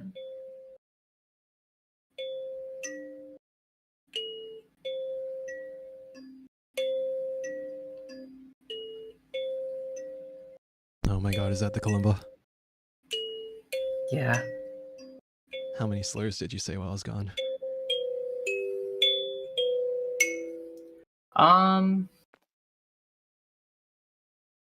At least 7. At least 7? Alright, surely YouTube won't kill us for that. I was telling chat about how I bought a kalimba. Anyways, I'll put that away now. I only spent like 15 minutes trying to learn Hagstrom, and I only learned like, I don't know, freaking like 6 stanzas in about like 15 minutes or so, which is probably fine just because of how absurdly simple the song and the instrument is. It's really easy to play it too because yeah, it's like I mean, well, it's just a bunch of metal bars that play notes, right? yeah, so it's like musical tuning for the instrument. It feels a little piano-y, but like if it mattered more how you press the keys, and you kind of why aren't you live viewing NAV and KR? Because I didn't know that there were games today. Are there games today? Is this Fly versus Genji today? Not to. Oh fuck! It is Fly versus Genji today. It's okay. I'm sure watching League is more important for you. No, I like watching the VODs because I get to skip all the bullshit and go straight to true, yeah. And then I get to go into the match. But then I spoil myself. Like, for example, the last VOD, I spoiled the shit out of myself, which was T1 versus Tess. Because on game 2, I was jumping to game 3's like champion select, and I noticed the VOD was way too fucking short for there to be anything past the game 3, so I knew it was a 3-0 sweep. So I spoiled myself. I was very upset that I had noticed how long the VOD was and noticed the number of how long the VOD was going, and I was very mad with myself that I had done such a thing. I think I noticed that too when I used to watch like Counter-Strike match VODs and stuff. Oh also, yeah, because like they can go like super long. We are getting a raid. Oh really? There's a raid? From Rami Ricotta. Was she Thank still you. fucking live this whole time? She was. Yeah. Oh wow. Hi, Lulu. Hello, people and cheese and cheesers, the Jeez. rodents. Jeez. Hello, the best badness. This was for those just getting in, this was Neo talking about his experiences with streaming and then wanting to have someone else to talk to about. He had already beaten the Spire run, so Yeah. we were just chatting about streaming for his experience over the year, He and then was what I've talking at me and experienced. giving a lot of actually really good advice. I've read A kind of lot of similar. the advice that I have isn't even like streaming advice. It's the career advice I've noticed between things I've done myself and noticed other people do stuff over the course of a decade about. I'm Mhm. going funny. Ryan said you're a coward for only showing up on other people's streams and not your own. To be fair, I completely understand the cowardice tag for not Mhm. streaming my POV Mhm. of the funny web fishing game. But I think going live specifically for this, that's probably a bit much. Hi, doppelganger. I definitely should have went live for the web fishing, but cowardice overtook. I didn't want to blow up a collab. I just wanted to be there and have fun. Go live now. Hi, Go Brolime. live now. When was the last time Brolime actually posted something in my chat? Just now. Smile. Hi, Brolime. Hey, I heard that speaking about people being in chat and bullying them, why didn't you play the horror game yourself, bro Lime? What was with that, huh? Yeah, I was watching the bit of that earlier. The Wasn't it supposed to whole be title you of the playing stream it? was Remy calling you out for not playing it. I remember I was out swimming with Raimi at the end of the collab, and then she was talking about, needing to leave the stream with you and how big of a bitch you were being for not playing the 2 out of 10 scary game. I can't lie though. Scary game get me too, but I still Spooky I game. scream and still play it. Spooky game. We I'll still got scream. I'll like peek. I'll over peek a the mic. week I don't until care. Halloween. I think I did want to finish myhouse.wad. Oh And I yeah. feel like that would fit pretty decently for Halloween, so I might do something like that eventually. It was like It 6 was out of really 10 scary. it was really sad that Lulu couldn't show up for web fishing. She had already planned a different schedule stream, I guess, and they very short notice didn't fit, unfortunately. 6 out of 10 scary though, huh? Really? Did the whole game genre kind of like change halfway through? Don't think I could finish myhouse.wad. I mean, yeah, I had to take a lot of hints from chat on my first playthrough. Maybe it was like the fact that I was relying so heavily on chat that made it harder for me to like even try to discover things on my own. Oh, that's not good. Yeah. I'm thinking it should be right to do scary game on Halloween or day before if I can't stream Halloween. And what's scarier than like VR scary? I feel like VR scary is the scariest. Chat was playing through you. Yeah, Cyclocus knows he was Oh there. no. I always wonder about that. I don't care about backseating hmm because so far most of the games I've ever played on a stream are a game where A, that doesn't matter, or B, I already knew. hmm So it's like, if it were a brand new game, would I kill people for that? Maybe. Like new to me. hmm Yeah. I don't know. Kind of occasionally in Slay the Spire, I feel like it's a very backseatable game, given it's like a turn-based card game and all. Why did you pick that card? My favorite card is this Pick card. the wrong card. Streamer didn't do the Scrimly Dongus skip. It's over. You ever Streamer, see the why? fucking? You ever see the meme about chess? About why YouTuber, I will why? never play chess, and it's like Oh, chess you is a just played stupid the something game. something Yeah, like opening. Yeah, I've like made in so. 32 moves.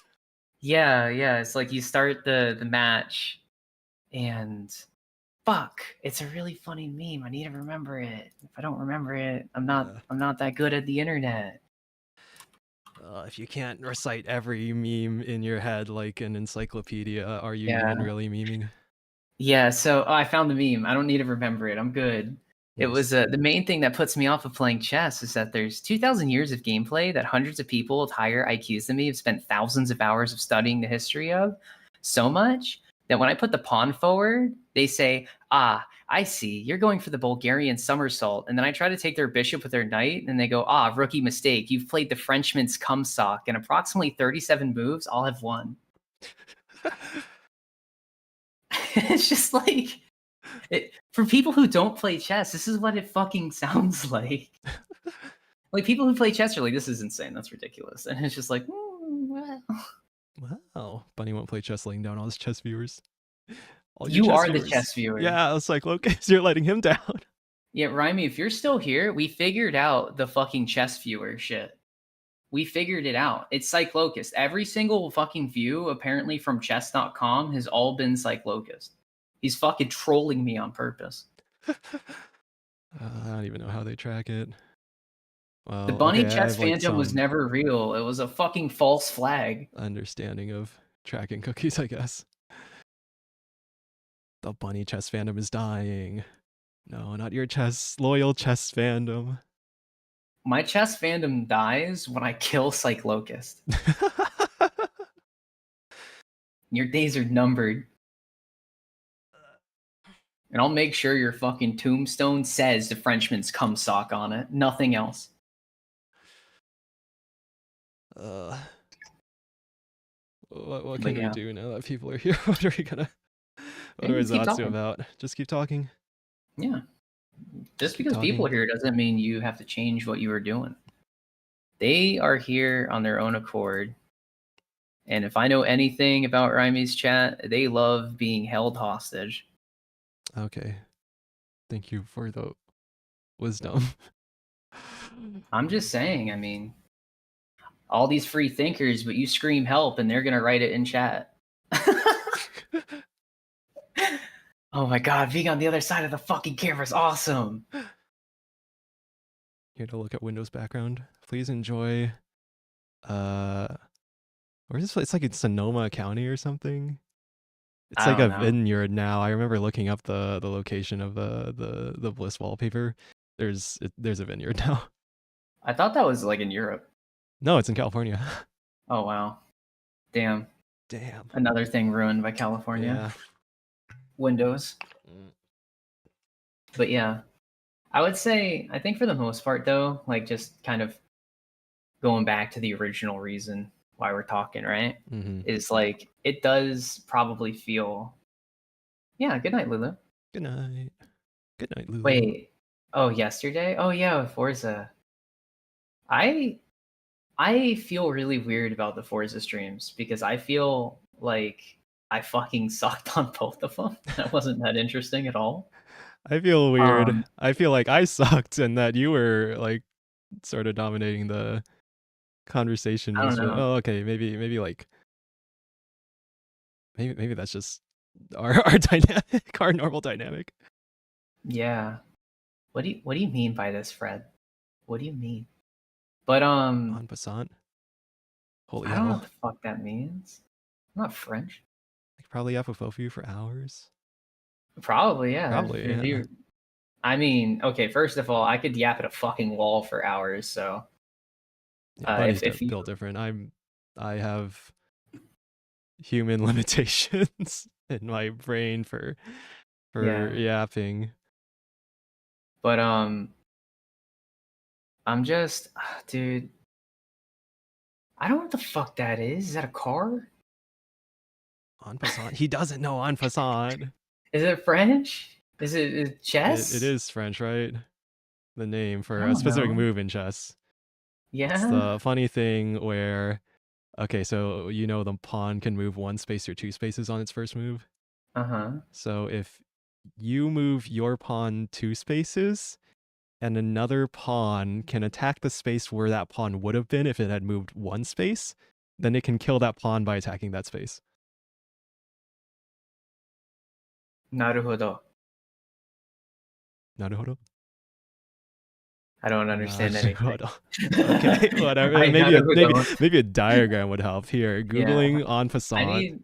I need it with like opening up crayon. the window capture of the なるほど. Wikipedia article for en passant. All right, do you see this diagram? Hold on, let me look it up. Okay, Sure, it's kinda I see small. it now. This I diagram. see it. This diagram? Okay. So Yeah. en passant is when you jump past where you normally would die. So, well, okay, white moves 2 spaces. Yeah. Black is the one doing the en passant like capture, and it's capturing the white pawn there by moving to that space that it would have been if it had moved 1 space up. Oh, I see. And it can only do like that on the next move, I think. Yeah, this is the turn immediately after the 2 square advance. How I feel about this. Chess is dumb, and mahjong's not excluded. Fucking mahjong and chess are played by people who fucking hate themselves and they're sad internally. Streamers are excluded. I don't really play chess. I just... How do I know chess? Like from memes and shit, from watching Hikaru GM clips. And I think some of my friends were into chess, and my dad tried teaching me chess when I was like really young. So I like know the rules, but I don't know like actually how to play well. You can fucking mahjong. That game's fucking ass. You can keep your orphans. Mahjong. Actually, I'm going to sleep now. All right, go to mahjong. Go sleep when you hear mahjong. Fucking. Had to learn that game to 100% Yakuza. Hate. What was the game I had to learn for another game? See, Toho's there was the Donkey Kong, like OG Donkey Kong arcade game. There was a Donkey Kong arcade cabinet inside of Donkey Kong 64, and you have to complete it to get like a certain required collectible. I don't remember if I ever actually like completed that as a kid. It's like super hard relative to the rest of the game.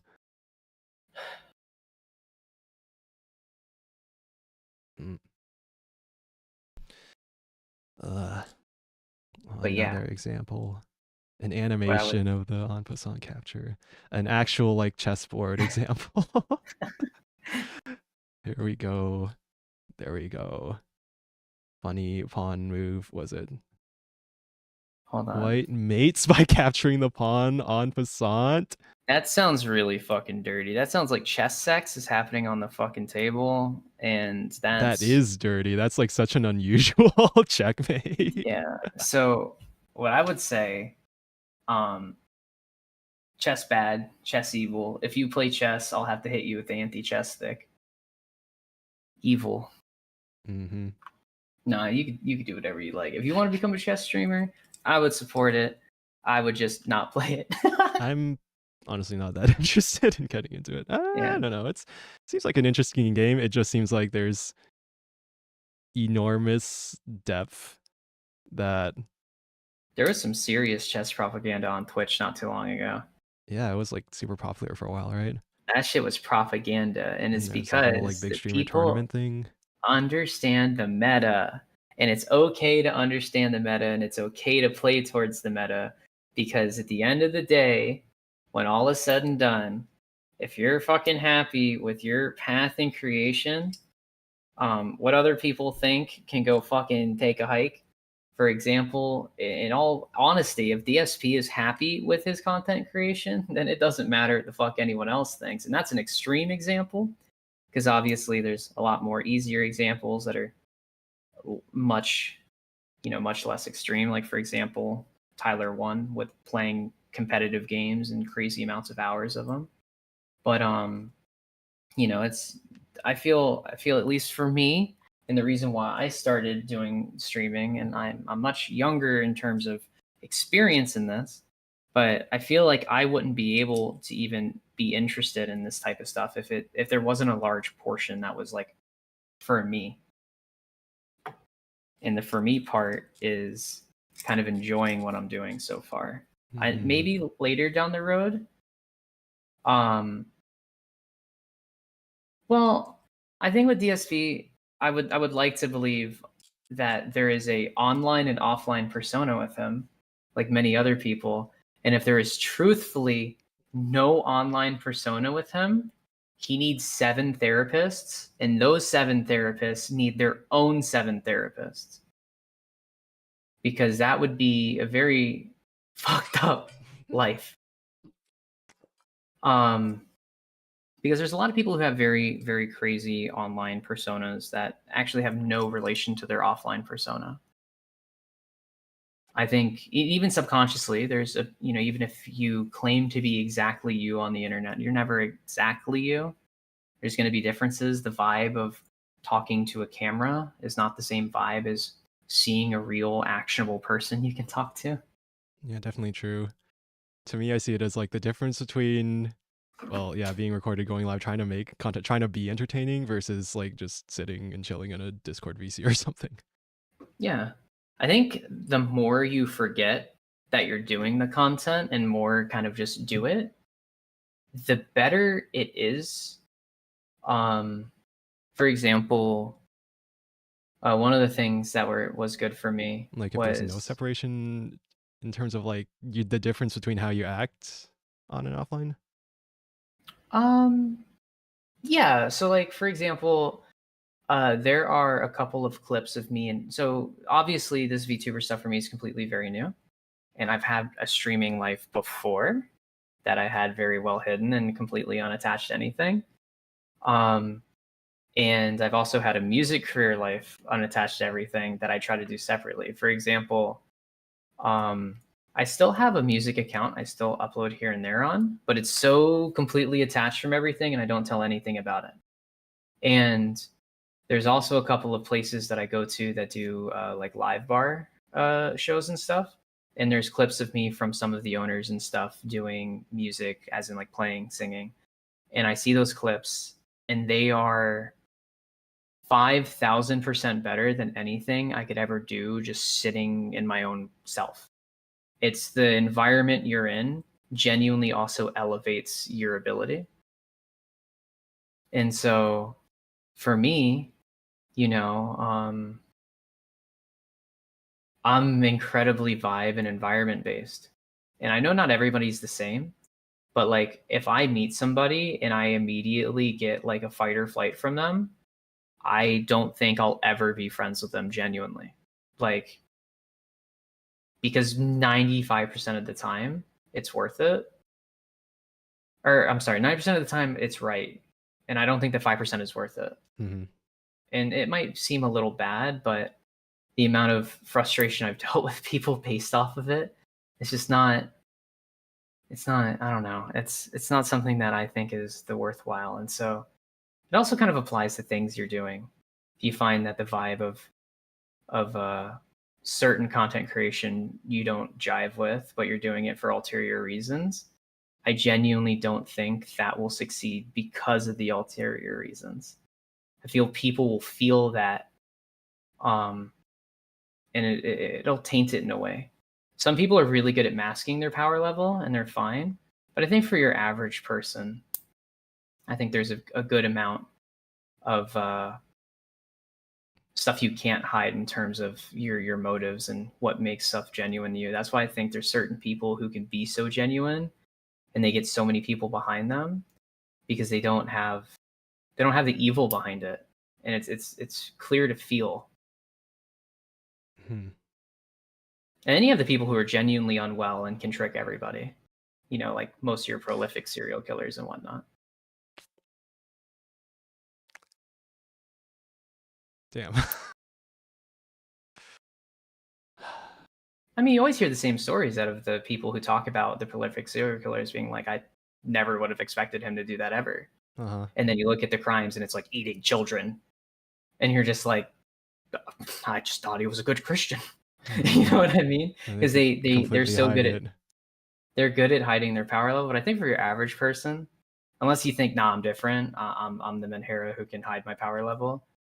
But for a lot of people, I don't think it necessarily is a valid option. I think just doing what you like will be what works for you long term. Mm-hmm. I think sometimes it's a hard choice too. Like for example, Tem with not streaming anymore. I'm sure that was a hard choice for him, but I think he is just kind of following what makes him happy and what vibe-wise he feels like he could be his best self with. Yeah, Because yeah. sometimes, especially early in for me, there was a bit of anxiety behind the button. You know, I Mm-hmm. thought about it too much. It's less scary every time I hit it. Mm-hmm. But then there's other things I think of with other friend groups I have that start to give their own unique concerns and anxiety with. So it's definitely it's a never ending monster. But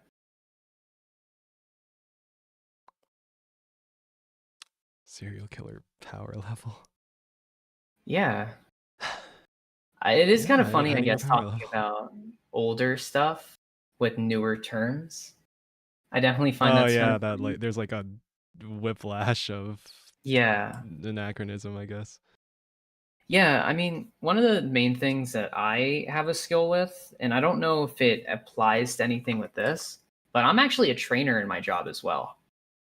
I've trained hundreds of people on many different systems, and I always constantly change how I'm trying to explain something to somebody based off something they potentially know or something that I think they would get. I've once explained how a system works in like the comparison of how a helicopter works because the person I was talking to told me that he was like obsessed with helicopters and had a private rotary license and had his own helicopter. And I was making comparisons to that, and I genuinely think it helped him understand. Um, because I had a bit of an understanding of it, and my brain thinks connect the most common dots to each other and try to make metaphors to become the best heard as possible. Mm-hmm. And I think that brain cell firing makes me use modern, more brain rotty terms when talking about like serious, real things. I definitely think that's something that I do a lot. Um, Yeah, no, it's good. It like the part you brought up of like relating in terms of helicopter terms to the person who is into helicopters. You know, you gotta match your audience, right? yeah, I mean, you want to cater, you want to be a people pleaser, because I mean, that's one of the things too. I've actually gotten arguments, not never heated, but I've gotten large disagreements with other people in similar roles to me because I've always felt like some people are like, I know my thing incredibly well. If you get it, you get it. If you don't, you're stupid. And I'm just like, no, you're just bad at teaching. And then they get really mad. And it's like, if you truthfully want someone to understand something and they don't have a learning disability, it's your fault. Straight up. It's a hard thing to be told. Mm-hmm. Um, and I guess you can kind of correlate it to a couple of other things, I guess. um, but you know, it's I'm also like incredibly serious with work once I'm at work. In fact, I think a really cool thing about VTubing is I get to say and do stupid shit that normally throughout my day would get me taken to HR 7 times over and shot in a back room. Mm-hmm. Because, you know, always Mm-hmm. being, especially when like some of the weeks you're on like 60 hours of meetings and that's not including your like actual workflow that you're expected to still complete. And so you have like a camera on you for an incredible amount of time. It's a big reason why I ended up not flesh streaming. So I was like, I think I would put the connection too much of like being on a camera versus like all my work shit. Mm-hmm. That only I realized today. Not even gonna lie. Well, technically yesterday. But the one thing I noticed talking about Rhyme is there's a lot of really simple things that I overlook. Like, for example, again, if she's still here, I didn't take that picture down off my fridge. I forgot that I could do that still. I made an agreement with an artist to oh no, you could hear that? Shit, my sound key Yeah, I could doesn't hear work. that. Sorry, it's a clip that it's a clip. But one of the things is like I made an agreement with an artist for some slightly, maybe very yabai art to be printed out and placed on my fridge. And then I got my side of the deal, and I still haven't taken it down because my brain was like, well, I agreed to put it on my fridge. And she's like, yeah, you could fucking take it down. And I was like, well, I didn't think about that. Yeah, I live by myself. Like, who the fuck else is gonna look at this and care? Mm-hmm. But there's a lot of simple stuff like that I don't think about, but then a lot of the more complex things I like think about a lot, days on end sometimes. So I like streaming too because it forces me to not think about PL stuff, and I can think about other stupid shit. But everyone has their own comfort of what they do. Some people stream not because they find it fun. I've learned. I've actually went down a rabbit hole the other day, like looking at streamers who actually genuinely don't find it fun, but they still do it.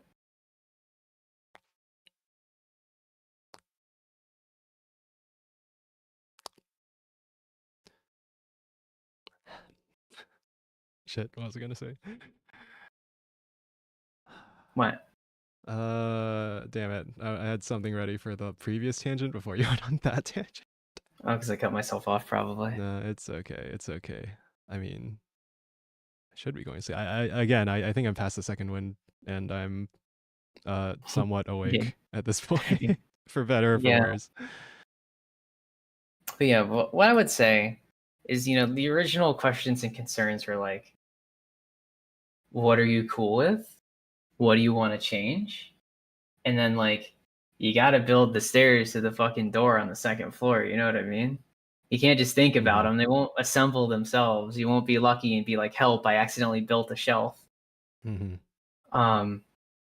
And so I think whatever you want it to be, clearly you don't need to decide it now because you're very tired. You might make this, promises to yourself that you I probably don't agree want to, make any.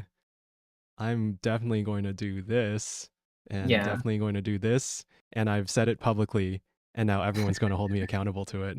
Yeah. And then I wake up later and I'm becoming a kick streamer. Yeah. I'm going to do gambling content. Hell yeah. Gonna do reaction content. Copyrighted media. But like that's the thing too, right? Like for example, people who get mad at React content slop, I personally can't get mad at them because that's I enjoy watching React content sometimes. I sometimes like watching the you laugh you lose shit if I already knew the person who's doing it and I find they're already funny, because my brain does the stupid thing of like, they're laughing at something that I found funny, I'm betting that this is funny in my brain, which is probably a little autistic, but I won't just click on a random one. A lot of times I have to get to know the character a little more, and even if it's through clips or other videos, it kind of like hammers down on some characters I like a lot. I've never seen a stream of, just because they throw more darts. They throw as many darts as possible. It's all a fucking carnival game. They throw the darts. It's just about fucking throwing darts. Fuck. I need to throw more How darts. many fucking bullseyes will you hit if you throw no darts? You know what I mean? If you throw no fucking darts, you're not gonna ever hit. Then you can't get mad at the person who throws 1,000 darts if you only throw 100. Mm-hmm. And so that's my hot take. Everything's about fucking throwing darts. Every attempt you make to do something is an attempt to be successful, and sometimes you'll throw the dart, hit the fucking kid running the stand, and you'll feel bad, but it doesn't mean you can't throw your next one. You just maybe be a little more careful the second time.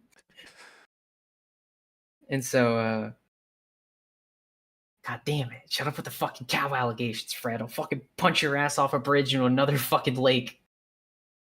I'll kill your fucking animal in web crossing or web fishing. Fucker. But yeah. I think, at least in the terms of like being productive, taking the things that make you angry and using that angry for something that will eventually benefit you, even if it's not immediate. Like, I paid a bit for Live 2D, learned I'm not a fan of Live 2D. Now, will I learn that this is 3D model envy and then go back to Live 2D? Fucking maybe. Maybe. But also at the same time, the amount I pay for the Live 2D that I'm using isn't necessarily a crazy amount for what's considered it. And the amount I'm paying for the 3D together with my Live 2D is still less than many have spent on that. And I'll be getting kind of an idea of both. And because eventually I'm going to pick one and just kind of stick with it. Mm-hmm. And maybe my ass will get Minhira and do the Iron Mouse approach of just having 30 models. Model every week. Which, I mean, I'm going to be honest. If you're a VTuber who likes being creative, if you had money, you would do the Iron Mouse model shit too. You know what I mean? It's just too fun not to. It is, yeah. Pretty sure Raimi fucking said it as well. If she had Iron Mouse money, she'd have a fucking 100 models as well. Yeah, and she already has a decent repertoire of models to use. Yeah, and I mean, a big part of them are what, things that she's drawn herself? I think so. But yeah, you know, so it's one of those things where, to me, everyone moves at a different pace too, and I think comparison will make you explode. I think, especially if you go, I started a year ago and this person started 8 months ago and they're double my number. You need to take those thoughts, you need to all yeller them, and you need to get new, better thoughts.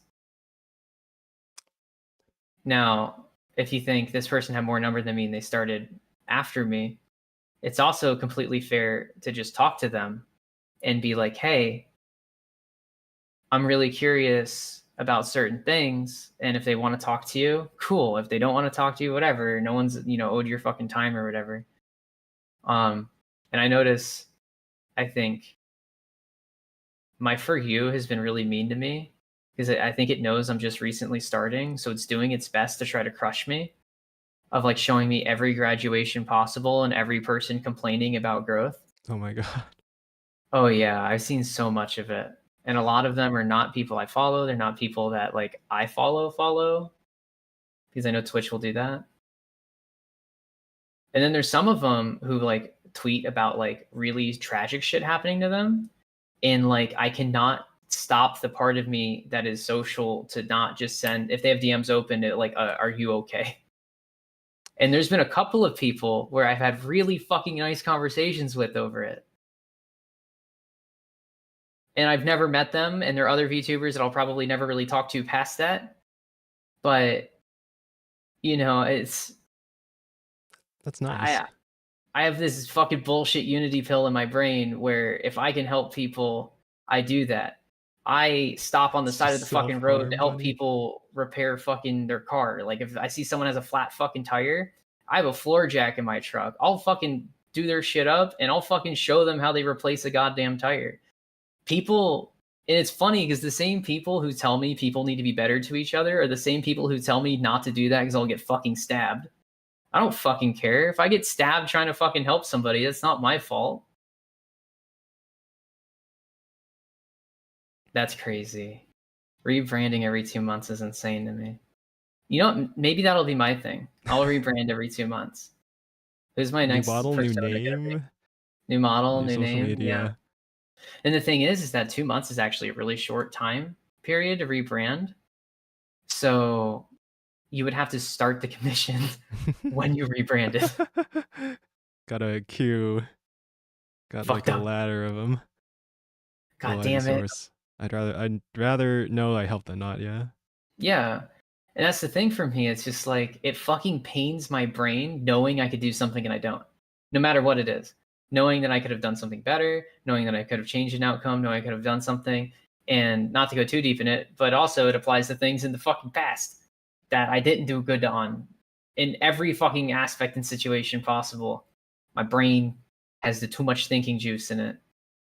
And for me, using the too much thinking juice to just regurgitate memes and say jokes and say stupid shit and fuck with people makes the brain not make the sad chemical. And I've been told that being the streamer is also a beneficial side thing if that's what you do to make your brain not make the sad chemical. Yeah, it's fun for you. It's fun for the audience too. Yeah, and that's a big reason why I want to do affiliate, because then I can do things where they fucking shut off my screen to fuck with me. Because that type of stuff is funny to me. And I'm sure someone going on stream being like, oh, he's playing fucking Elden Ring, he's getting close to killing Melania. Fuck you, your screen's black for 30 seconds. I'm sure it will be something that they would make their day. And for me, it would just be 30 seconds of pain. Your And I suffering move is on. content. Oh yeah. And that's the thing. We were in a big group VC with other talented people. And they did a Canva, or not a Canva, sorry. What's the thing when you have multiple people drawing together? Not Canva. Maybe? But they did one of those, and like fucking half the people in the channel were incredibly fucking talented. Oh, Magma. It's Magma. That's the popular one that the streamers use. Yeah, Magma. And thank you, Hoshi. And so like I'm looking at all these people being like so fucking impressive with their drawing. And then they're like, "Oh, I'm thinking of like goals." And it's fucked up because my brain is like, "Oh yeah, you guys are like talented and can offer things." I'm thinking about putting a tens unit on my leg. Like built different, quotations wrong. Slapstick. It's slapstick. Oh yeah, It's that's the like my ancient entire my comedy brain bit. is fucking low tier comedy that I feel like maybe I can throw off in such a way that bumps it up half a tier, that makes it enjoyable. Because loud is funny, and if you disagree, you're fucking wrong. Anyone who says loud isn't funny is on the bottom of the fucking bell curve. That is one of the things I will fight to the death about. Fillion not funny. Loud isn't funny. No, you just don't fucking like Fillion. Because your fucking Oshi that you like does loud is funny too, and you laugh at it. Might not be their entire thing, but they fucking do it. And I hate the whole your slop is bad. My enlightened slop is better. It's like, no, it's all fucking slop. Fuck you. Slop enlightenment. You know what though? I'm not a fucking hater of slop either. I got told by another streamer called Beryl Beru, who I talked to a bit about the Krabby Patty, and he told me that shit was terrible. Don't get it. You know what I did that night? I got me a fucking Krabby Patty, and that shit was fucking mid. It was fine. And then the next night, Broline talked about getting the Krabby Patty, and I was like, yeah, I get it. And then he got it. I'm pretty sure he got it. I don't know if he did or not. I never checked up with it. But what the thing is, right, is like, fuck, man, I got the Kai Snap burger the other day. I fucking went and asked me, hey, can I get the fucking chicken Big Mac? Because I saw fucking funny Kai Snap man get it in a McDonald's commercial. And it was good. Unironically, it was good. Unironically? Yeah, it was really good. But also, I'm one of the fucked up people who think McDonald's chicken's good. I'll eat Chick-fil-A and be like, this chicken's good. I'll eat McDonald's, this chicken's good. I'm a fucking garbage disposal. There's very few things that I won't eat. In fact, one of the worst things is badly made coleslaw. I will throw that shit in the fucking trash. If you're making coleslaw and you're not putting your best into it, you should just fucking eat the cabbage raw yourself. True enlightenment is making your own slop. That is true. That is very true. That's why I need to make my own slop. I'm really mad because a fucking Violeur girl stole one of my video ideas I wanted to do. What was it? Which was reading the Pokemon lore leaks in ASMR. I was like, how the fuck did someone else have a fucked up brain cell to do that? That shit came out like yesterday, last night. No, that makes sense. It's in line with it's very Violeur. My knowledge of like people just reading stuff. Oh content. Yeah. I've been told that when I read things, I go into a completely separate voice. And this was before I even started streaming or telling people I wanted to stream. I think I was in a VC with like Lulu and Ito and a couple of other people. and they had me read this really cursed fucking copy pasta. And they're like, "What voice was that?" And I was like, "What do you mean?" They're like, "It was good, but like, what fucking voice was that? It seemed, huh?" And I was like, I don't know what to tell you. But yeah, no, I do narrator voice. I was told that I should be on radio as a child, and streaming's like radio, right? Yeah, VTubing especially. Yeah, it's VTubers got a face for radio. I'll tell you what. Yeah. Fucking, I love and Uh, hate that cliche. That one person, that one like really porky fucking Asian dude who had his video fucking break and he oh, broke that the one? immersion for everybody. He did The ancient irreparable fucking Japanese damage. clip. Yeah, he did irreparable damage to And the now when VTuber normies fucking think of crew. VTubers, they think, Of him. man with a voice changer. Every female VTuber is clearly man with a voice changer. Yeah, I mean, I could do that shit and probably trick people too. Yeah, and that'd be funny. That'd be good content. It could be good content. Maybe one of my VR chat streams will be uh Rule 63, my character. You fell for it? What can I say? What, for Neo? Or for man with voice changer and concept? But yeah, maybe I'll do like a Rule 63 variant of the model, get it ported to VR chat. I'm pretty sure to put like rudimentary, shitty, fucking low poly asset boobs on my already low poly asset model would be very cheap and quick for my model dad who's working on it. Add two more Because vertices. well, yeah, because he does really good low poly work, but also like he's already offered a couple of things for free for me, and I'm gonna deny all of them but one because I don't want to overwork him. The one Wow. main thing I'm incredibly excited about is he said he will port the 3D model as a mod to replace my character in Valheim. And I was like, yo, what? You could do Nice. that? And then I remembered an old Iron Mouse stream where she did that with one of her 3D models. And she's like, chat, look, this is the first time I've touched grass. And I felt so fucking bad because I forgot about you being eternally crippled. But yeah, no, that's fun. I want to play. I've played through Valheim 30 times. I have a lot of hours on it. Shit, a lot of my Valheim hours are actually my power level for Valheim very low because a lot of it's through a mod launcher that doesn't show on Steam. But I have 198 hours on Valheim. I played a lot of it. I think such a good game. Such a good game. Was it the survival something game? Yeah. It is I never played much of it. It is a Norse mythology survival crafting game made by the same people who did Deep Rock Galactic. Wait, really? Oh, Coffee Stain Publishing, Iron Gate AV. Pretty sure it's the same people who did Deep Rock. I know Coffee Stain's the publisher. I'm pretty sure it's the Deep Rock people. Or a fork of it. Now, it could be lying my ass off just because Steam shows things in a little bit of a... I'm just double checking. So I'm pretty sure they have the same publisher, but not the same devs. Oh, okay. Maybe it's published by the same people who do Deep Rock. Yeah. But because Iron Gate, to my understanding, maybe they only did Valheim, and maybe I'm just lying. I could be lying. Lying is fun. Going on the internet and spreading misinformation is really fun. Let's go. Yeah, their only game they've made so Iron far Gate is actually Valheim. Yeah, Iron Gate on Steam seems to redirect to Coffee Stain Publishing. Yeah, which is the thing that I fucking hate about Steam is because devs actually just get fucking sent to their publishers. I found their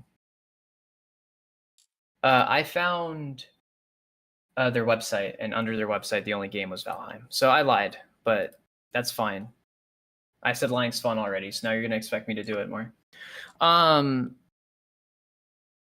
yeah, Valheim's really fun. It's published by the same people who do Deep Rock. I personally found Valheim to be super cool. There's I have a thing where if I beat a game too many times vanilla, my brain refuses to let me play it vanilla anymore, so I only play it modded now. Understandable. Yeah, like that's the same thing with Minecraft. If I'm playing Minecraft, that bitch better have 200 mods, or I'm not even looking at it. And it better have create. Beaten the end in vanilla Minecraft. I have, purely because brain for 1 week was like, I'm gonna learn how to speed run Minecraft. And then I beat it in like some ridiculously slow time, and I beat it a couple more times, and I went, speedrunning has hands. Mm-hmm. Not doing that shit. Random seed? I don't remember. I think I did a set seed. And I think I did random seed and then said fuck this and then did set seed.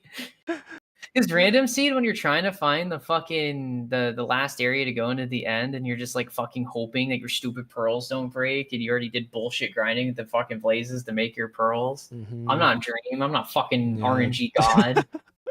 I don't have improbable chances to just win. Oh god, the whole statistical analysis paper that a bunch of like very mathematically minded people created to Yeah, freaking prove that one to prove in he's a little something fucking 7 liar. trillion or something.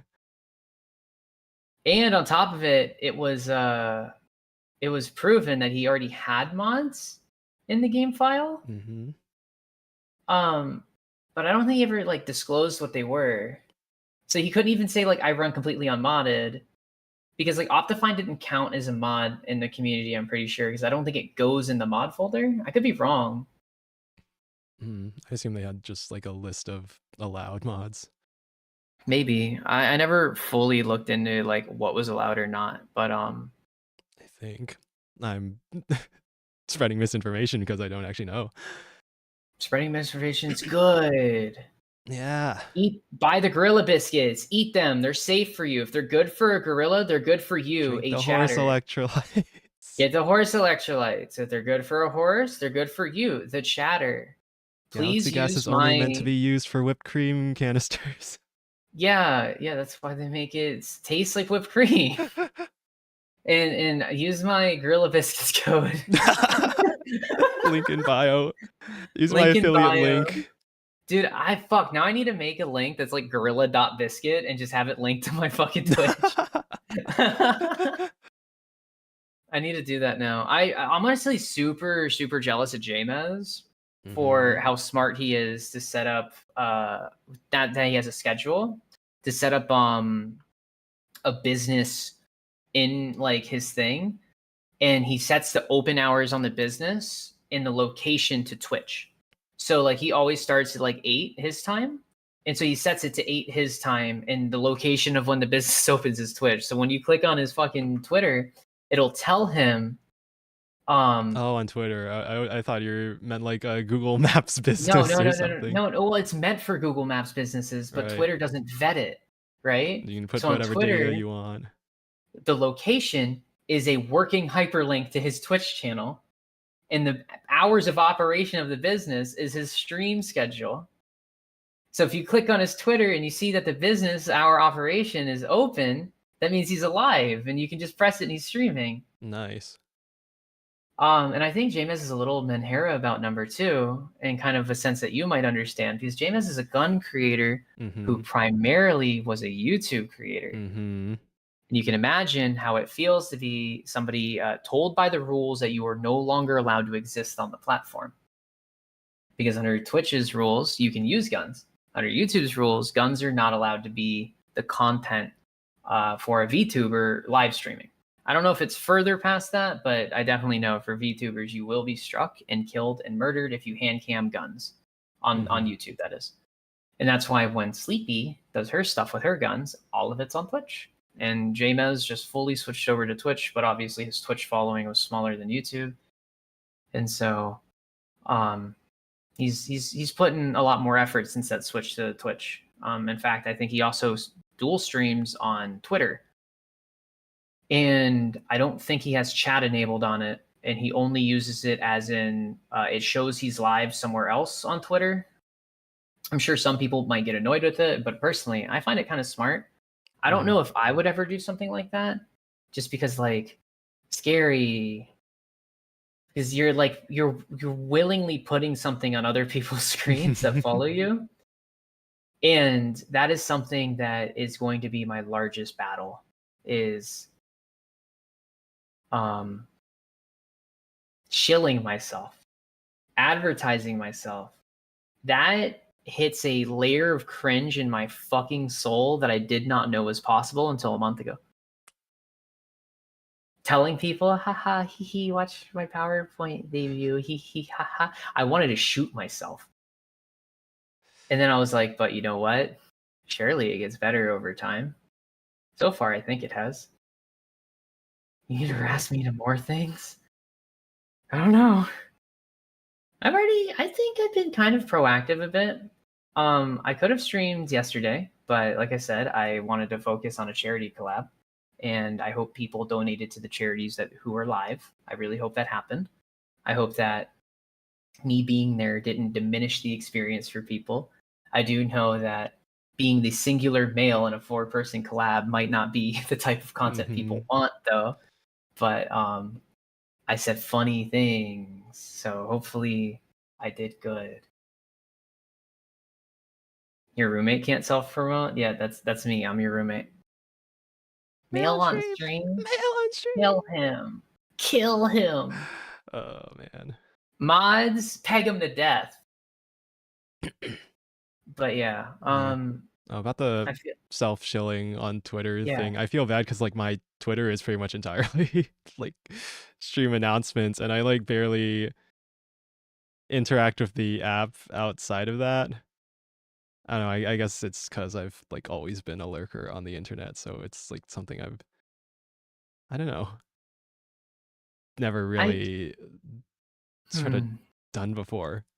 But like a stream announcement is like straightforward enough that like, okay, I'm going live, I'm doing the thing, teehee, and even if no one really cares, at least relative to, I don't know, my perception of it, I guess whoever's on Twitter and cares and is following might see it, and that's good, I guess.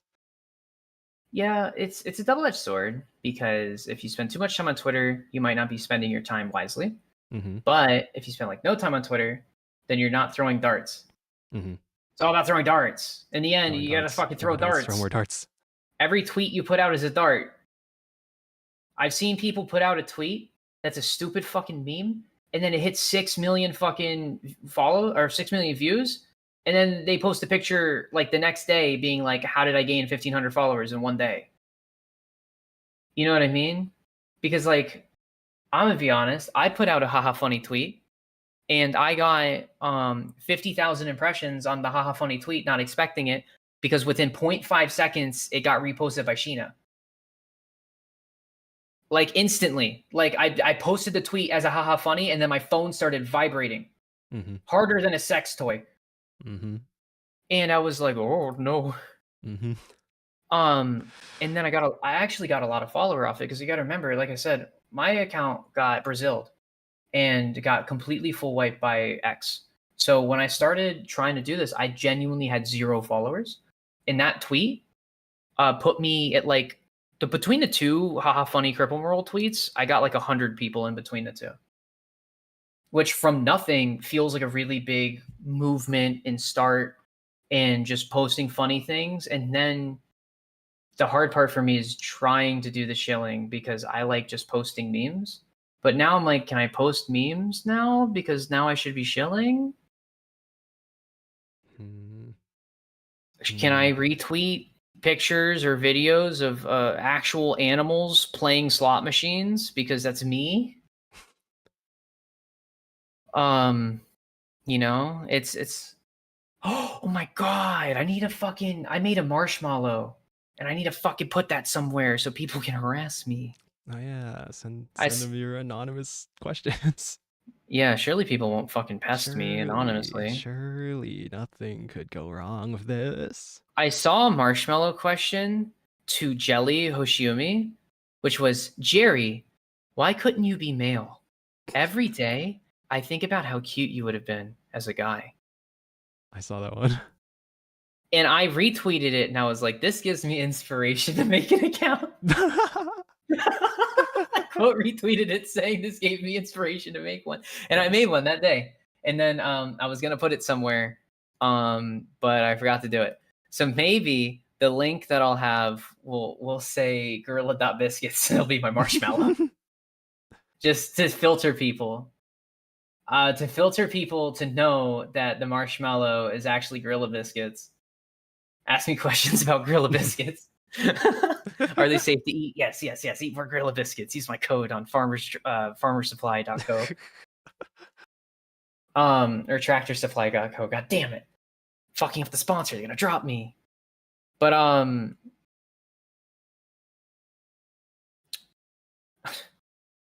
but yeah, so Yeah. God, sorry, I hit my For You and I saw a fucking video of Doja Cat doing her fucking concert, and people are mad because she's hot. Yeah. Well, I it's Twitter. love People are Doja. mad. People like Doja give me inspiration. One of the first times I've ever seen any of Doja's music videos was her doing a like kind of like an alt rock song, which is very much not her thing. Oh. And in the music video, she twerked out a car window, and I was like, "Yep, that's it. Yep. I like this lady." Okay. Because I mean, the confidence to do such a thing, right? It's admirable. Yeah. Yeah. Yeah. It is. And also, she just makes good music. Like even Yeah. stupid songs she make do number because she understands music well. Mm-hmm. And she's an insane internet troll as well. Mm-hmm. God, is she an insane? She used to show up to conservative only video chats to fuck with people. Like she's an OG troll. Yeah. Oh my god, that's hilarious. Yeah. And then she like got a lot of people were mad at her for wanting shorter hair. And then so what she did is she just shaved her head bald. And everyone on the internet fucking threw their collective shit, calling her so fucking ugly. And then she would just put on a wig and be hotter than any of them.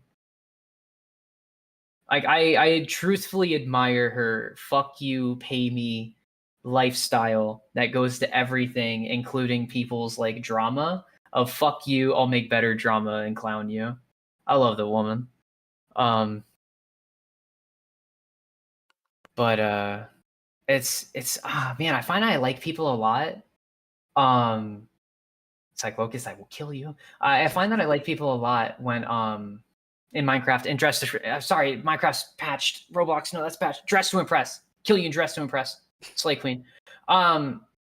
Which is one of the things where it's like if I find that I like someone's personality wise, it's really hard for me to care too much about their main content if I just really like their personality. But also it helps that I really like her music as well.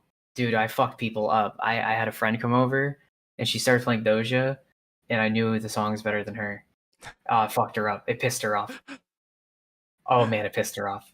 She kept playing random different songs from like fucking more like not known of albums, and I was like, yeah, bitch, I know this.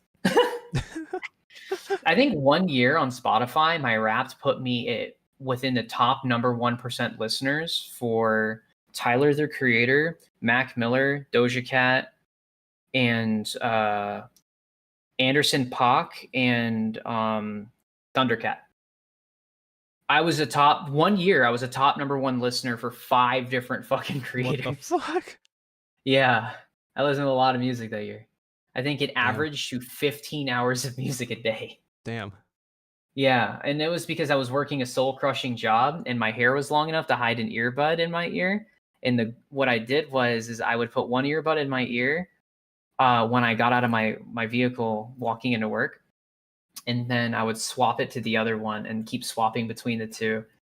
And then I'd get home and I'd play video games, and I would just turn on the app and have it on the back, and I'd fall asleep. And it was literally 1 year of what felt like no progress. And then I got the most beautiful Spotify Wrapped in my life.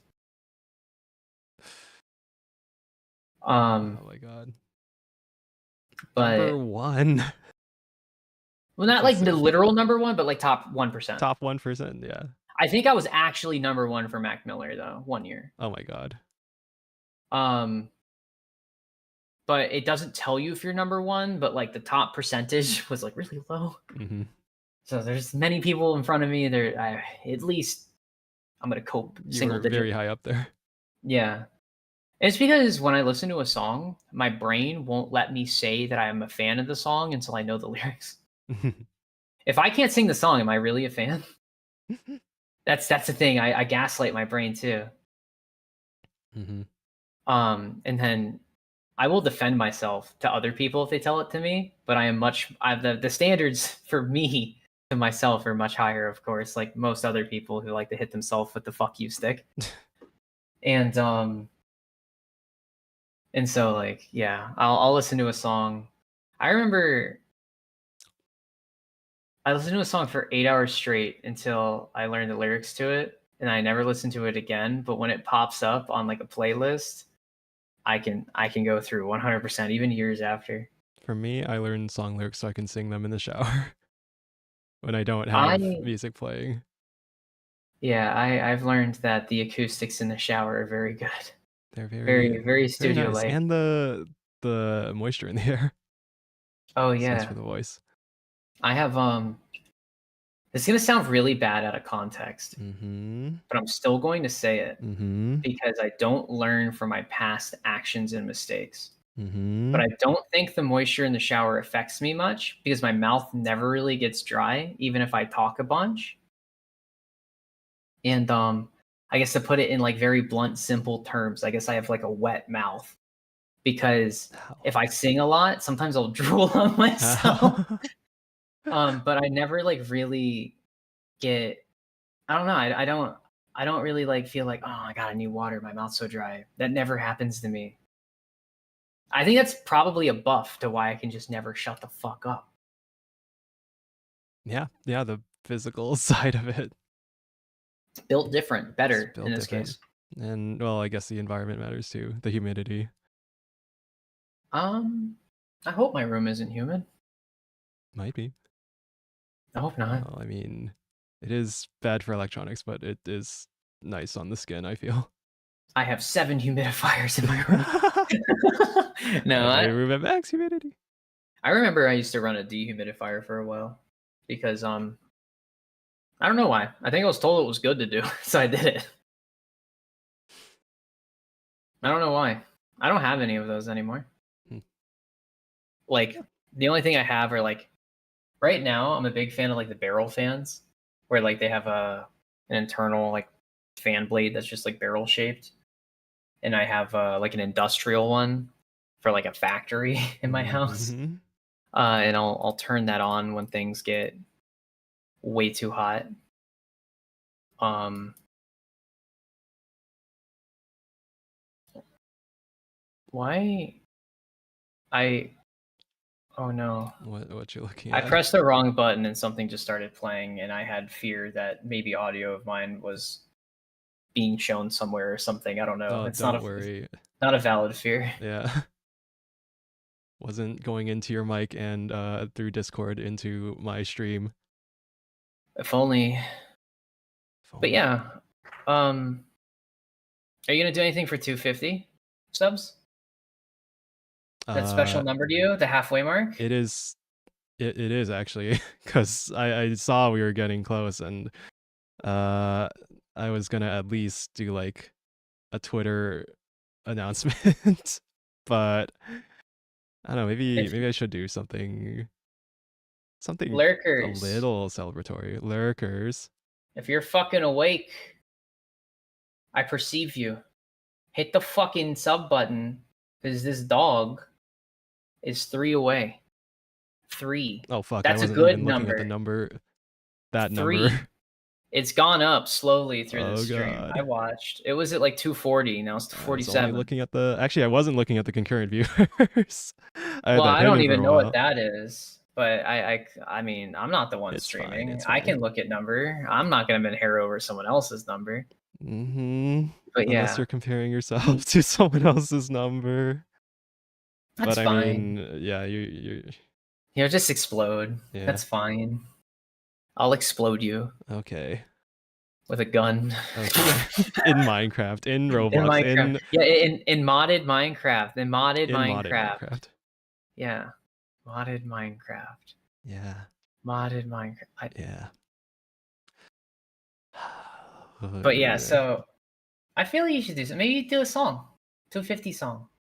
and you're like, you play a little ukulele, and you're like, "Thank you for the 250. The Thank opposite of you." the YouTuber apology song, Yeah, yeah, you but with play the like a ukulele. ukulele. Yeah. Thank you for the 250. I'm halfway till YouTube recognizes me as a person with real rights. Do, do, do. Doo-doo. Maybe that's it. Wait. That's it. The secret sauce. I found it for you. That'll be $100. Um, I'm just saying. You hit that 250 mark. You play a little ukulele song for everybody. Oh Fuck, shit! I He's got a suck. ukulele. I suck. It's been so Chad, he's long got since a I practiced. ukulele. He will play the fucking YouTuber apology song right now if you get him to 250. That's right. He will play it live, and he will talk about how he's sorry for grooming kids. No. Because that's what the song was about, right? Yeah. The It's toxic gossip train I'm or not going whatever, to but admit that I see. Here's the thing. This is a very real problem people have, by the way. Like the thing that she is talking about and the thing that she did is a very real problem. And I Mhm. think it's really fucked up that she blamed other people instead of saying, "Hey, I'm in my 30s, and mentally, because of how the internet is and how the world is, I perceive other people to be similar ages. And as a creator, I want to be perceived, and I don't have the ability to deny certain forms of social contact because the whole point people do creation is to be perceived, to have the social contact. And so if anyone says, "Oh, I stream for me and only me and I don't do it for other people," no, you're a bullshit fucking liar. You're coping. Fall down the stairs. Because anyone who hits a go live button is doing that to be seen and to be liked. Mhm. It is half to entertain people as much as it is to entertain yourself and be perceived and have the social interaction. And it's completely normal. It's completely fair. It's a fucking healthy thing to understand. And sometimes certain people don't have the button in their brain to say, I cannot do that with certain people. I can't give everyone equivalent attention.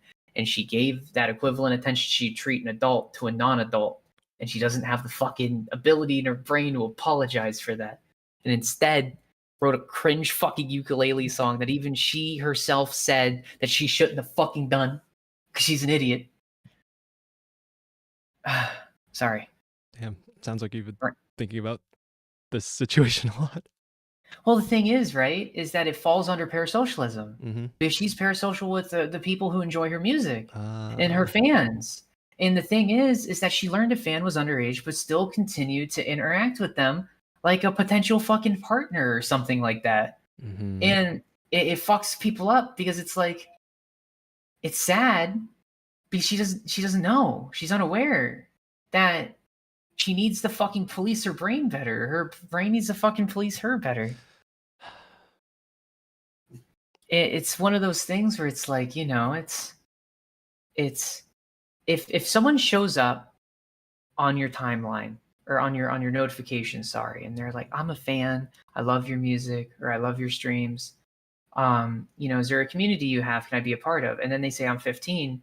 You have to say, hey man, I'm super glad you appreciate my stuff and I'm super glad that you like all my stuff and it gets you through the day, but my communities are meant for people who are adults.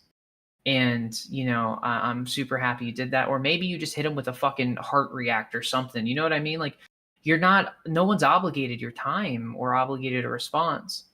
But I feel like some people can't stop themselves from giving that time and giving that response, and just, Hmm. I don't know. They dig themselves bad holes that I don't think they should. Like I think obviously when you put it in simplified terms, don't talk to kids like adults in a social and perhaps inappropriate manner. And it makes you feel really fucking dumb when it gets put in words like that. But sometimes it's what you need. Sometimes you need to be told that in a very specific way and feel dumb. Shaming is good.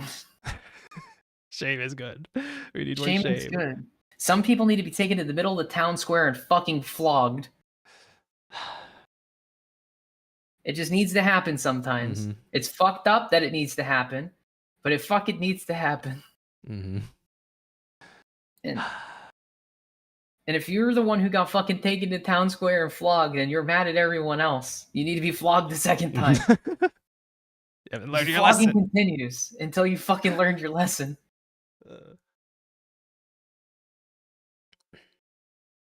To be fair, though, if you do ever get into a situation where you are being flogged, one would assume if that type of situation's happening, you are popular enough where you have your own internal friend group or people you can internally directly contact that you trust, who should be giving you some very real fucking advice.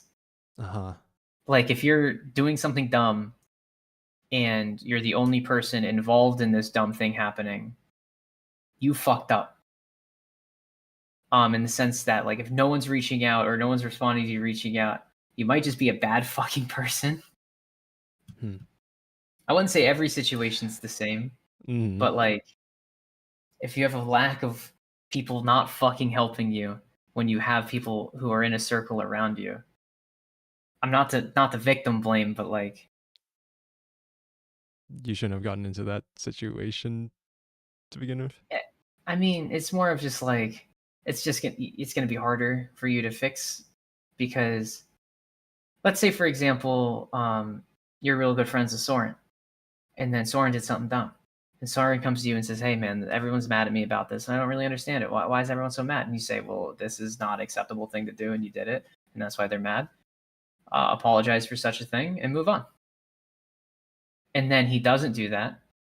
Then if he does it again, you're not going to be inclined to talk to them.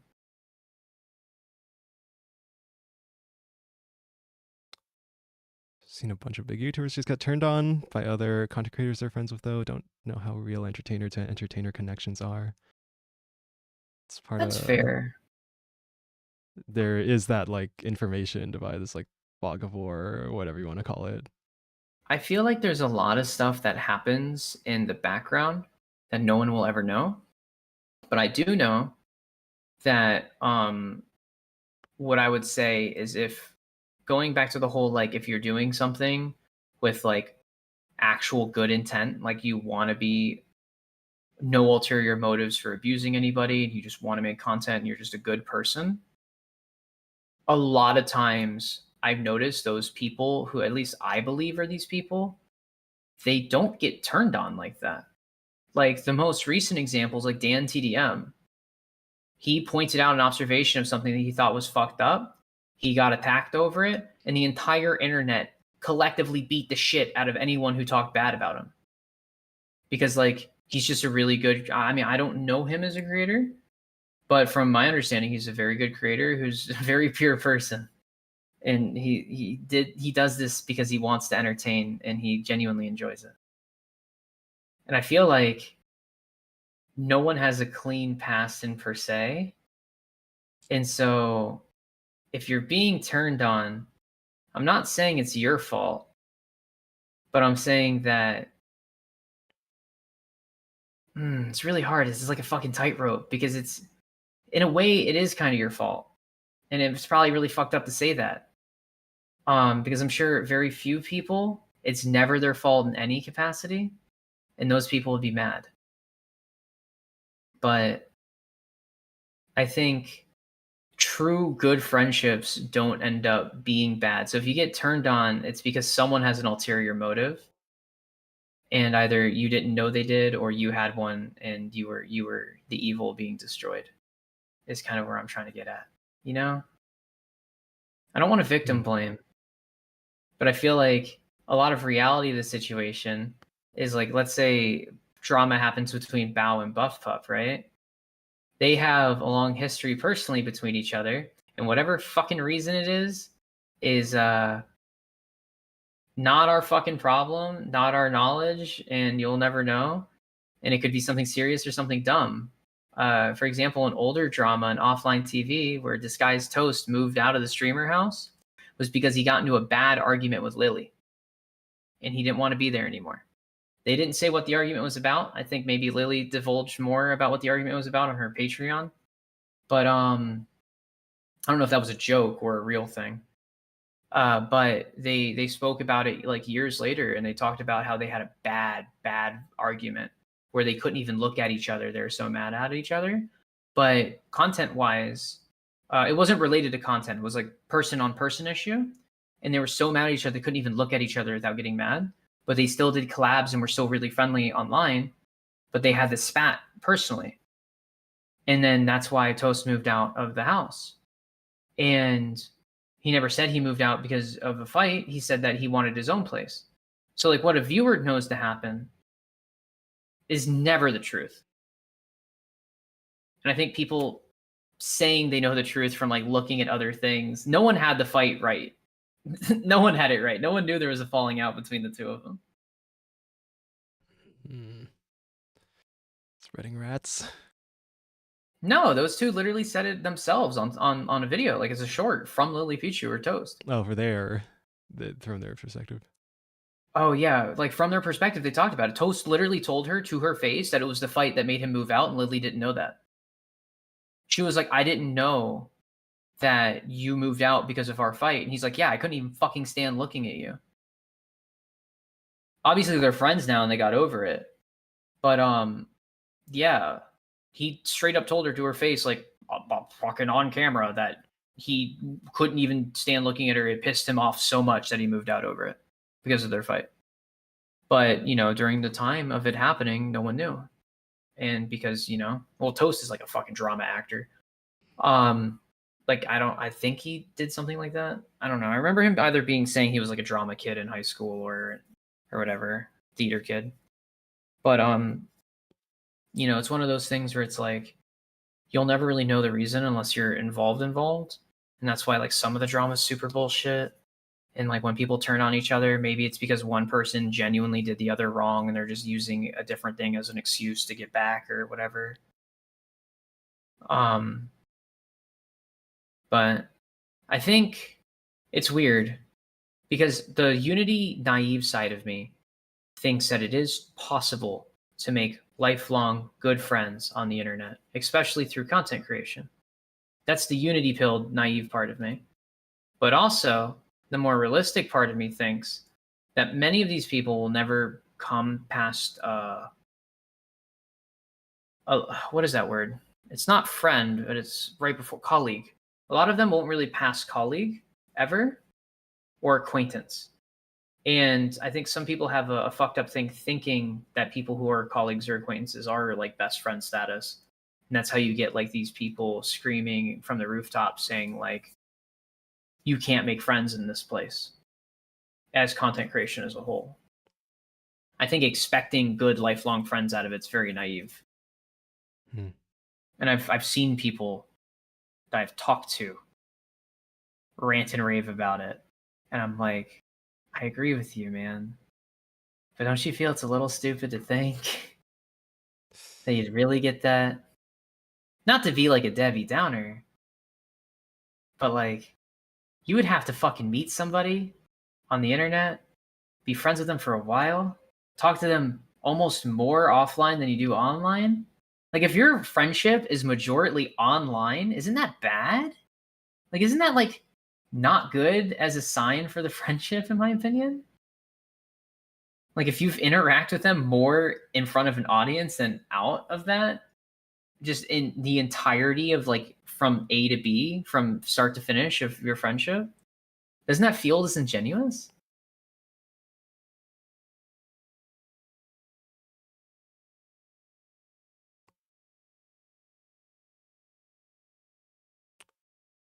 Do you mute? I'm still here. Oh, okay. It's a lot to think about.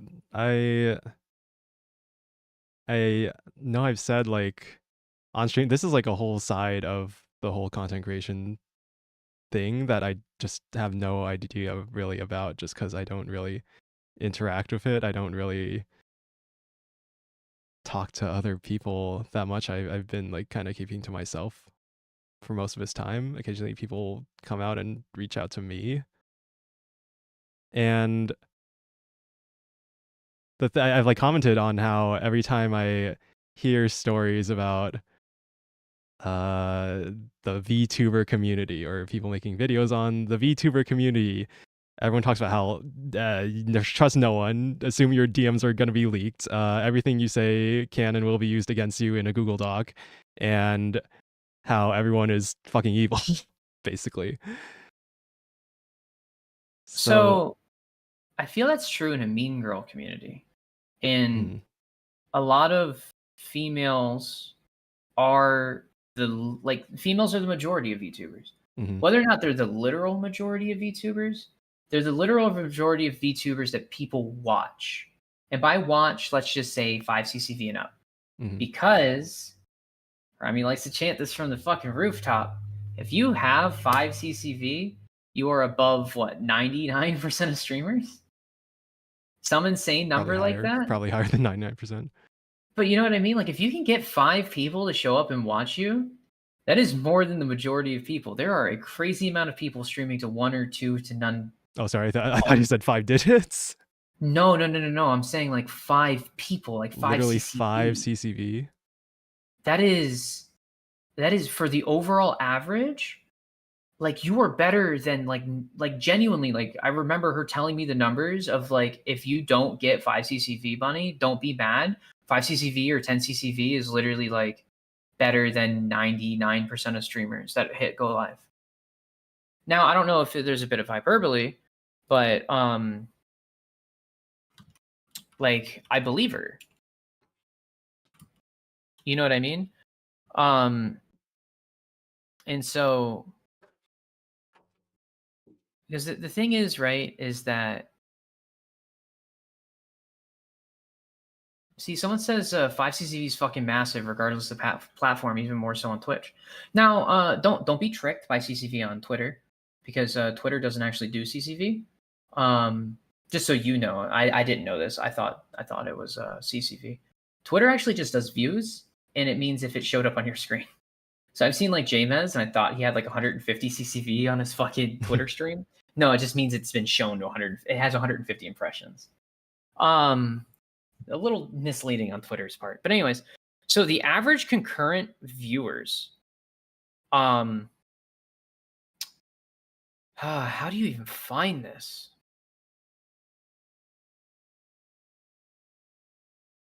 How do you even find this information? I'm sure someone can find it. But so the thing is like, a lot of people, I found it.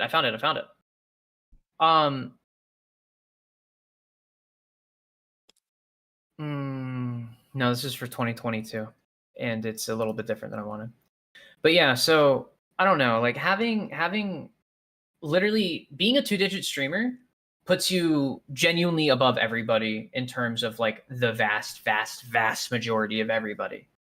That's why when I was like looking at the fucking people I was gonna be streaming with, I was in my head, because no fucking joke, man. Like, I looked at Rhea, and fucking Rhea does 80 to 100 fucking people on her CCV, and she's 1,000 followers, and then she fucking had her friend who was with her, who had 15,000 fucking followers, and she wasn't even live.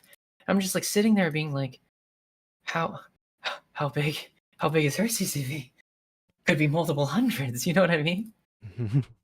And I'm just like, the chance of being perceived at that level scare me. And everyone wants to be perceived, right? But being perceived at that level, scary.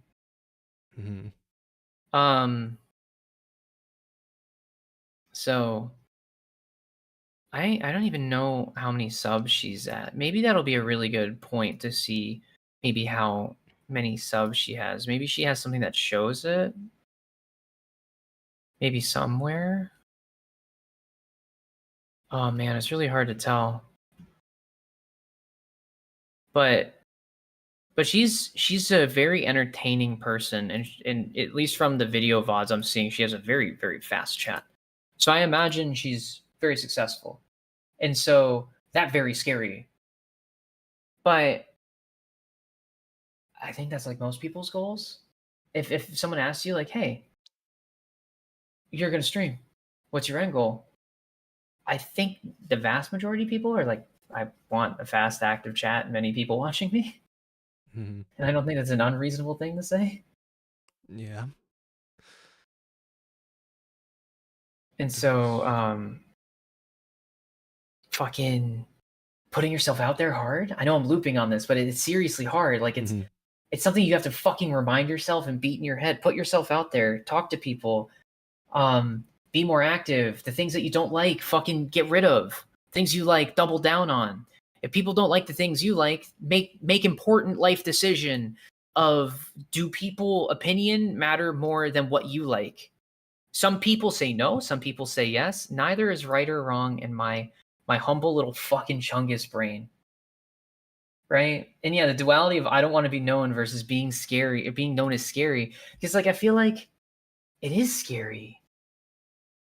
Because imagine you're in a room and you're playing a game and there's open doors and people just walk in and sit down in a seat.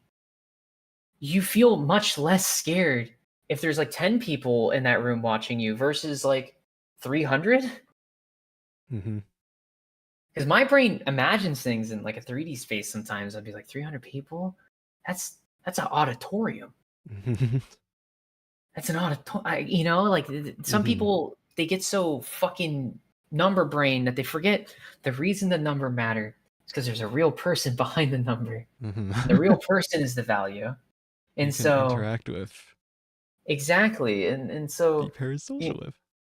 yeah, you can. And sometimes fucking get arrested for being too And parasocial. yeah.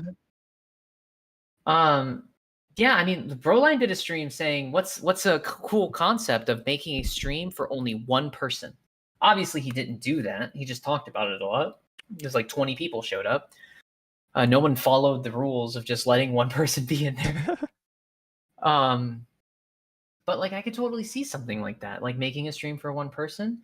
That is something that might go hard as a Ko-Fi commission. Not even gonna lie. Ko-Fi commission, I stream for you 2 hours. Only for you. The stream completely curated to only you. For each hour, $50. You know what I mean? Like, you know what I mean? Like you would get, because people pay over $100 for like lewd ASMRs, for like 10, 15 minutes. Mhm. And so, you know, if you're anywhere popular, a whole parasocial fucking market that's real. I think people don't tap into that. I think people scary to tap into that. Like for It's example, scary. people like Shoto do lewd ASMRs on their Patreon and stuff. I never like clicked on it and watched it, but I know he does that. Mhm. And he has no shame with it. In fact, I think at one point on stream he was like, if you're a game developer and you need a voice actor that's male, Shoto, the male, the guy, the ring leader, the guild ring leader, one of the biggest male VTubers. No, I'm not subbed to his Patreon. I'm actually subbed to 2 Patreons, and none of them are not safe for work. They are 2 battle map Patreons that I used to be subbed to when I was a DM and never unsubbed. And I still haven't downloaded any of the battle maps from since I've been last unsubbed. There's probably gonna be so many fucking files I have to download. It's gonna be insane. Whenever I start to DM again, if I do. But you know, like he does that, right? And that's like a side thing he does. And he's cool with it. Like he's killed the cringe in that. Dude, I would keep myself safe if I had to bear the amount of content he has like instantaneously, right? I think that's the same thing with being perceived too quickly. Like the amount of just stuff at once is scary, but I think if Mhm. you find like relative growth, and that relative growth is cool, it's like walking upstairs or going up a Mhm. ladder, You get used to and it. then It's yeah, and it's like not that scary until you you look down. acclimate. Huh. And I feel like if I go too hard on the shilling myself, A, I might be really cringe doing it and scare people. But B, if one of those darts land, I'm not just going up a ladder. I'm being forcibly dragged when my head hits every fucking rung. And that's scary. That's the scary part of sudden growth. That's why Yeah. everyone says that, there's a downside to getting too large too quickly. Yeah. Because you could balloon too. Like it's not just like like economic concepts and stuff, like you can balloon and pop the bubble with a community as well. Um, Hmm. and there's also like the really cool concept of like getting big enough to where your community self-sustains. I think I have two goals in life with streaming, that is. And the first goal is have consistent enough chat to where I don't need to carry. I like carrying. I don't mind it. But it'd be cool if I could choose when to. And the second goal would be get community that self-sustains itself. Which that is so far in the fucking future. Unbelievably far. Maybe never happen. Most likely will never happen. Ah, man, that just makes me fucking think though. What do you think about the concept of understanding something is that something is relatively unattainable? Are you team cope that it's a when, not an if, or team reality that it's better to think of it as an if?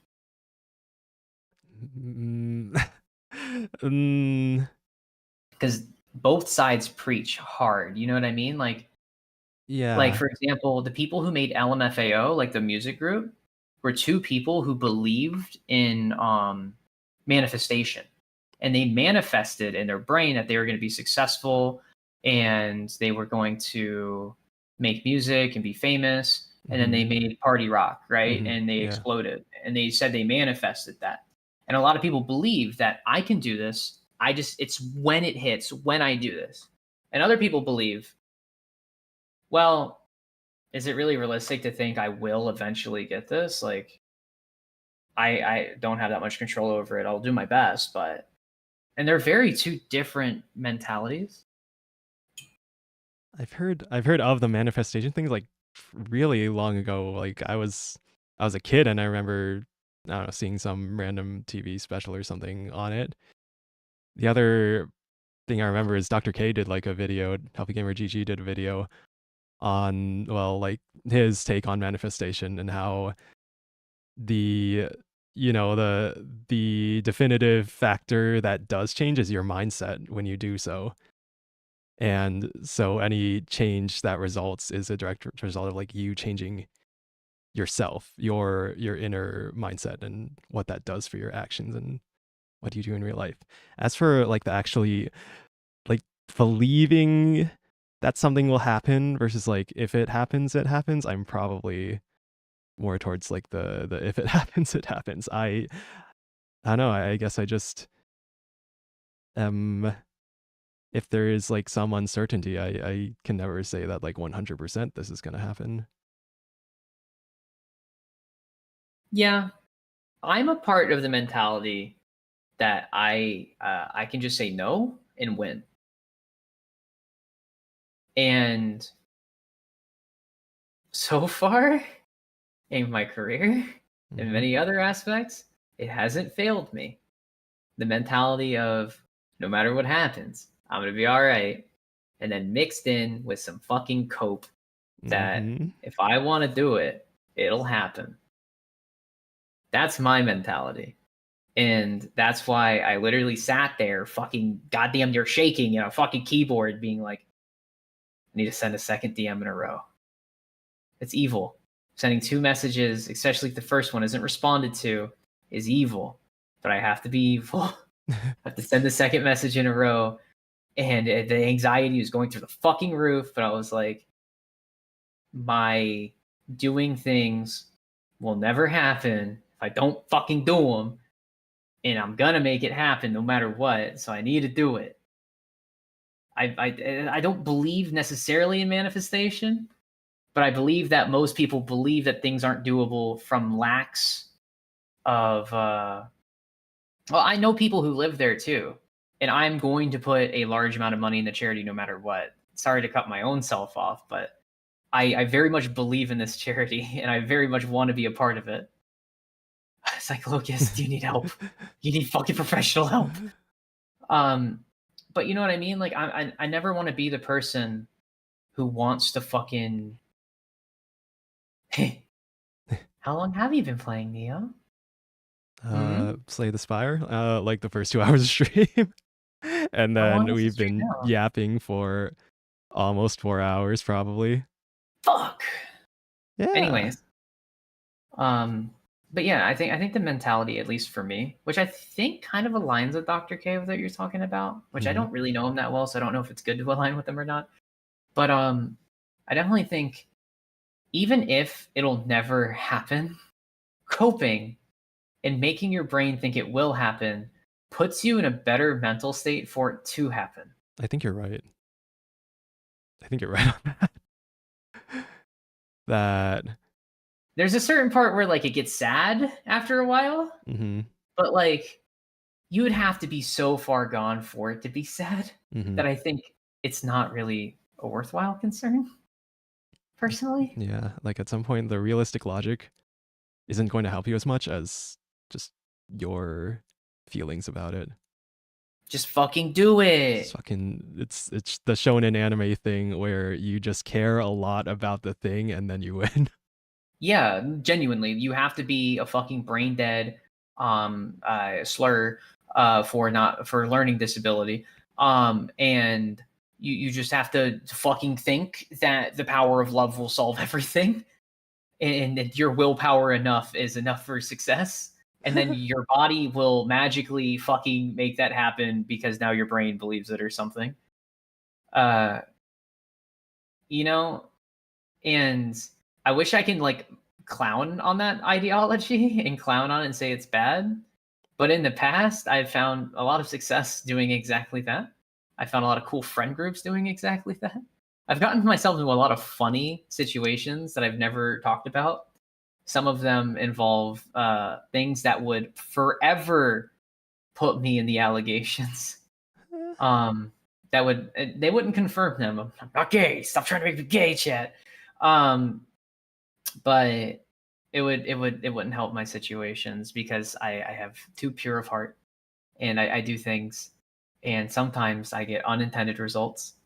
But I tried doing the thing. Like for example, I tried joining a fun rat community, and here I am talking to a fucking ice cream dog. Uh-huh. It's fucking 9:50 in the morning. Not that it's a bad thing, but I'm just saying, sometimes the intended outcome doesn't need to exist. You just need to know you'll win. I would win. I would simply win. Every time Rami tells me people don't watch males, I say I would win. So every time Rami tells me males are set as pests, I tell her I would win. I did a collab with 3 other females for quite a long time. I yapped. I said stupid fucking things. I made jokes. People laughed. Not once was I called a fucking pest. I won. I would win. You won. Fuck you. He did And it. I'll He continue to won. win. He's too And powerful. that's so powerful. They're all gonna graduate. It's gonna be him. But He I was the was the male on male stream. on He was stream. the No, male on unironic. stream. Yeah, I was the male on stream. The And male you know on what? stream, affectionate. I there's only one male on stream right now. What are you talking about? What are you talking about? What are you talking about? Let's see. Tee. What are you? Stupid? I fucking love how Gurus is stupid. What are you? Stupid? Stupid? Dude, I still fucking hate that one tweet I put out that got the one response I was hoping it wouldn't get. Which Oh, one? look. I fucking hit fucking refresh and I see milkers from a specific fish. Okay. Yeah, no, I put out a tweet that was like a picture of Mirko from My Hero in a fucking maid out or not maid, sorry, bride outfit, and she's like carrying the groom. And I jokingly quote retweeted it saying me and who, and I got the worst fucking most evil ass response. People assumed me to be Mirko. Fucked up. Oh man. Creeper. Oh man. But yeah,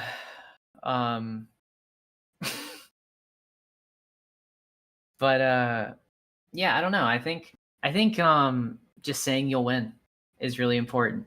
always saying you'll win. I need to find other people and beat them into saying they'll win. Everyone needs to fucking say, no, I'll win. Even if you don't win, you say you fucking win. Have you seen anime? Sometimes they fucking in 5 minutes just win, even though they've been losing for a year. It can happen to you too. You can be the anime shonen. You gotta believe. You do gotta believe. It's literally the power of believing. And also putting yourself out there. I need That's to watch the more other shonen part. anime. Oh, and that too. You Fuck. just need to put yourself out there. Fuck. You need to like, dude, I have brain worms still. God, Mhm. do I try to pretend I don't fucking have brain worms? I have brain worms because I'm a fucking creature that thinks all the fucking time. I just tell the brain worms that they won't win. You know? Oh, should you talk to this person? You are not enough of a person to talk to said person. Happens in my brain. But you know what? You got to tell them. You got to tell the worms they're dumb. You got to step on them and fucking kick them, and then you say, "I'll win." See, Luna knows they'd win too. I'm sure they'll fucking win. No, I'd win. No, I'd win. See, Got base. the power of God They'd fucking and win. anime on my side. Mr. Fucking Tide. Tide's gonna win too. You know what? And you know why I know? Because I clicked on fucking Tide's channel and he's got videos from League of Legends from fucking 7 years ago. He played Ascension. This motherfucker played an OG ass game mode on League. He would win. I believe. Nice. Bunny gave me the confidence to DM Joe Biden. What would you even DM him? Remember to take your meds? What would you tell him? What would he remember? Oh, hey, I Yeah, just saw those the are Doja public. Cat tweet. Hold on, those are yeah, they're fucking public. I'm gonna watch them now. I'm gonna watch this one called On Hit Tristana. That one popped off. Hold on, We're it's reacting. 25 seconds long. React streaming. Hell yeah! All right, should I show it on stream? Oh man, it's even. Oh, it reminds me of my old gameplay, Crunchy in old League of Legends. Holy shit, I love this. Fuck them up. Yeah, we could shoutcast this. You could play it. Wait, which one? It's called On Hit Tristana. It's 146. I see views. it. Yeah, let me pull up your stream really quick. Let me window capture. Right now, fucking. Oh, there's a capture audio. Wait. Yeah. Wait. Fuck. Brave You can do on it. hit thing. Window capture. Okay, how's the audio? All right, that was good. I hope. Oh, I'm not gonna see a live thing. I'm gonna be delayed off what you see. But yeah, he's playing Tristana, man. Look at his fucking build. I don't He's fucking play full League. on I hit. have no idea what's going on. He's Dude, killing the thing. He killed the guy. right-clicking him. No, he's fucking right-clicking Holy him. shit. And then he put a bomb. He jumped in, got the reset. He right-clicked him again. Holy fucking shit. Nice. He won. He He said won. I would win. He won. And he won. He won. Oh, that's all you gotta do. You just gotta say I don't fucking win, and then you fucking win. It's fucking simple. I actually don't know your build, but I know that you have a Ruinance Hurricane because I see the little fucking bolts flying off. Oh god damn it! Someone just told me to fuck. No, stop. I don't want to know. Someone just told me Fly and fucking Genji are a specific score. I don't want to know. Spoilers. Spoilers. Spoil Don't it. give me hope. If Genji gets fucking eliminated by Fly, I will post. No, I'm sorry, I can't say that. But I will do something. I already have a 24-hour stream planned. Don't you fucking speak, Cyclocus. I will get Janny powers just to fucking kill you. I need Fly to win this. Everyone fucking needs Fly to win this. What the Oh, fuck? hey Bunny, do you want Janny powers right now? Yeah, sure. I'll be your one and only Janny. Yeah, you're my one and only janitor. So I have before I have my DEI hire Janny. Oh god, I probably shouldn't say that. No, it's too funny. Before I had my DEI hire Janny, I had one other Janny, and she was a streamer and she had pretty good number, and she was one of the people who told me, you know, I should stream more. She became my Janny, and then she fucking graduated or retired. She went on hiatus. So I was afraid to give someone else fucking Janny because I was afraid that everyone who Janny curse. for me The would Janny fucking curse. hiatus. Yeah. Wait, do I have the sword? You should. Or the wrench? You should. Let's see. Oh, I have the wrench. He's a Janny now. All right, so hold on. You're now managing this. I can manage blocked words, change chat modes in live, remove and review chat messages, and put people in timeout. All right, Yep, hold on. congrats. You've been promoted All to right, here you Jenny. are, Cyclocus. I'm gonna do it for you, just because you wanted to be the first person banned. You've been timed out. You You did fuck it. for Oh my 10 God. seconds. Now, if someone gets banned, you can at least be the first timeout, I think. I'm a fucking Jenny.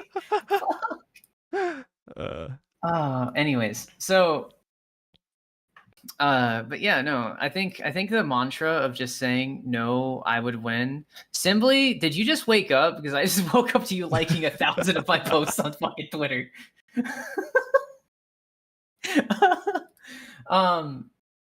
But did you just wake up? I feel like he Yeah, did. dude, we hit the It's him. morning crowd. Yeah, I feel like TP. Simply's one of the ESLs. Oh One of the man. AST ESLs, or maybe Mm-hmm. EST ESLs. Mm-hmm. Hmm. Hmm. Hmm. Hmm. If you're not ESL, you're ESL coded, and you'll never get out of that allegation. Anyways, Anyway. um, just drop a statement. Refuse to fucking elaborate. Move to the next topic. Sleeping is for the weak. In fact, the other day I stayed up 47 hours. When um, did I think I woke up like in 2 hours from now. I'm at nice. like 22 hours. Well, now you have to reset your schedule at this point. True. You are ESL. It's true. Marked. Noted. All right. Add Yeah. that to the Well, spreadsheet. I mean, I look at him and I say he's ESL. Hmm. I knew. Probably because I think you already said you were ESL, but it's funnier. It's funnier. I did an ocular pat down.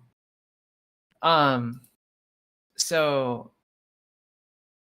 but So yeah. So the biggest thing is the saying "I'll win," and I think winning it has a lot of different answers. You know, like the what is winning. But I hmm think um you might be able to get free art if you just try. For Okay. example, you For can example.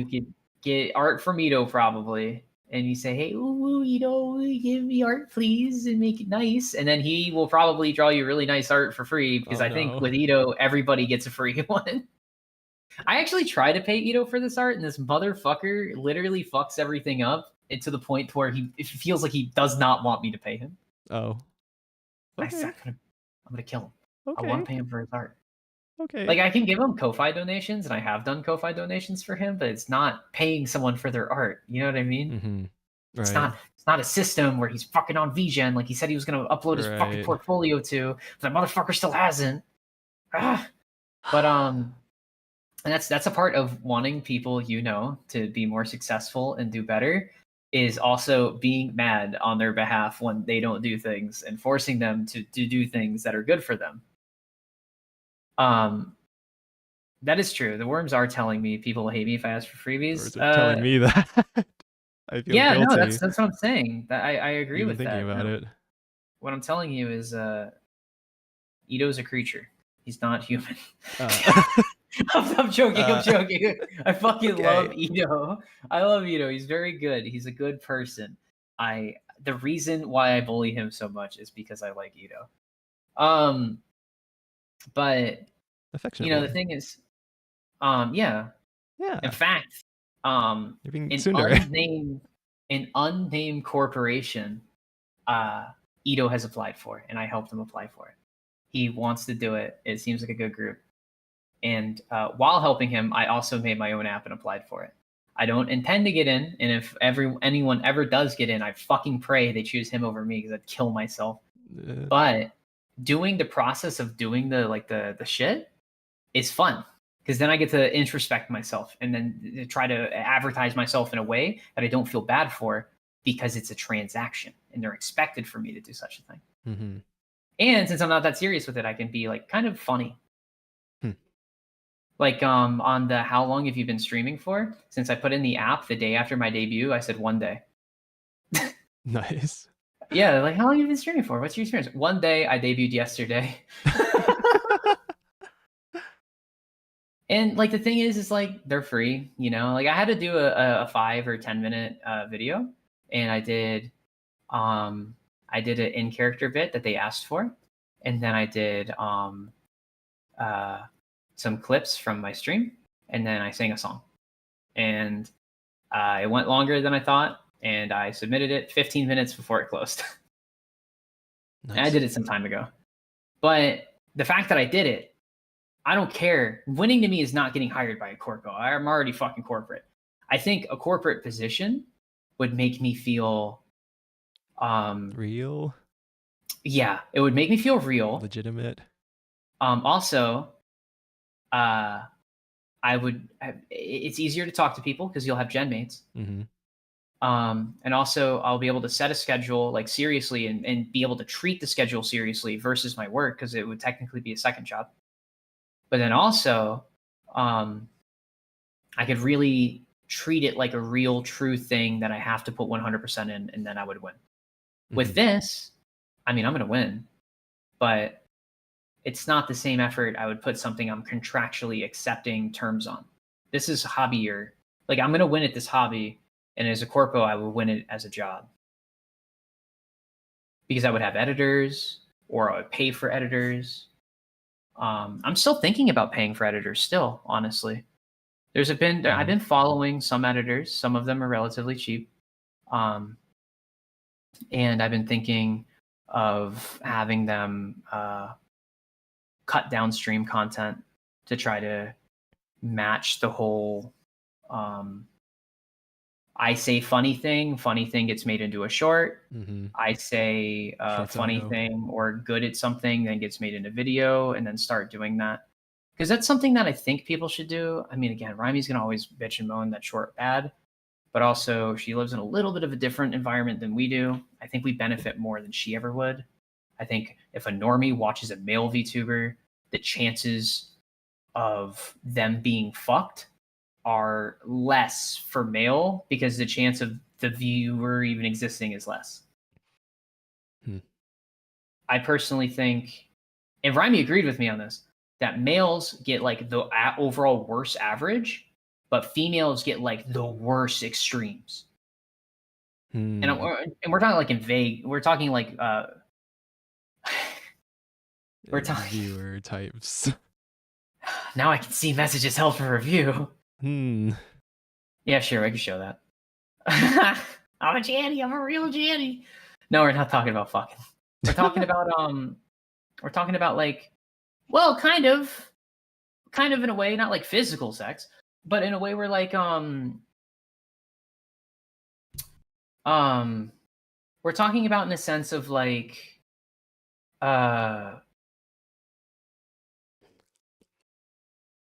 in terms of like the backstabbing that some communities do, or the Minhera that happens with creators. I think that it's obviously present with everybody. And also Remy mentioned the horny with some creators. The average seems to be skewed in the male, but the extremes are purely owned by female. Think horny. What is the extreme horny VTuber? Bao the Whale. I think she has 30 plus. Streamer or the audience or both? But yes. Yes. I mean, like, chat reflects streamer, streamer reflects chat, right? And Bao is medically horny. Like, she has a condition that she cannot stop. And it explains a lot of her clips. Her clips, yeah. Where she sees a fucking werewolf and she screams that she's ovulating. I love Bao's clips, though. But again, Loud is funny. If you don't think Loud is funny, you're fucking wrong. And I think Bao is funny, therefore Bao's Loud is funny. It could be performative. I think at a certain level, if you're doing something for such a long time, it eats at you if it's not real. Like, for example, if you were to talk in a really high-pitched voice that your body's not familiar with, or you try to talk in any voice that your body's not familiar with, Now try to make a fucking character of that voice you're not familiar with, that like you're not good at doing, and try to do that 8 hours a day. You're going to strain your voice. It's going to suck. You're going to want to die. Or if you're straight and you pretend to be gay every day, either you're just fucking psyoping yourself into being gay, or you're having a bad time and you're not enjoying it. And it's not something you do long term. You can't, I don't know. I feel like you can't fake things long term. And Bao is long term enough to where I just don't. There's no way she could be faking at this point. It's highly improbable that the stuff with her being like medically horny and how she acts and with all of her friends and stuff like that. I mean, it's the same across everybody, and it just, I don't know. I feel for me, it's probably real. Yeah, fake it till you make it's true as well. But also, I also have a mentality of like, if you fake something for so long, right? Let's say you fake something for like 5 years, right? You fake something for 5 years. The thing you faked has lasted longer than the Confederacy. Is it really fake at that point? Is that just a point of view now? You've been doing it for 5 years. It feels like at that point, that's just a character trait. So, I mean, the fake it part, it's weird to me. Because at what point is it no longer fake and it's you? Because, like, this isn't my normal speaking voice. I'll be completely fucking honest. I don't speak like this. Mm-hmm. If someone catches me, like, at work, do you think I'm talking to them like this? No. I like talking like this. I have a lot of issues with my normal speaking voice, and I don't like it. Oh, break the immersion. Oh no! My version. My immersion is broken. Oh no! But like the thing is, right, is like I don't you bark, fucker. I have a thing where like as a child, I actually almost died from bronchitis, straight up. I'm straight fucking honest with that. I've almost died from bronchitis. I have vocal cord damage. My normal speaking tone when I'm like speaking and I'm not actively altering my voice is very corpse husband-esque. And it fucks people up when they hear me speak in that voice. I'm not gonna do it. Fuck you. I don't like it. But damn. I'll send you a clip. Okay, later. thanks. Neo can hear it. Yeah, I sang agoraphobic once. I was off my phone. That's kind of blowing my mind. And so I don't know. Maybe I can find it somewhere. Where's my phone? Oh, my phone's on the charger. But my normal speaking voice is closer to corpse, and then my normal work voice is like an octave 2 up, and then my phone call voice is an octave 2 up, and then this is an octave 2 up. And I don't know if you noticed I was getting tired, but it was like dropping octaves a bit. Which is kind of normal, I guess, when you're tired, just in general. Mm-hmm. But yeah, no, I like this voice. Also, I find that this voice is something I genuinely like to hear as well. Like when people go, "Ooh, I hate my voice, I hate my voice, I hate my voice." And then I do this voice, and it's natural, it feels fine, I like it, and I don't hate it when I hear it. I actually hate it a little bit if it starts to slip into like a tone lower that I'm not a fan of.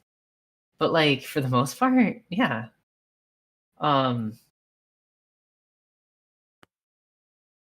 I like the David Hayter voice a lot. I think people who can do like a very, very accurate David Hayter, very good. Very good. Also people who do an accurate Rick Sanchez too.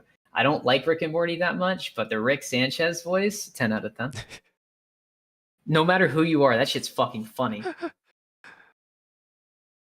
Also, in my brain, like the meme Walter voice, like the Walter, you can have your dick out, Walter. No, I don't want to have sex with you, Walter. Yeah, I fucking love that voice so much. But yeah, no, a lot of people hate their voice, how they sound, and I learned the cheat code is to not use your voice. Smile. Have multiple voices that you've practiced to the point of being perfectly natural and could use alternatively as your real natural voice. Yeah, no, I honestly, I don't know if it's really true for other people. I think I think some people probably just have that connection that it's like they could tell it's them. But yeah, no, I have a deeper voice, and it's funny because like before I almost died from bronchitis, people like when I was a wee lad on the little on the online internet fucking chats, people didn't know if I was a boy or a girl, and I know that's like pretty common with prepubescent boys, but like it went way longer than you would think. Then I almost died bronchitis, and then my voice tone was very hard to control for many years. It was like I don't know. Because like obviously when you start to raise certain parts of your mouth, you can like highly change your pitch. Mm. Yeah, there's a lot of funny different things that you can do that you like basically would not learn how to do naturally. Yeah, like for example, I put a voice clip of myself, which you can find immediately if you want. That one's really easy to find. It's in the flavor thing. It's probably in the fucking femboy allegations. Mm-hmm. It's probably somewhere. I don't know. Just have to scroll so fucking much. Jesus Christ, I hate saying that. But it links to a vocal recording where I'm doing Iron Mouse's voice, and people thought I was using a voice changer. They thought I was using a voice changer, but it was literally just audio of me laying on my couch on Snapchat, fucking messaging somebody. The real truthful video of it is me with socks on, and I was insulting them because they were telling me to take my socks off, and I was calling them a foot fiend. And so that's why the insult was them calling them a foot friend. But there's no video though. You don't get to see my feet. It's just the audio. I think I have a lot of audios that some friends have sent me from like when I would drive and I would just send people Snapchats while driving of me singing in the gremlin voice. But I don't know. I always wanted to be a voice actor growing up, but then like life crushed me and now I'm like corporate wagey. Yeah. Isn't that fun how that works? Just hate how my voice gets in recording. It's like, bro, that's not how I sound. Bruh. There's a lot that you can do to like change the tone of recording, and also, I mean, that is natural. That is like there's vibrations that you feel from within your freaking skull or your head or like everything that adjust like the tone of the voice that you hear coming like basically through your face versus the voice you hear in the recording. But there's also a lot you can edit. You can add like audio processing filters and stuff, compressor, EQ, different mic placement that affects the sound of the voice coming out. And if you want it to like sound better, you can even try and make it sound more like what you hear from within, but in the recorded voice in like your streaming mic. Like I've got what do I have? It's well, first noise removal, compressor, EQ, and then a de-esser. I think that's it right now. Where is it? What's it called? Equalizer APO configuration editor. Yeah, so noise suppression, compressor, de-esser, EQ, and then plus 12 decibels because it's quiet.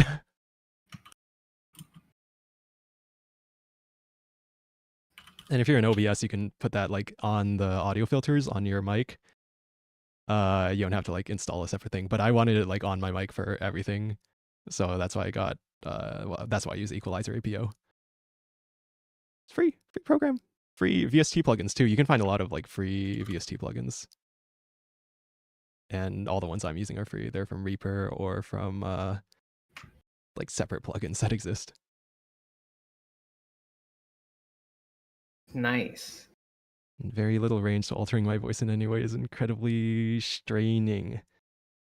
That is, well, I feel like there's two sides to it. There's like your actual like muscular development in being able to move the parts of like muscle in the mouth that control the voice, and then your skill in like being able to move it the way that you want to move it. So good, but also like you need to sort of develop that skill by fucking around with it for a while, and don't go too hard so you don't like injure yourself or anything. But I think it's possible for most people.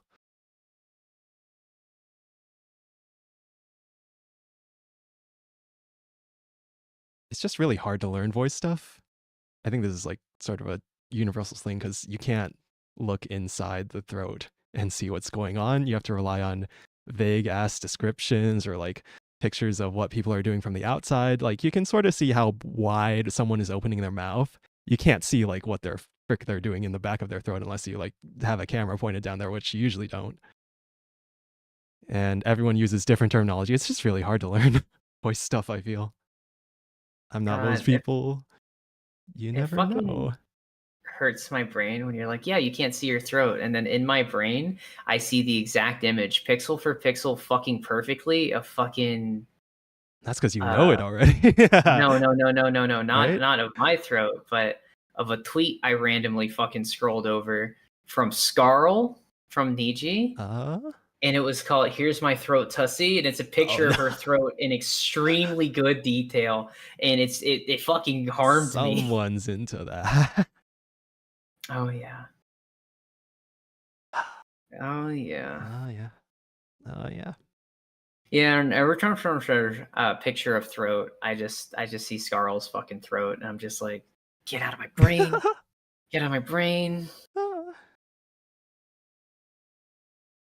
My medical footage that hopefully YouTube doesn't start flagging as sexual content, sexually gratifying content. I was talking earlier about was it Armchair Expert did a stream about ASMR VTubers getting taken down for like sexually gratifying content, and how his theories, like the commonalities between them, they're probably using like an AI algorithm. It's probably recognizing there's some sexual language, and then there's like heavy breathing, and it might be peaking the mic, like right next to the mic usually, and then wet mouth sounds. So don't do that if you don't want to get banned.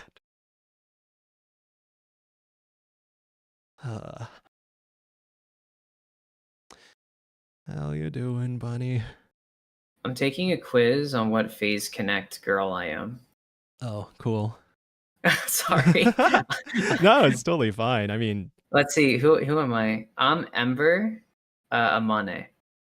I don't know who she is. I've only seen her once because of the fighting game glyph. Nice.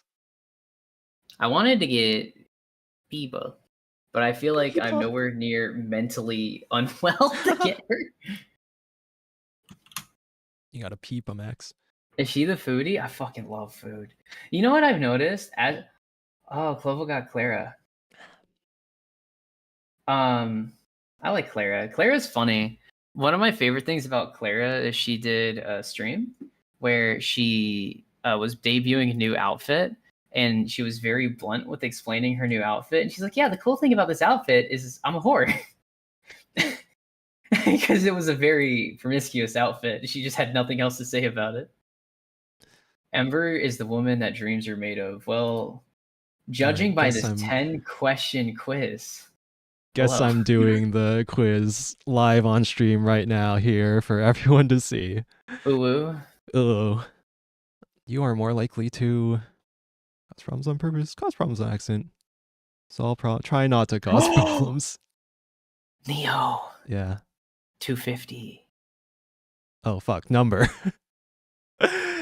No, I have to post a celebration tweet and then potentially come up with some celebration something. Little did you know that this was a ZATSUDAN until you hit 250. So now this was actually an endurance stream. Wait, I can just rename the stream retroactively. Yeah. Endurance to 250 subs. Wow, I can't believe we reached the goal. Wow. We saved it. Do you like most about VTubers? Hags say so, mental illness, cute and funny. Cute and funny is an evil answer. Definitely is. But I like all of these. Mental illness. Favorite kinds of streams. Music karaoke, gaming, let's plays, ZATSUDAN. See, I'm like torn between gaming and ZATSUDAN. I think the ideal is like a mix of gaming and ZATSUDAN, but I think ZATSUDAN takes priority in my mind. I still find it funny that the whole English VTuber community even uses the word ZATSUDAN when we can just say chatting. ZATSUDAN. It's Japanese. All right. ZATSUDAN. Kudere, not kudere. Tsundere, not really. Dandere. What the What's fuck is a dandere? dandere? I've heard it before. Is it just a It's dere one of whose name's the- Dan? One of the boring ones, I think. Hold on. I know what kudere Dandere. is. Yeah, kudere is the extra boring one. Yeah. Dandere. Love me some boring. Silent, expressionless most of the time, but will suddenly become cute, talkative, and dere when they're alone with a love interest. I think my actual answer would probably be dere. So if they don't have anything else, I guess I'll pick Dandere. I'm not even sure I like that character trope though. I don't know. If we're talking about like just the character trope itself and not like having to actually think about dealing with the person in real life.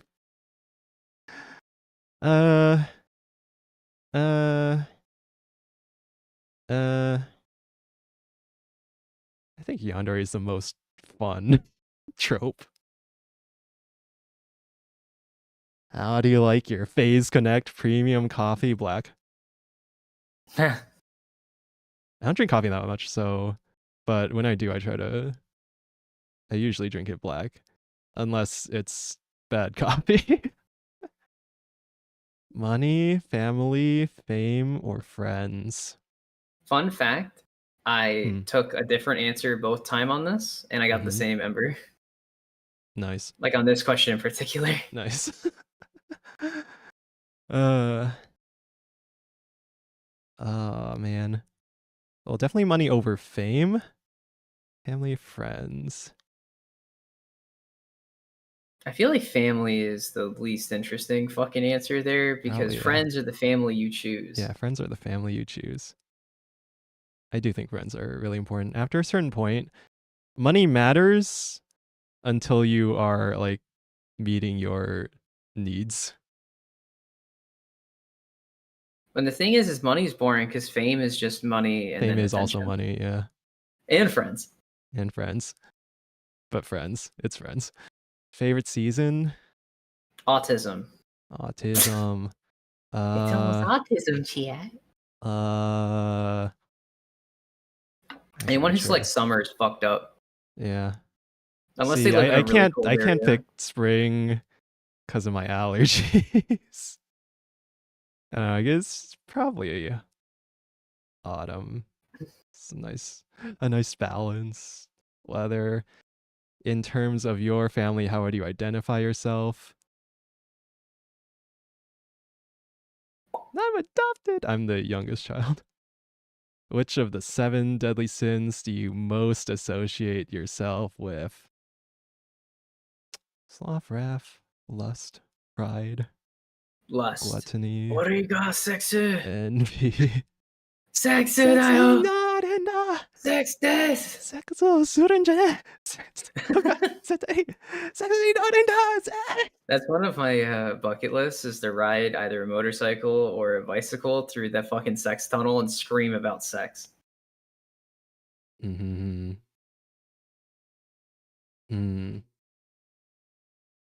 Is it sloth? Might be sloth. Wow. I'm between sloth, gluttony, maybe greed. Wrath when you play League of Legends. I don't play League.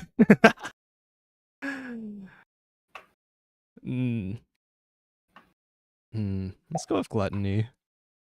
That one's a fun one. Color. Red, blue, purple, orange, pink. Purple's kind of nice.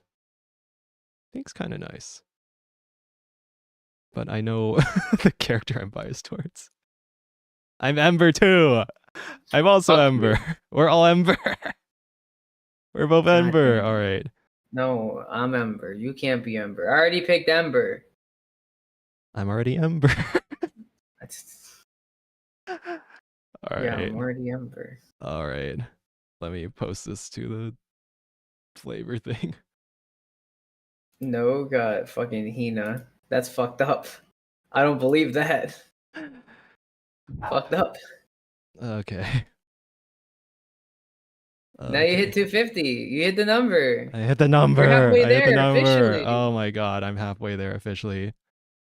This is so crazy. Oh my god, thank you Denver is everyone the for normie supporting y'all. result. I will disembowel you. What's wrong with that? Don't play League yet. Summer because I hate cold hands. Oh my god. When I have my chat like not focused, I think it stops updating. It might be my browser Right. settings. Pippa and Lumi with hints of jelly. Somebody got Leah's mom. On the Green result. Mama? Yeah. That's a possible fucking answer. Nice. Nice. Who is Pico? Is Pico a JP? Pico. Wait. Pico You can who? get NASA? It's a character named Pico Graham. I guess Oh, she's she a JP? yeah. She has to be a JP because I don't know her. The only JP There's I a few know JPs I don't know. is Uta Utane Nasa. NASA, Tenma, NASA Q. Michiru, Iori. Tenma's EN. Oh right. Yeah, Tenma's EN. Fucked up, right? Fucked up. I really like NASA a lot. Wait, you can get Sakana as a result. Cute.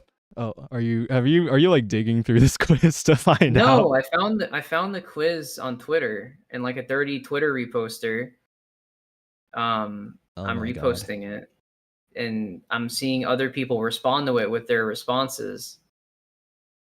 Nice. And I really like how on the Sakana result that someone like screen capped, they have an ad in the screen cap and it says, "Am I autistic?" test. Wow.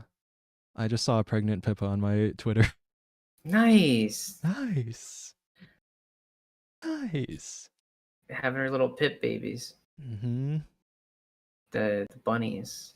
The bunnies breeding like. I have a picture of Pippa with a milkman outfit, and someone's fucking roasting her, saying she looks like Fire Marshal Bill.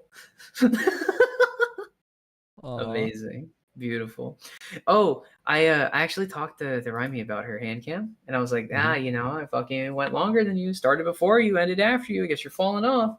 And she's like, I'll let you know, to do the hand cam, I had to like shrimp to fucking paint in a way that wouldn't put my face in the fucking camera. And I was like, were you shrimping the whole time? She's like, pretty much. I was like, never mind. You would still win. That's that's powerful. Oh, that's my God. Also technically EN because she's Gen 1. Oh my god.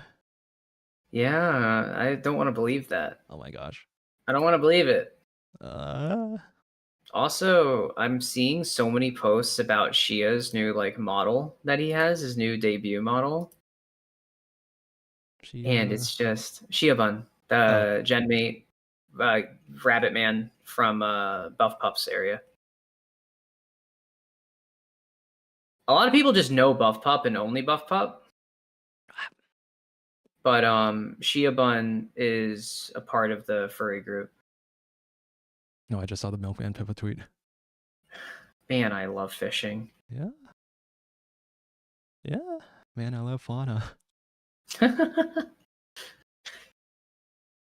Yeah, I saw a picture that was Rose, Eye Candy, Shia, and Buff all together fishing on the funny web fishing game. And that's why I was like, man, I need to figure out who the fuck made this game. And then one of the girls in the V recovery is like, hey, anyone join VC? I'm going to be streaming a fishing game. And I was like, this must be the fucking game. And I joined in and I was like, this is the game. Tell me the name now. And it's web fishing, and it was $4.99. The best $4.99 I've ever fucking spent. Nice. Such a good game for $4.99. It's made by a furry who's aware of the VTuber community. Nice. Yeah, there's a lot of good stuff in there.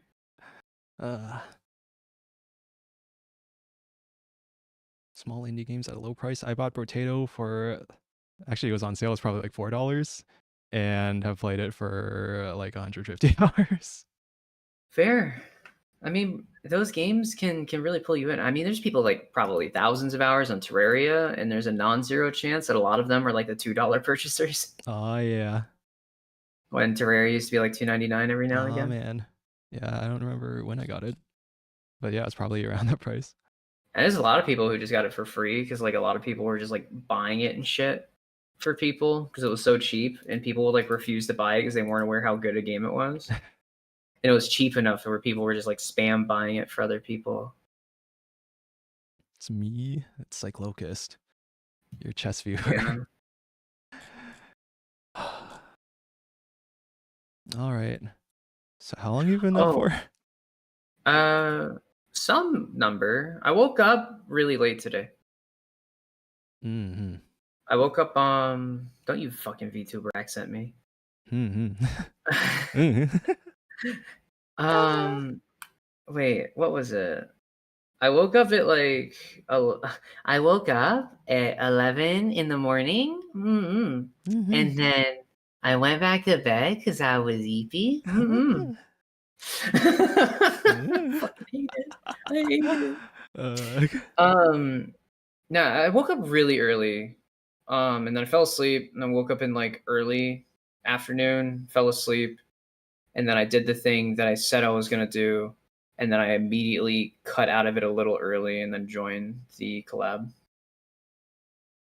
So effectively, I've been awake probably since 5 p.m. So for me, I was already on the schedule to like reset my schedule. Mm-hmm. So it is what it is. Mm-hmm. Yeah. You I probably aren't like as well set up. yeah. Either that or I just fall asleep now and then become nocturnal for a few days. No, stay up until you fucking die. Do that. Stay up till you die, because you're gonna. Well, here's the more thing. than the per attempts. Here's the thing.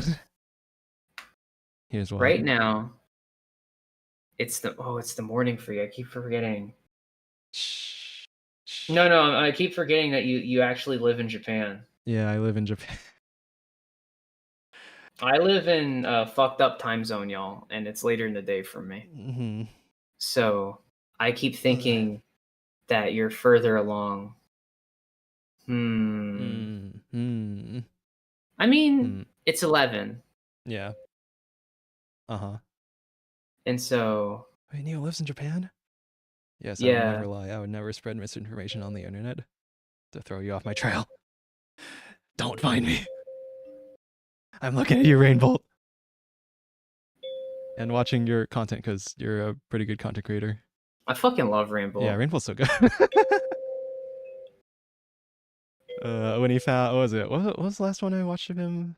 It was the Chef Boyardee commercial with the rolling can of pasta, and he found like he the figured out where it neighborhood in around LA. My favorite ones were the ones where it's like, hey, you, stop scrolling. Have you ever talked to a girl? No. And then he immediately like clicks on a fucking thing, and it's like really hard fucking click. I love how much bass is in the click, and it's like a 0.2 second guess. He's like, nice. Mm-hmm. I South love African dirt. Oh yeah. Did you see the one where 20 GeoGuessr pros go Hawaii on Idaho? Yeah. Yeah. Yep. And then he did one where it's like doing Hawaii versus Idaho until I mess up, and he went for like 5 minutes. Yeah. Thought Neo lived in Venezuela. He was actually Min and Miliardo's house dog.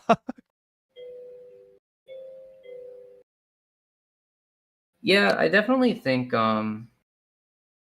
Rainbolt is an amazing content creator. He confuses me though, because Rainbolt's main channel's dead, and his secondary channel is alive. Rainbolt 2 stuff. He does stuff. Yeah, it's fucked up. Fucked up. He even like hosted the fucking GeoGuessr World Championship of Rainbolt 2. He did? Yeah. Also, one of the funniest things is like in the final rounds of the World Championship for GeoGuessr, I watched it. It was so gripping. There's a thing where they have like a guest in Mexico, and there's like a donkey on the road, and they're like super high tension. And as they get in, before the players get in, he's like, all right, looks like we're guessing in Mexico, and that's a weird looking dog. or was something funny. like that. It had me fucking rolling. Like, I don't even know if he said where they were guessing. All he said is, "We're on a road, and that's a weird looking dog." I don't even know if it was a fucking donkey. I think it was a donkey. But the GeoGuessr World Championship, Kino, 9 out of 10, amazing. I don't think I It's like, saw this one, Mhm. the latest one. Yeah, so the newest one, imagine the fun and amazingness in stories of League of Legends Championship, Mhm. but not League of But not Legends. League. Wow. It's I like can League of actually Legends enjoy it. Worlds, except GeoGuessr. Here's my job tonight. Any suggestions? I don't know. What's in your fridge? Or Well, are if you you're gonna going out go to out? buy stuff, Gonna go to McDonald's or something?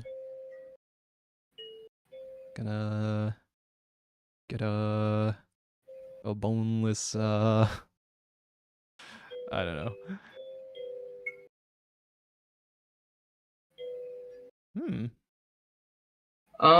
Chicken salad. I'd hope your chicken salad was boneless. I'd be fucking mad if I had a bone in my chicken salad. You gotta bite the meat Wait, off hold the on. bone. Do you mean like chicken salad or like chicken salad? Oh no, like a salad with chicken breast Okay, and okay. I was thinking like chicken salad, as in like chicken the salad sandwich. yeah, like Yeah. the thing that goes in the sandwich. And I was like, imagine a bone being in there. I'd be fucking mad. Boneless pizza. Yeah, cook a boneless pizza if you got the right equipment. Can I get a boneless pizza, sir? There's no bones in the pizza. I fucking would hope not. Can I please get a boneless pizza?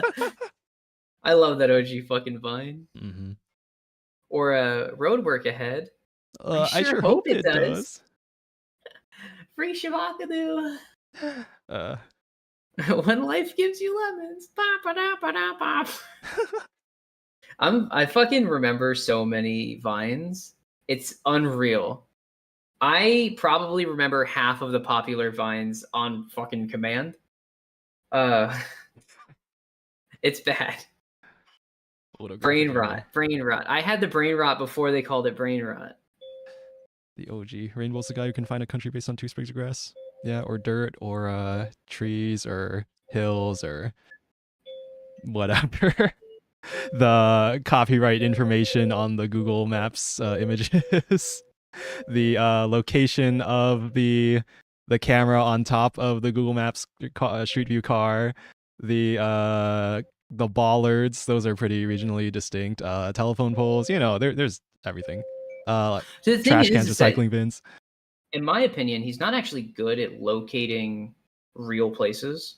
And that might sound like a hot take, right? And I'm not saying it that it's like that he's not incredibly skilled. You're saying The that thing GeoGuessr that is a different is skill? that it's a memory game. Mm-hmm. He remembers places based off gens of the footage. And so it's not like, oh, this is Finland because of, or actually, you know what? The best example most recently is he knows where a specific spot in the United States is because of a specific filter in the clouds. Or he knows a specific spot in like Africa because it's like the only gen that has this color car. Like he is very meta based when it comes to like when he's even shoutcasting like GeoGuessr pros and stuff. He's like, they should know where this is because the wing mirrors show in this gen. Or, like obviously there's some where there's literally no telling in the gen and it's just knowledge. But I would argue GeoGuessr is a game of like knowing what areas even have coverage, what gens of coverage they have, and like unique things that certain gens of coverage have, and then it's knowledge of the actual places. Yeah, but it's still super impressive. A lot of information there. Yeah, it is. It's really cool. It's like, this is Nigeria because of the car. Damn, you don't even fucking need to know where. Just drop it somewhere in Nigeria. That's why he's so fast. He'll notice one small tip that tells him where it is, and that's when you get like the 0.1 second fucking smack it really hard. Nice. Not to mention he just plays so many games. Remember about throwing darts? Yeah. He throws a lot of darts. He throws darts on the map. He throws darts on the map, and he plays so many games that he's bound to have some fucking insane 24K game. 0.1 second, nice. Nice. They should You hire him ever to speaking guide to a girl? Nice. fire No, missiles wait. from drones. Yeah, I Real mean, time. if they had like a fucking picture of an insurgent camp and needed to know where it was, I'm sure he can get it hit. Oh no, we don't know where this Hellfire missile is. Can you help us find it? From the camera footage of the missile. The missile knows where it's going, because it knows where it's not.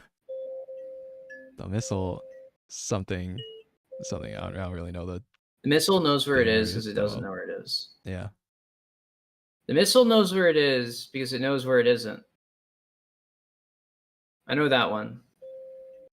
That's about all of it that I know. Thanks for the Minecraft sounds. Oh, do you have like noise reduction on your Discord mic? Can you like turn that off so we can hear the kalimba better? Oh, I didn't even realize it was picking it up. I was just It was, yeah. fidgeting. I think I have it on. I wonder how bad it will be if I turn it off. Let's find out. Immediately doxed from the mains hum of the audio. Yeah, my dog screams my name. Something like that. Chase! Can you play Ocean Man? Ocean Man, won't you take me by the hand? That's all you Take me get. to the land. Let you understand. Where is it at? Oh no, I'm gonna turn noise suppression to none. This is evil. Oh yeah. I feel like I'm gonna like fucking sneeze. Yep, and I can hear the tasty noise in the background. Well, I don't want you to hear it. Okay. I don't have any fans on either. Yeah, it's Alright, probably let like me from set it up. the mic, your computer fan, or well, anything. Dude, I use a fucking almost 15-year-old USB mic. Yeah. Alright. We're gonna I guess I'm just gonna play it. Some streamed hams. Oh, it's getting cut off because of your noise floor or your noise limit. Yeah? Do I have to like gate it open more? Yeah, and like the user settings, voice and video. Let me see what it normally does on the gate. Alright, so maybe if I do getting dangerously close to me just being open mic. Tee.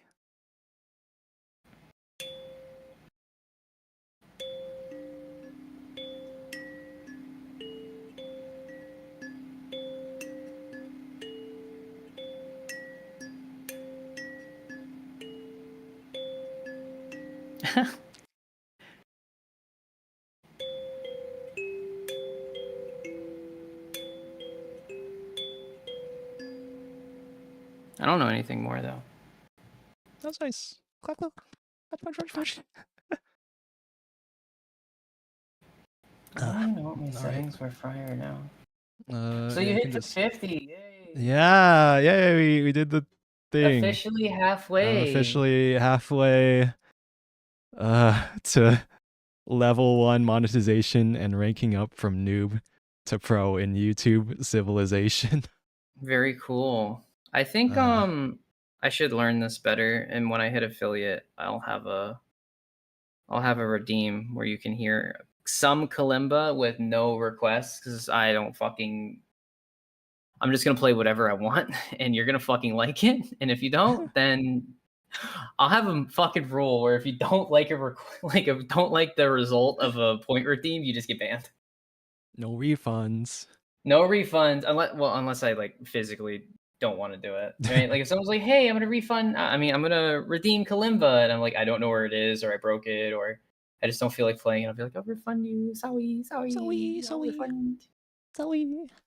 But yeah, I don't know any good kalimba songs. I just know Minecraft song. Yeah, no, that's good. I need a. It's iconic. Well, we love Minecraft. We love yearn Minecraft. for the mines. Children do yearn for hard labor. Because they don't know any better. Children make good canaries for the mine. Fucked up.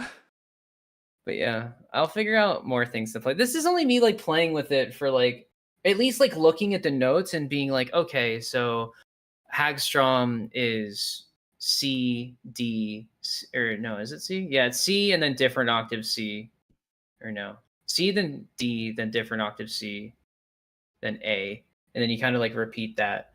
And I was like, okay, get it to the note, and then 15 minutes had passed, and I played a little bit more, and I was like, progress not happening immediately. Don't know song perfectly. Hey, because learning hard. But yeah, then I've been fucking around with it a little bit. Honestly, it's a really simple instrument. It's just annoying because I have to like hold it. It's bigger than I thought. And so I have to like hold it in a way that feels comfortable, and then also like get the good pings. Like you don't want ugly pings. You want the good, you know? Good sound. But you want the good pings. And if you get the ugly pings, then you're mad. Chop suey? Chop suey on kalimba?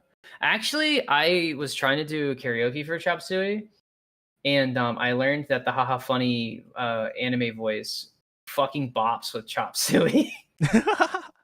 Oh yeah. Oh yeah.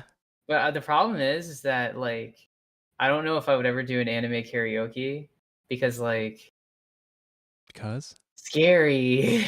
That's good content, man. Scary. That's good content. I want to hear that. Scary. I already. But there's a couple of songs. I'm cringing. I'm free. I'm not free yet. I asked Raimi, like genuinely, like heart to heart, how long did it take you to free yourself from cringe when you started VTubing? She said, good luck, it took me a year and a half. So, fine. Sing these nuts. But, Bumblebee is one that I would probably could not sing standard voice and would revert to weeb voice. Because of the tone and the pitch and all of it. Do do do do do da da. Sweet little Bumblebee. Yeah. There's a lot of like weeb ass songs that are in this like Venga Boys. Boom, boom, boom, boom. I want you in my room. Spend the night together. Now tomorrow. Fuck! I forgot that's the meme song. I'm sorry. I should I like sing the referenced meme version. it in my like Risk of Rain 2 stream. I don't remember why it came up in conversation. What are we gonna do in there?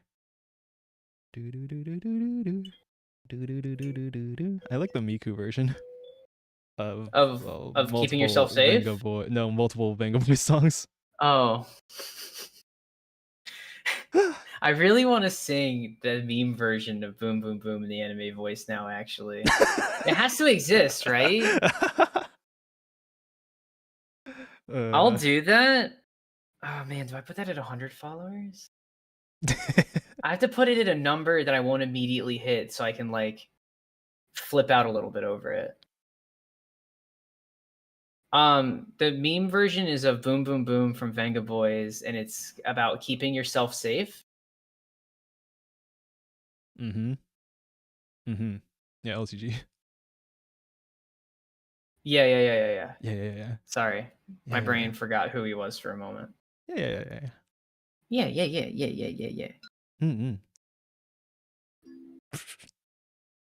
Doesn't this sound like the you can unbutton your seatbelt or something in like an airplane?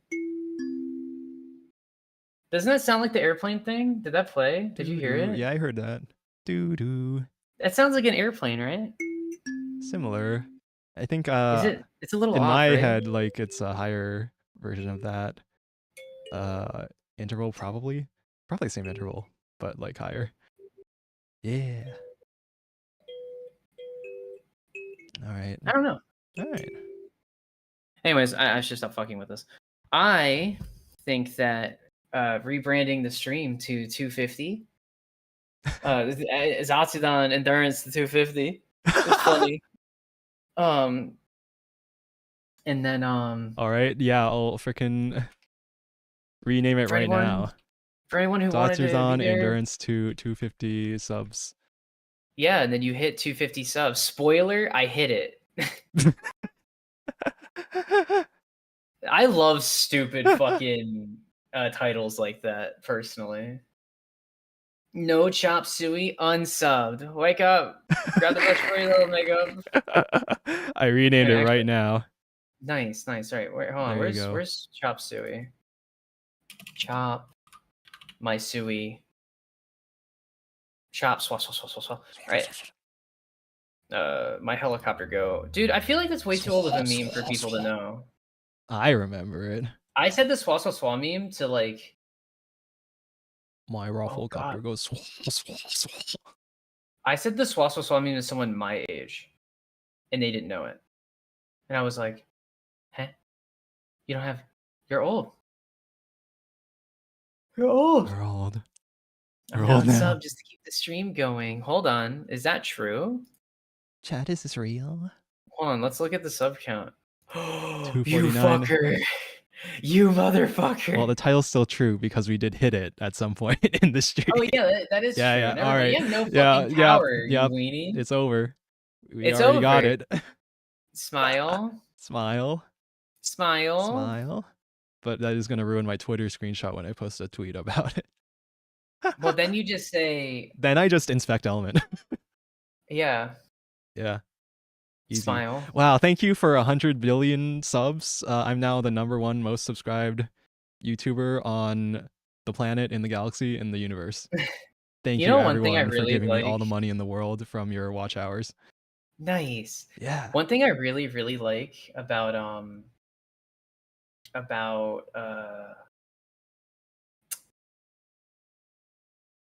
sub goal memes. Uh-huh. I'm trying to remember it fully. I was struggling. But anyways, so there's a meme in particular that people do, and I really like it. And it's like someone hits 25K followers, and they go, Ooh, thank you for the 25 followers. and Oh, yeah, there was someone who got genuinely triggered about it on Twitter, like going aggro on everybody. It's insensitive to the small creators who do want to celebrate 25 followers, and everyone's like, even a bunch of small creators who had like 30, 50 followers are like, I don't care. I think it's funny. It's a good why bit. are your panties it's in funny. a twist? Was it Jelly did it, I think? Yeah, That's I the think one it I was saw. when Jelly did it, Yeah. somebody got mad because like people were doing it and she was just following a trend. Mm-hmm. Womp womp. Womp womp. Womp womp. I also love the womp womp that Shy Womp Lily womp. does.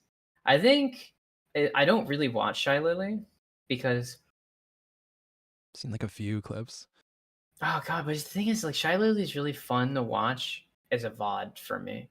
She's a VOD girl for me, in my opinion.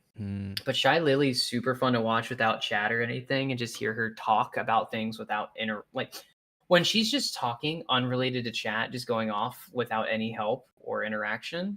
She's one of my favorite streamers because I love how expressive she is in the noises she makes. Mm-hmm. She makes a lot of she funny does, animal the bouncy noises. movements there's that one clip where she talks about it that everyone who talks about VTuber tracking talks about. Yeah. I'm gonna get Shy Lily tracking, but only for my bulge. Yeah. It'd be like Ken Ashcorp when he had the PNG with the bouncy Yeah, footage. fucking bouncy nuts. Yep. Fucked up. Fucked up he did it before me. You have Michi. Now I will never be original. I love Michi. I have a friend who is Michi and Melody are his number ones. Never shuts up about those two. Loves them to death. I mean, I like Michi. I got a random gift sub to her once, and every time I get a gift sub to somebody, I make it a deal that I watch at least 2 or 3 of their streams. And I never really seen Michi streams before, and I find Michi to be a very good content creator. She is successful for a reason. I really like her stories about how she went to Niji Sanji, and she was so she didn't even know she got a play button. And then from across the room jokingly said that she was going to like steal the play button and did like the overly funny hand thing of like, I'm going to sneak over and steal it. And they pulled her aside and they went, we won't take threats like that seriously. We will remove you from the building. And she's like, what the fuck? That's fucked. She's like, it was a joke. are you fucking stupid? And they're like, you need to be respectful when you're here. You can't take a picture of your own play button. And she's like, you didn't tell me I had a play button? I can't take a picture of my own play button? You're threatening to remove me after a joke? Here's the best part. Michi was on payroll, made money from Niji, right? Leaves to V Shoujo. And Kuro, who was what was Kuro in Niji? Because they both came from Niji. Mhm. I can't remember what Kuro was. I'm trying to remember him. I see the image in my head. I just don't remember the name. But he Mista? was talking to Michi, and he's like, "Yeah, I still got to finalize some like paperwork with them, and this, and that." Mista, Was it yeah. Mista? Yeah. And he's like, "I got to finalize paperwork, Niji Sanji," and Michi's like, "I don't." And he's like, "What do you mean?" He's like, "Oh yeah, they fucked up like a bunch of shit on mine, and I sent it back for them to revise it, and they just never sent the revised version back. So I've never signed anything officially with Niji Sanji. They just paid me." He's like, "What?" She's like, "Yeah." He's like, "Huh?" And she's like, "Yeah. But also, I respect them enough employing me that if they ever did send me one for the correct dates that I did work there and got the information correct, I would sign it out of respect. But you know, that's if they do that." And he's like, "I wouldn't sign that shit." Like, Michi's a very, very moral, honor-based person, and I really like Michi for that. That alone, when I caught that on a stream, was like, this is a good woman. And then she's funny, and she does a lot of drugs. By drugs, I mean like prescribed drugs from her doctor, and she just shit posts on Twitter, fucking high on drugs, and then wakes up sober and looks at it and suffers. I love when some of the V Shoujo girls like leak some of her messages, and they're like, "What did she mean by this?" And it's genuine fucking gibberish. And then there was another stream I watched of Michi, where she genuinely knew nothing about female anatomy. That's how bad female anatomy like lessons are in Niji, or not Niji, sorry, in where she lived, which was I think Singapore. She's either Indo. Well, she's either Indonesian. I think she's Indonesian. And Melody was like, "Girl, what the fuck do you mean you don't know what a clitoris is?" Yeah, or she was DG Sanji ID, right? Yeah. Dude, Michi getting like a full like sex anatomy lesson from Melody was one of the funniest streams because Michi genuinely knew nothing of what parts were there. Michi was upset when she learned she didn't have a prostate. I haven't She seen that, thought but that sounds everyone so had funny. one. And then Mel was like, "No, not everyone has them." And she's like, "What do you mean? That would be cool to have one." And Mel was like, "You don't know how badly I want a prostate." Mel is also medically confirmed to be super horny. Mm-hmm. Both Mel and Bao. Medically. Yeah, Melody almost failed college from how bad it was. Mm-hmm. Yeah, she would leave class Oh to my go God. jork it in the bathroom. All right, I just saw we're at 299 views. Should we do endurance to 300 views? What does that even mean? I guess it's counted the same as like YouTube video views. Like people clicked on the stream and saw it for at least, I don't know. There's probably a minimum view duration for it to count, I imagine. Or there might not be. Maybe they just like, oh, I accidentally clicked on this video and then I click off. Average view duration goes down. Fuck you. Nice. I feel like a lot of people don't like hearing number, but what I've learned is you like talking about number. Not you, but I've talked about number. And I realize when streamer talk about numbers, viewer bad ick. But as streamer want to talk about because interesting, and that's when I realized that the conflict of interest with number between viewer and streamer is insane. It is a massive conflict of interest. And so I only talk about number if it's like goal or that one time when I was just telling you number because you're a number fiend. Yeah. In terms of your own number, and I was like, oh, maybe he wants to hear my number. Yeah. A little bit. Recently, I feel like, what was it? One of my friends reposted, there's that like Mr. Beast during the Mr. Beast, when the Mr. Beast drama like sort of started. One of my friends like reposted that like internal employee training thing from like Mr. Beast production that was like written by Jimmy.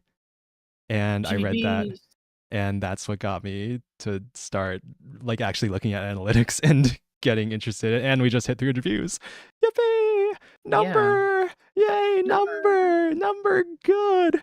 This is very sustainable and healthy for my mental health. Yeah, I definitely think that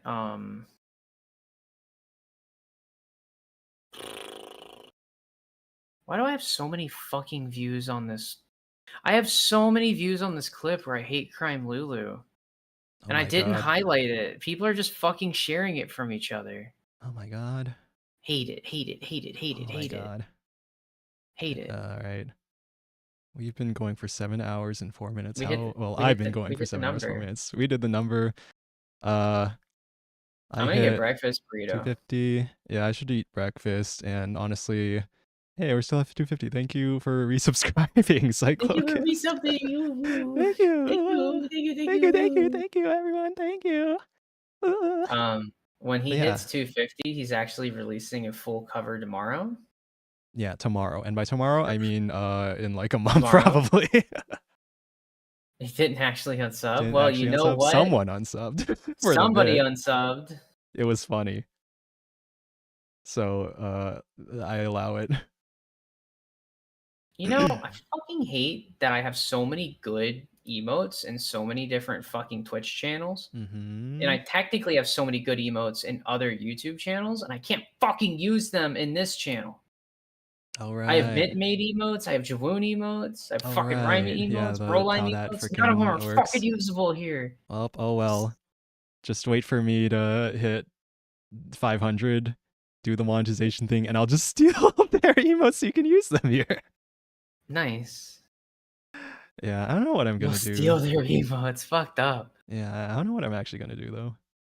I don't know. Oh god. There's the one emote, the original emote that Abby, when she was Abby, Abigail Anamoya, who originally AI gen'd this cat dog boy, ice cream dog boy, drew like a single like sad emote of it. So I think I'm gonna ask if I can use that. And then I'll think of something else for everything else. Ripfish, she's in a place. She's reincarnated. She's in a better place now. Yeah, a better VTuber model. Apparently. One of the worst decisions YouTube made with memberships, among all the other things that make streaming on YouTube less enjoyable. Among Us? Among Us? Sauce! Sussy? Stop posting about Among Us! I'm tired of seeing it! My friends on TikTok send me memes. On Discord, it's fucking memes. I was in a server, right? And all the channels are just... Wait, shit, I don't remember the rest. Yeah, he definitely fucked up. I looked at the... we summoned someone with Among Us. Champion underwear. I look at the logo. I see the astronaut. I say, "Hey, babe, when the underwear sus." Ding, ding, ding, ding, ding, ding, ding, ding, ding, ding. Shit, I forgot the rest of it. All right. Someday I'll memorize that by heart. I just saw a fucking psych. I got bored and I clicked on a stream. In the stream, they pulled up a fucking picture. And it's like, break the cycle. You wake up with no appetite. I'll skip breakfast this morning. You bring something small for lunch, and you didn't have any time to do anything. By late afternoon, evening, you're starving, and you overeat. And then you fall asleep with a full stomach. And then you wake up with no appetite. I'll just skip hunger. Or skip breakfast because I'm not hungry. I have been in this cycle for like a year before. Mm-hmm. It's bad, apparently. It's very bad. Very bad. because you just starve yourself all day and then you eat 3,000 calories before you go to bed, and then well, not that much, but it feels like it. Yeah. In fact, Yeah. fun fact: the last time I ate was not yesterday, but the day before. Why? Oh. Because I forgot. Oh. Okay. You know, I hope you I think I've find some noticed food.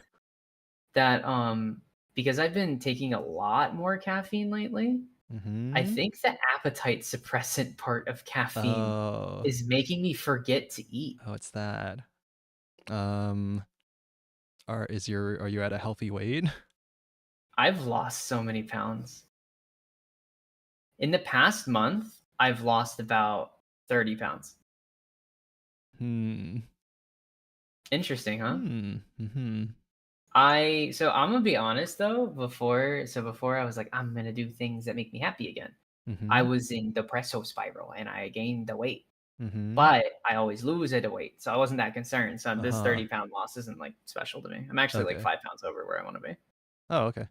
But I woke up earlier and I walked in front of the mirror and I looked at me and I was like, I am close. I am close to what He's I used to close. be. He's I'm approaching close. his goal, his weight goal. I'm arriving. Endurance to X pounds.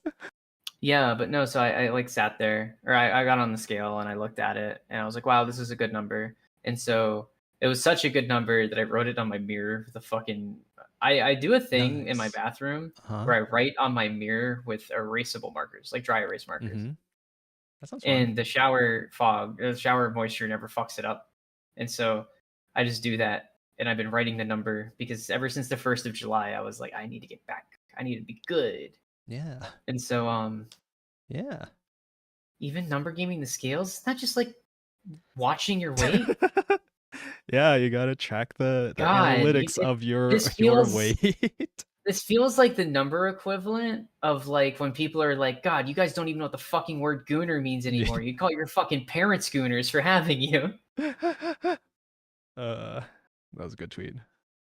And it's just like but yeah, no, it is number gaming the scales. In fact, I put a foot off of it, my number better. Yeah. No, but I dehydrate myself to lose the water weight. oh my God, I was probably dehydrated as shit when I woke up actually. Oh, number Oh. not as good as I thought. Oh no. No, but it was an insane swing for the Mhm. week. So like it was like a 9-pound swing in the week. Okay, yeah. And I was then yeah. I mean, one not recently, but Unless like you're eating 1 like, I don't know, year. 4 pounds of food and storing it inside your body Yeah, temporarily. like there was 1 year where at the start of the year I was super super fit. By the end of the year, I was like up 50 pounds. Mm-hmm. And then in that same year, I had gained another like 20 or 30 pounds Mm-hmm. and then lost all of it plus 10. So like straight up in 1 year, I gained and lost like 100 something or 200 something pounds overall if you add the two numbers together, something crazy. Oh my god. And there's been a The lot of change medical there. professionals that are like the amount of how like weight you gain and lose is incredibly unhealthy. And I was like, okay, but like Okay. I'm at a healthy weight now. Okay. So like losing the weight was healthy, right? And they're like, you lost it too fast. And I was like, okay. Is it healthier than not losing it? And they're like, very much so. And I was like, okay, so I shouldn't feel bad. And they're like, no, just be aware. I'm like, all right. And then the super depression hits and I'm fucking Taco Belling every other day. And then the Mm-hmm. weight come back. Mm-hmm. And then depression go away and I'm good again. And the weight go away. It's like a fucking cycle. Mm. I'm a twisted fucking psychopath. Me straight up. But yeah, Alright. no, but now I'm happy with it. I'm happy That's at the spot good. I'm at. That's good. And Probably. I still wanna lose more, Mm-hmm. but it's like everyone always wants to lose weight, right? I feel like that's a really normal thing. Everyone thinks they could lose 5 to 10 pounds. Mm-hmm. I think I've never met somebody who's Mm-hmm. like, nah, I'm perfect. I don't need to lose 5 to 10 pounds. I think everybody they talk about it always say, yeah, I can lose 5 to 10 pounds. Like it's not As weird. It's opposed kind to of the opposite. no, yeah, no one. Well, there's a couple of people I've met who definitely I know who struggle to gain weight actually. Hmm. Yeah, there was a friend of mine who rode a motorcycle with me, and she weighed about 90 pounds sopping wet. And she genuinely could not gain weight. Wow. Because one of the things I learned is that she would need to eat 2,000 calories like a day to really gain weight. But imagine eating 2,000 calories a day when you're 90 pounds. Like, that's just so not feasible. That's a Yeah. lot of food. Yeah. So, like, I would try to force her to eat more, not like fucking fisting food in her mouth, but I'd be like, let's go to unhealthier places just to see if, like, you can cheat a little some days. And some of those days worked, but she likes healthy food. So we go to a healthy food place and she's like, I cannot eat this amount. And I was like, I think you just got to eat shitty every now and again. Feels bad telling someone that, but what the fuck else do you tell them? Yeah. I forget it was like Channing Eat Tatum. more food. Yeah, I don't know if it was Channing Tatum. If it was, there's three actors on top of my head. It's either Tatum, You need to bulk up. or Tell 'em there's to a fat bulk up. boy. God, there's Tatum, or it was Jonah Hill, or it was Chris Pratt. One of the three. But they had a role where they needed to get fat. And what they Mhm. would do is they would take an entire tub of vanilla ice cream and let it out until it melted, and they drink the entire thing. Drinking the ice cream. Your cut later on is going to be amazing. Yeah. Like, straight up, they would drink an entire fucking thing. And I don't know who this was. I think it was Chris Pratt. But the role, they had to be fat. Mhm. And in Hollywood, they'll look at a guy who's like relatively attractive and skinny and be like, for this role, you need to be 250. Fuck up your life. Mhm. Because eating the Man. ice cream's harder than drinking it, he said. Imagine eating 10,000 calories of fucking ice cream. You can't. But you can drink it really easy, apparently. Oh, my And it digestive keeps the system would be calorie screaming. content. Mhm. You It's like know, it's competitive like, eating level. nah, I'd win.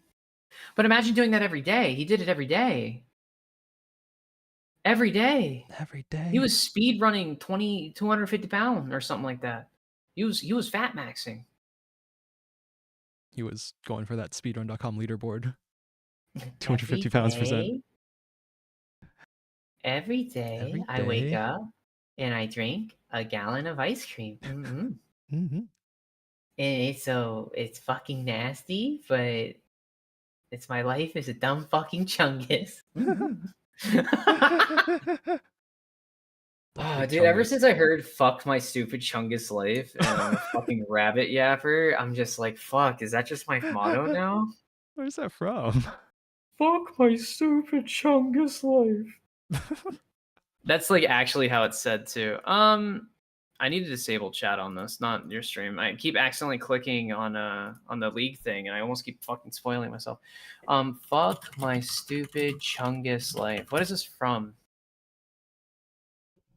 I don't know. It's just a bunch of memes of people retweeting it. Oh, wait. I'm seeing like an OG meme that's like Land Before Time. Mm-hmm.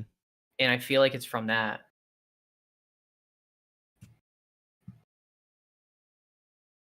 I don't know, but fuck my stupid chungus life is from something. Of Land Before Time. Fucking tree stars, yo. Yeah. Fucking love me some tree stars. Tree stars. There were like some dinosaurs. That's all I really remember. All right. Before we end and you potentially go to bed or not. Yeah, eat. Maybe go to bed. I really like that Mhm. Rhymy posted a tweet saying 4 streams in 2 days. My brain hurts. And then I said, nice, you're winning. But I copied exactly how she wrote it from a Twitter DM back to her. Like I used her own thing back to her, right? Oh my god. And then Amanda responds, correcting my use of your. And I'm just like, Wait, I'm finding the tweet. Grammar Nazi. Grammar Nazi. But yeah. Yep. Found it. But I literally just hit copy on the DM and pasted it and hit fucking post. Because I felt like it was nice to respond back to her suffering, telling her she's winning. Mm-hmm. Nice. Nice, you're winning. Okay. But anyways, Anything? Oh, that's that thing they do at the end of those like VR chat interview things. If you could tell the world one thing, smoke what would more you tell cigarettes. them? All right. We talked I've been about that asked this last year, right? question like 10 times, Mm-hmm. and every time I say smoking cigarettes is cool, smoke more cigarettes. Every time. It's fucked up because someone's gonna be like, someone one day is gonna tell me, That they you know, actually. you told me to smoke cigarettes and I did, and I'm gonna feel bad. But then I'm not gonna feel bad anymore because you listened to a fucking PNG tell you to smoke cigarettes and you fucking listened, you fucking idiot. Don't have money. Stupid. Yeah. Yeah, the money too. Think of the money. But yeah, also, Mm-hmm. I'm actually kind of surprised, like Mm-hmm. to quickly gloss over a number, Sure. All right. that the chat for yours with watching Mm-hmm. slowly like rose up to 18 before the raid. And then the raid hit and it went to like almost 40. Mm-hmm. And then Right. it stayed at like mid 30 for some hours. You kept them. You had Mm-hmm. them hostage. You did that. I think you did a lot of that. Funny. What do you mean? Your yapping is powerful. It's more than I could, definitely more than I could do alone. But I feel like you are just a very good talker, Interesting. very good yapper. Interesting. See, normally I get told to shut the fuck up. They're like, shut the fuck up. You're talking too Talk much. more, talk more. Talk over me more. Then I don't have to say anything. Then you take over my stream and get me number farming off of Yeah, your give me work. give me your stream key. Yeah. No, don't do that. No, yeah, grow your own channel with this yapping skill of yours. You can do it. I like how there's a fucking VTuber Mm-hmm. who went to Blue Sky. I'm gonna Mhm. send this to you. Look at this Okay, fucking alright. tweet Hello, strange but cute fish. from Skrillex. From Skrillex. That's such a weird fucking out of the blue thing. You Oh make my an account god, on it's Blue the real Sky. Skrillex, man. Yeah, like it actually is though. Is it? Yeah. And it's really funny, like you make a funny VTuber account on Blue Sky, make a post, and Skrillex is like, "Hi, you're strange, but you're cute." It's just like there's actually a post not too long ago that I posted in a different channel because I didn't want to get killed for it. Mhm. But I'll send it to you really quick because it's really fucking funny. Alright. And this is the real Markiplier. Alright. It is? Yeah. Wait. Should I show it? You could read it or you can show it. You know, it's up to you. It's fine, right? Yeah, Hold on. This is the probably. wrong. The browser window that was already being shown on screen. Okay. Markiplier. Markiplier is acting as Markipussy out of this show. I haven't opened Tumblr in ages, but why does this have to be the first thing I see? You're not supposed to be here, sir. 11 hours ago. Yeah, so Markiplier opens up fucking Tumblr and immediately sees someone being suspect. He's like, what the fuck? And everyone's like, wait, you're alive? That would be my luck, right? Like, take a break from a fucking social media, come back and just see something cursed. Mm-hmm. And then you get See to something call them out on it fucking immediately. Yeah. Yeah. Yeah. When you get the Yeah. Fujo audience and you get the. Dude, unironically, I want to try it. You want to try it? You're gonna go full BFE ASMR lewd Patreon streamer. I don't know if I would ever do that. I don't know if I'd ever do like lewd Patreon. I might do meme Fansly where it's not safe for work, but I get to say subscribe to my Fansly just to fuck with people, like Fillion does. Oh yeah. And I also call it Blue Twitch.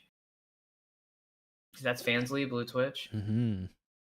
Because you do streams on it as well. Oh, neat. You can stream on Fansly. Neat. Yeah, and it's only for cool. Well, you could set it for like everybody, but you could also set it to I only know this because I asked a friend, why would people use Fansly over OnlyFans? because I've noticed a lot of creators, like especially like the Streamer Awards, was sponsored by Fansly. So I was like, why would you accept a sponsor if they suck or if they're just a copy? And they're like, no, it's actually kind of better. And I was like, okay, why? And then he outed himself to why it's better, and he talked about streaming on it, and I was like, that's crazy. What? I don't know if you can stream on all of them, but maybe you can just do it on all of them, and that's not special. But I would do Fansly only streams where I just scream, nothing else. It's just me screaming. Yeah, I opened this tab earlier since we were talking about the XP hill. Oh shit! This is what it looks like today. Here's the vineyard in Sonoma, California, off Highway 12. Let me open up the YouTube. Oh, I mean, it doesn't look that bad. Yeah. There's like another. Sonoma has a raceway. I saw. Oh, wait. Is that the Sonoma Raceway? Oh, Sonoma Raceway? Oh, okay. Okay. It's Sonoma Raceway. Yeah, Sonoma Raceway. And then I know the other one I always see in racing games is Laguna Seca. Laguna Seca is in a different place. Mm-hmm. You wouldn't believe where it's from. Laguna Seca. Would you believe if I told you that Laguna Seca is in Monterey? I think I looked that up once. Yeah, it's in Monterey. Yeah, okay. I was fucking with you because I was assuming you'd be like, wow, it's in Laguna Seca. Wow. I don't think Laguna Seca is a place. Mm-hmm. Maybe it's a place. Maybe it's just like a small place that doesn't really get named. But I know like a lot of Monterey stuff is named Laguna something. Probably because it's the Monterey Bay. Mm-hmm. All right, there's the Windows XP release date, October 25th, 2001. I'm older than that. Wow. I'm older than Google. Wow. Are you older than Google? Wow. Do you know how old Google is? Wait. Unironically, I am older than Google. Google history. Wait, shit. History of Google. Officially launched in 1998 by Larry Page and Sergey Brin. Oh, neat. Yeah, so you'd have to be born before September 4th, 1998. Ah, okay. I'm older than Google. Wow. All right. I'm not gonna Also, answer. there's like a period of 10 years where like the Berlin Wall officially fell. Mm-hmm. So like I'm not old, and I think I don't. There's a couple of different accepted ranges, and I'm definitely not old enough for one of the accepted ranges. But there's a good 10-year Berlin Wall. Yeah, there's like a good 10-year range with it, or you could be like, I was born during the fall of the Berlin Wall, and that just says that you're with some age within 10 years. Berlin Wall. On November 9th, November 1989. Yeah, but it was like officially a thing all the way to like 97, I think. Yeah, okay. like it was a whole ordeal during the entire fall of the wall. I think the final part of the wall fell in 97. Neat. So like technically, if you're an older person and you care about protecting your age and you're born in some range from 89 to 97, you can kind of say how old you are without actually implicating it. Yeah, really very interesting. Very interesting. Very interesting. All right. Doxing Neo's age right now. Neo is actually 15 years old. No. Fuck, that is one of the worst ages I could have said. Get ready, get your ukulele ready for your apology song. I'm not gonna play it with the ukulele. I'll play it with my kalimba. Yeah, kalimba apology song. I'll play it and I'll be like, toss it, stop, machine. Something. Okay. Should we end? Oh, we're almost at 7 hours 30 minutes. I think if I just say wrap up and we officially hit it. Yay! Yay! 7:27. When you see it, funny Osu meme. That's like really old now. I feel. Do your parasocial name reading. Parasocial name reading. Thank you, Cyclocust. Thank you, Mr. TD Toy. Thank you, Tier 1 Glistener Elf. I'm scrolling up. Thank you, Luna Gladius. Thank you, Simbly. Thank you, Felix Valenti channel.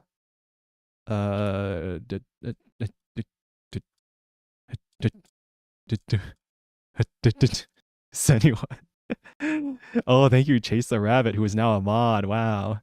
Well, Wow, yeah, bro. yippee. Wow. My chat history doesn't go that far back. But yeah, I can Broline was score here. it. Thank you, Raimi, for the Strike raid. phase. And thank you, Tyrion Glycerin, for the raid also. Simply. What else? Assembly. You get Felix. Smile. Smile. And Raimi for the raid. Then you got a tweet thanking both of them for the raid. I have it ready. I think. Oh no, it's not in my drafts anymore. Oh well, whatever. Yeah. Thank you. Thank you, everyone. Fucked up. Bye. Bye. Bye. Otsuneo. Bye. Otsuneo. Good night. Thank you for helping me reach 250 subscribers. I'm halfway of the ride.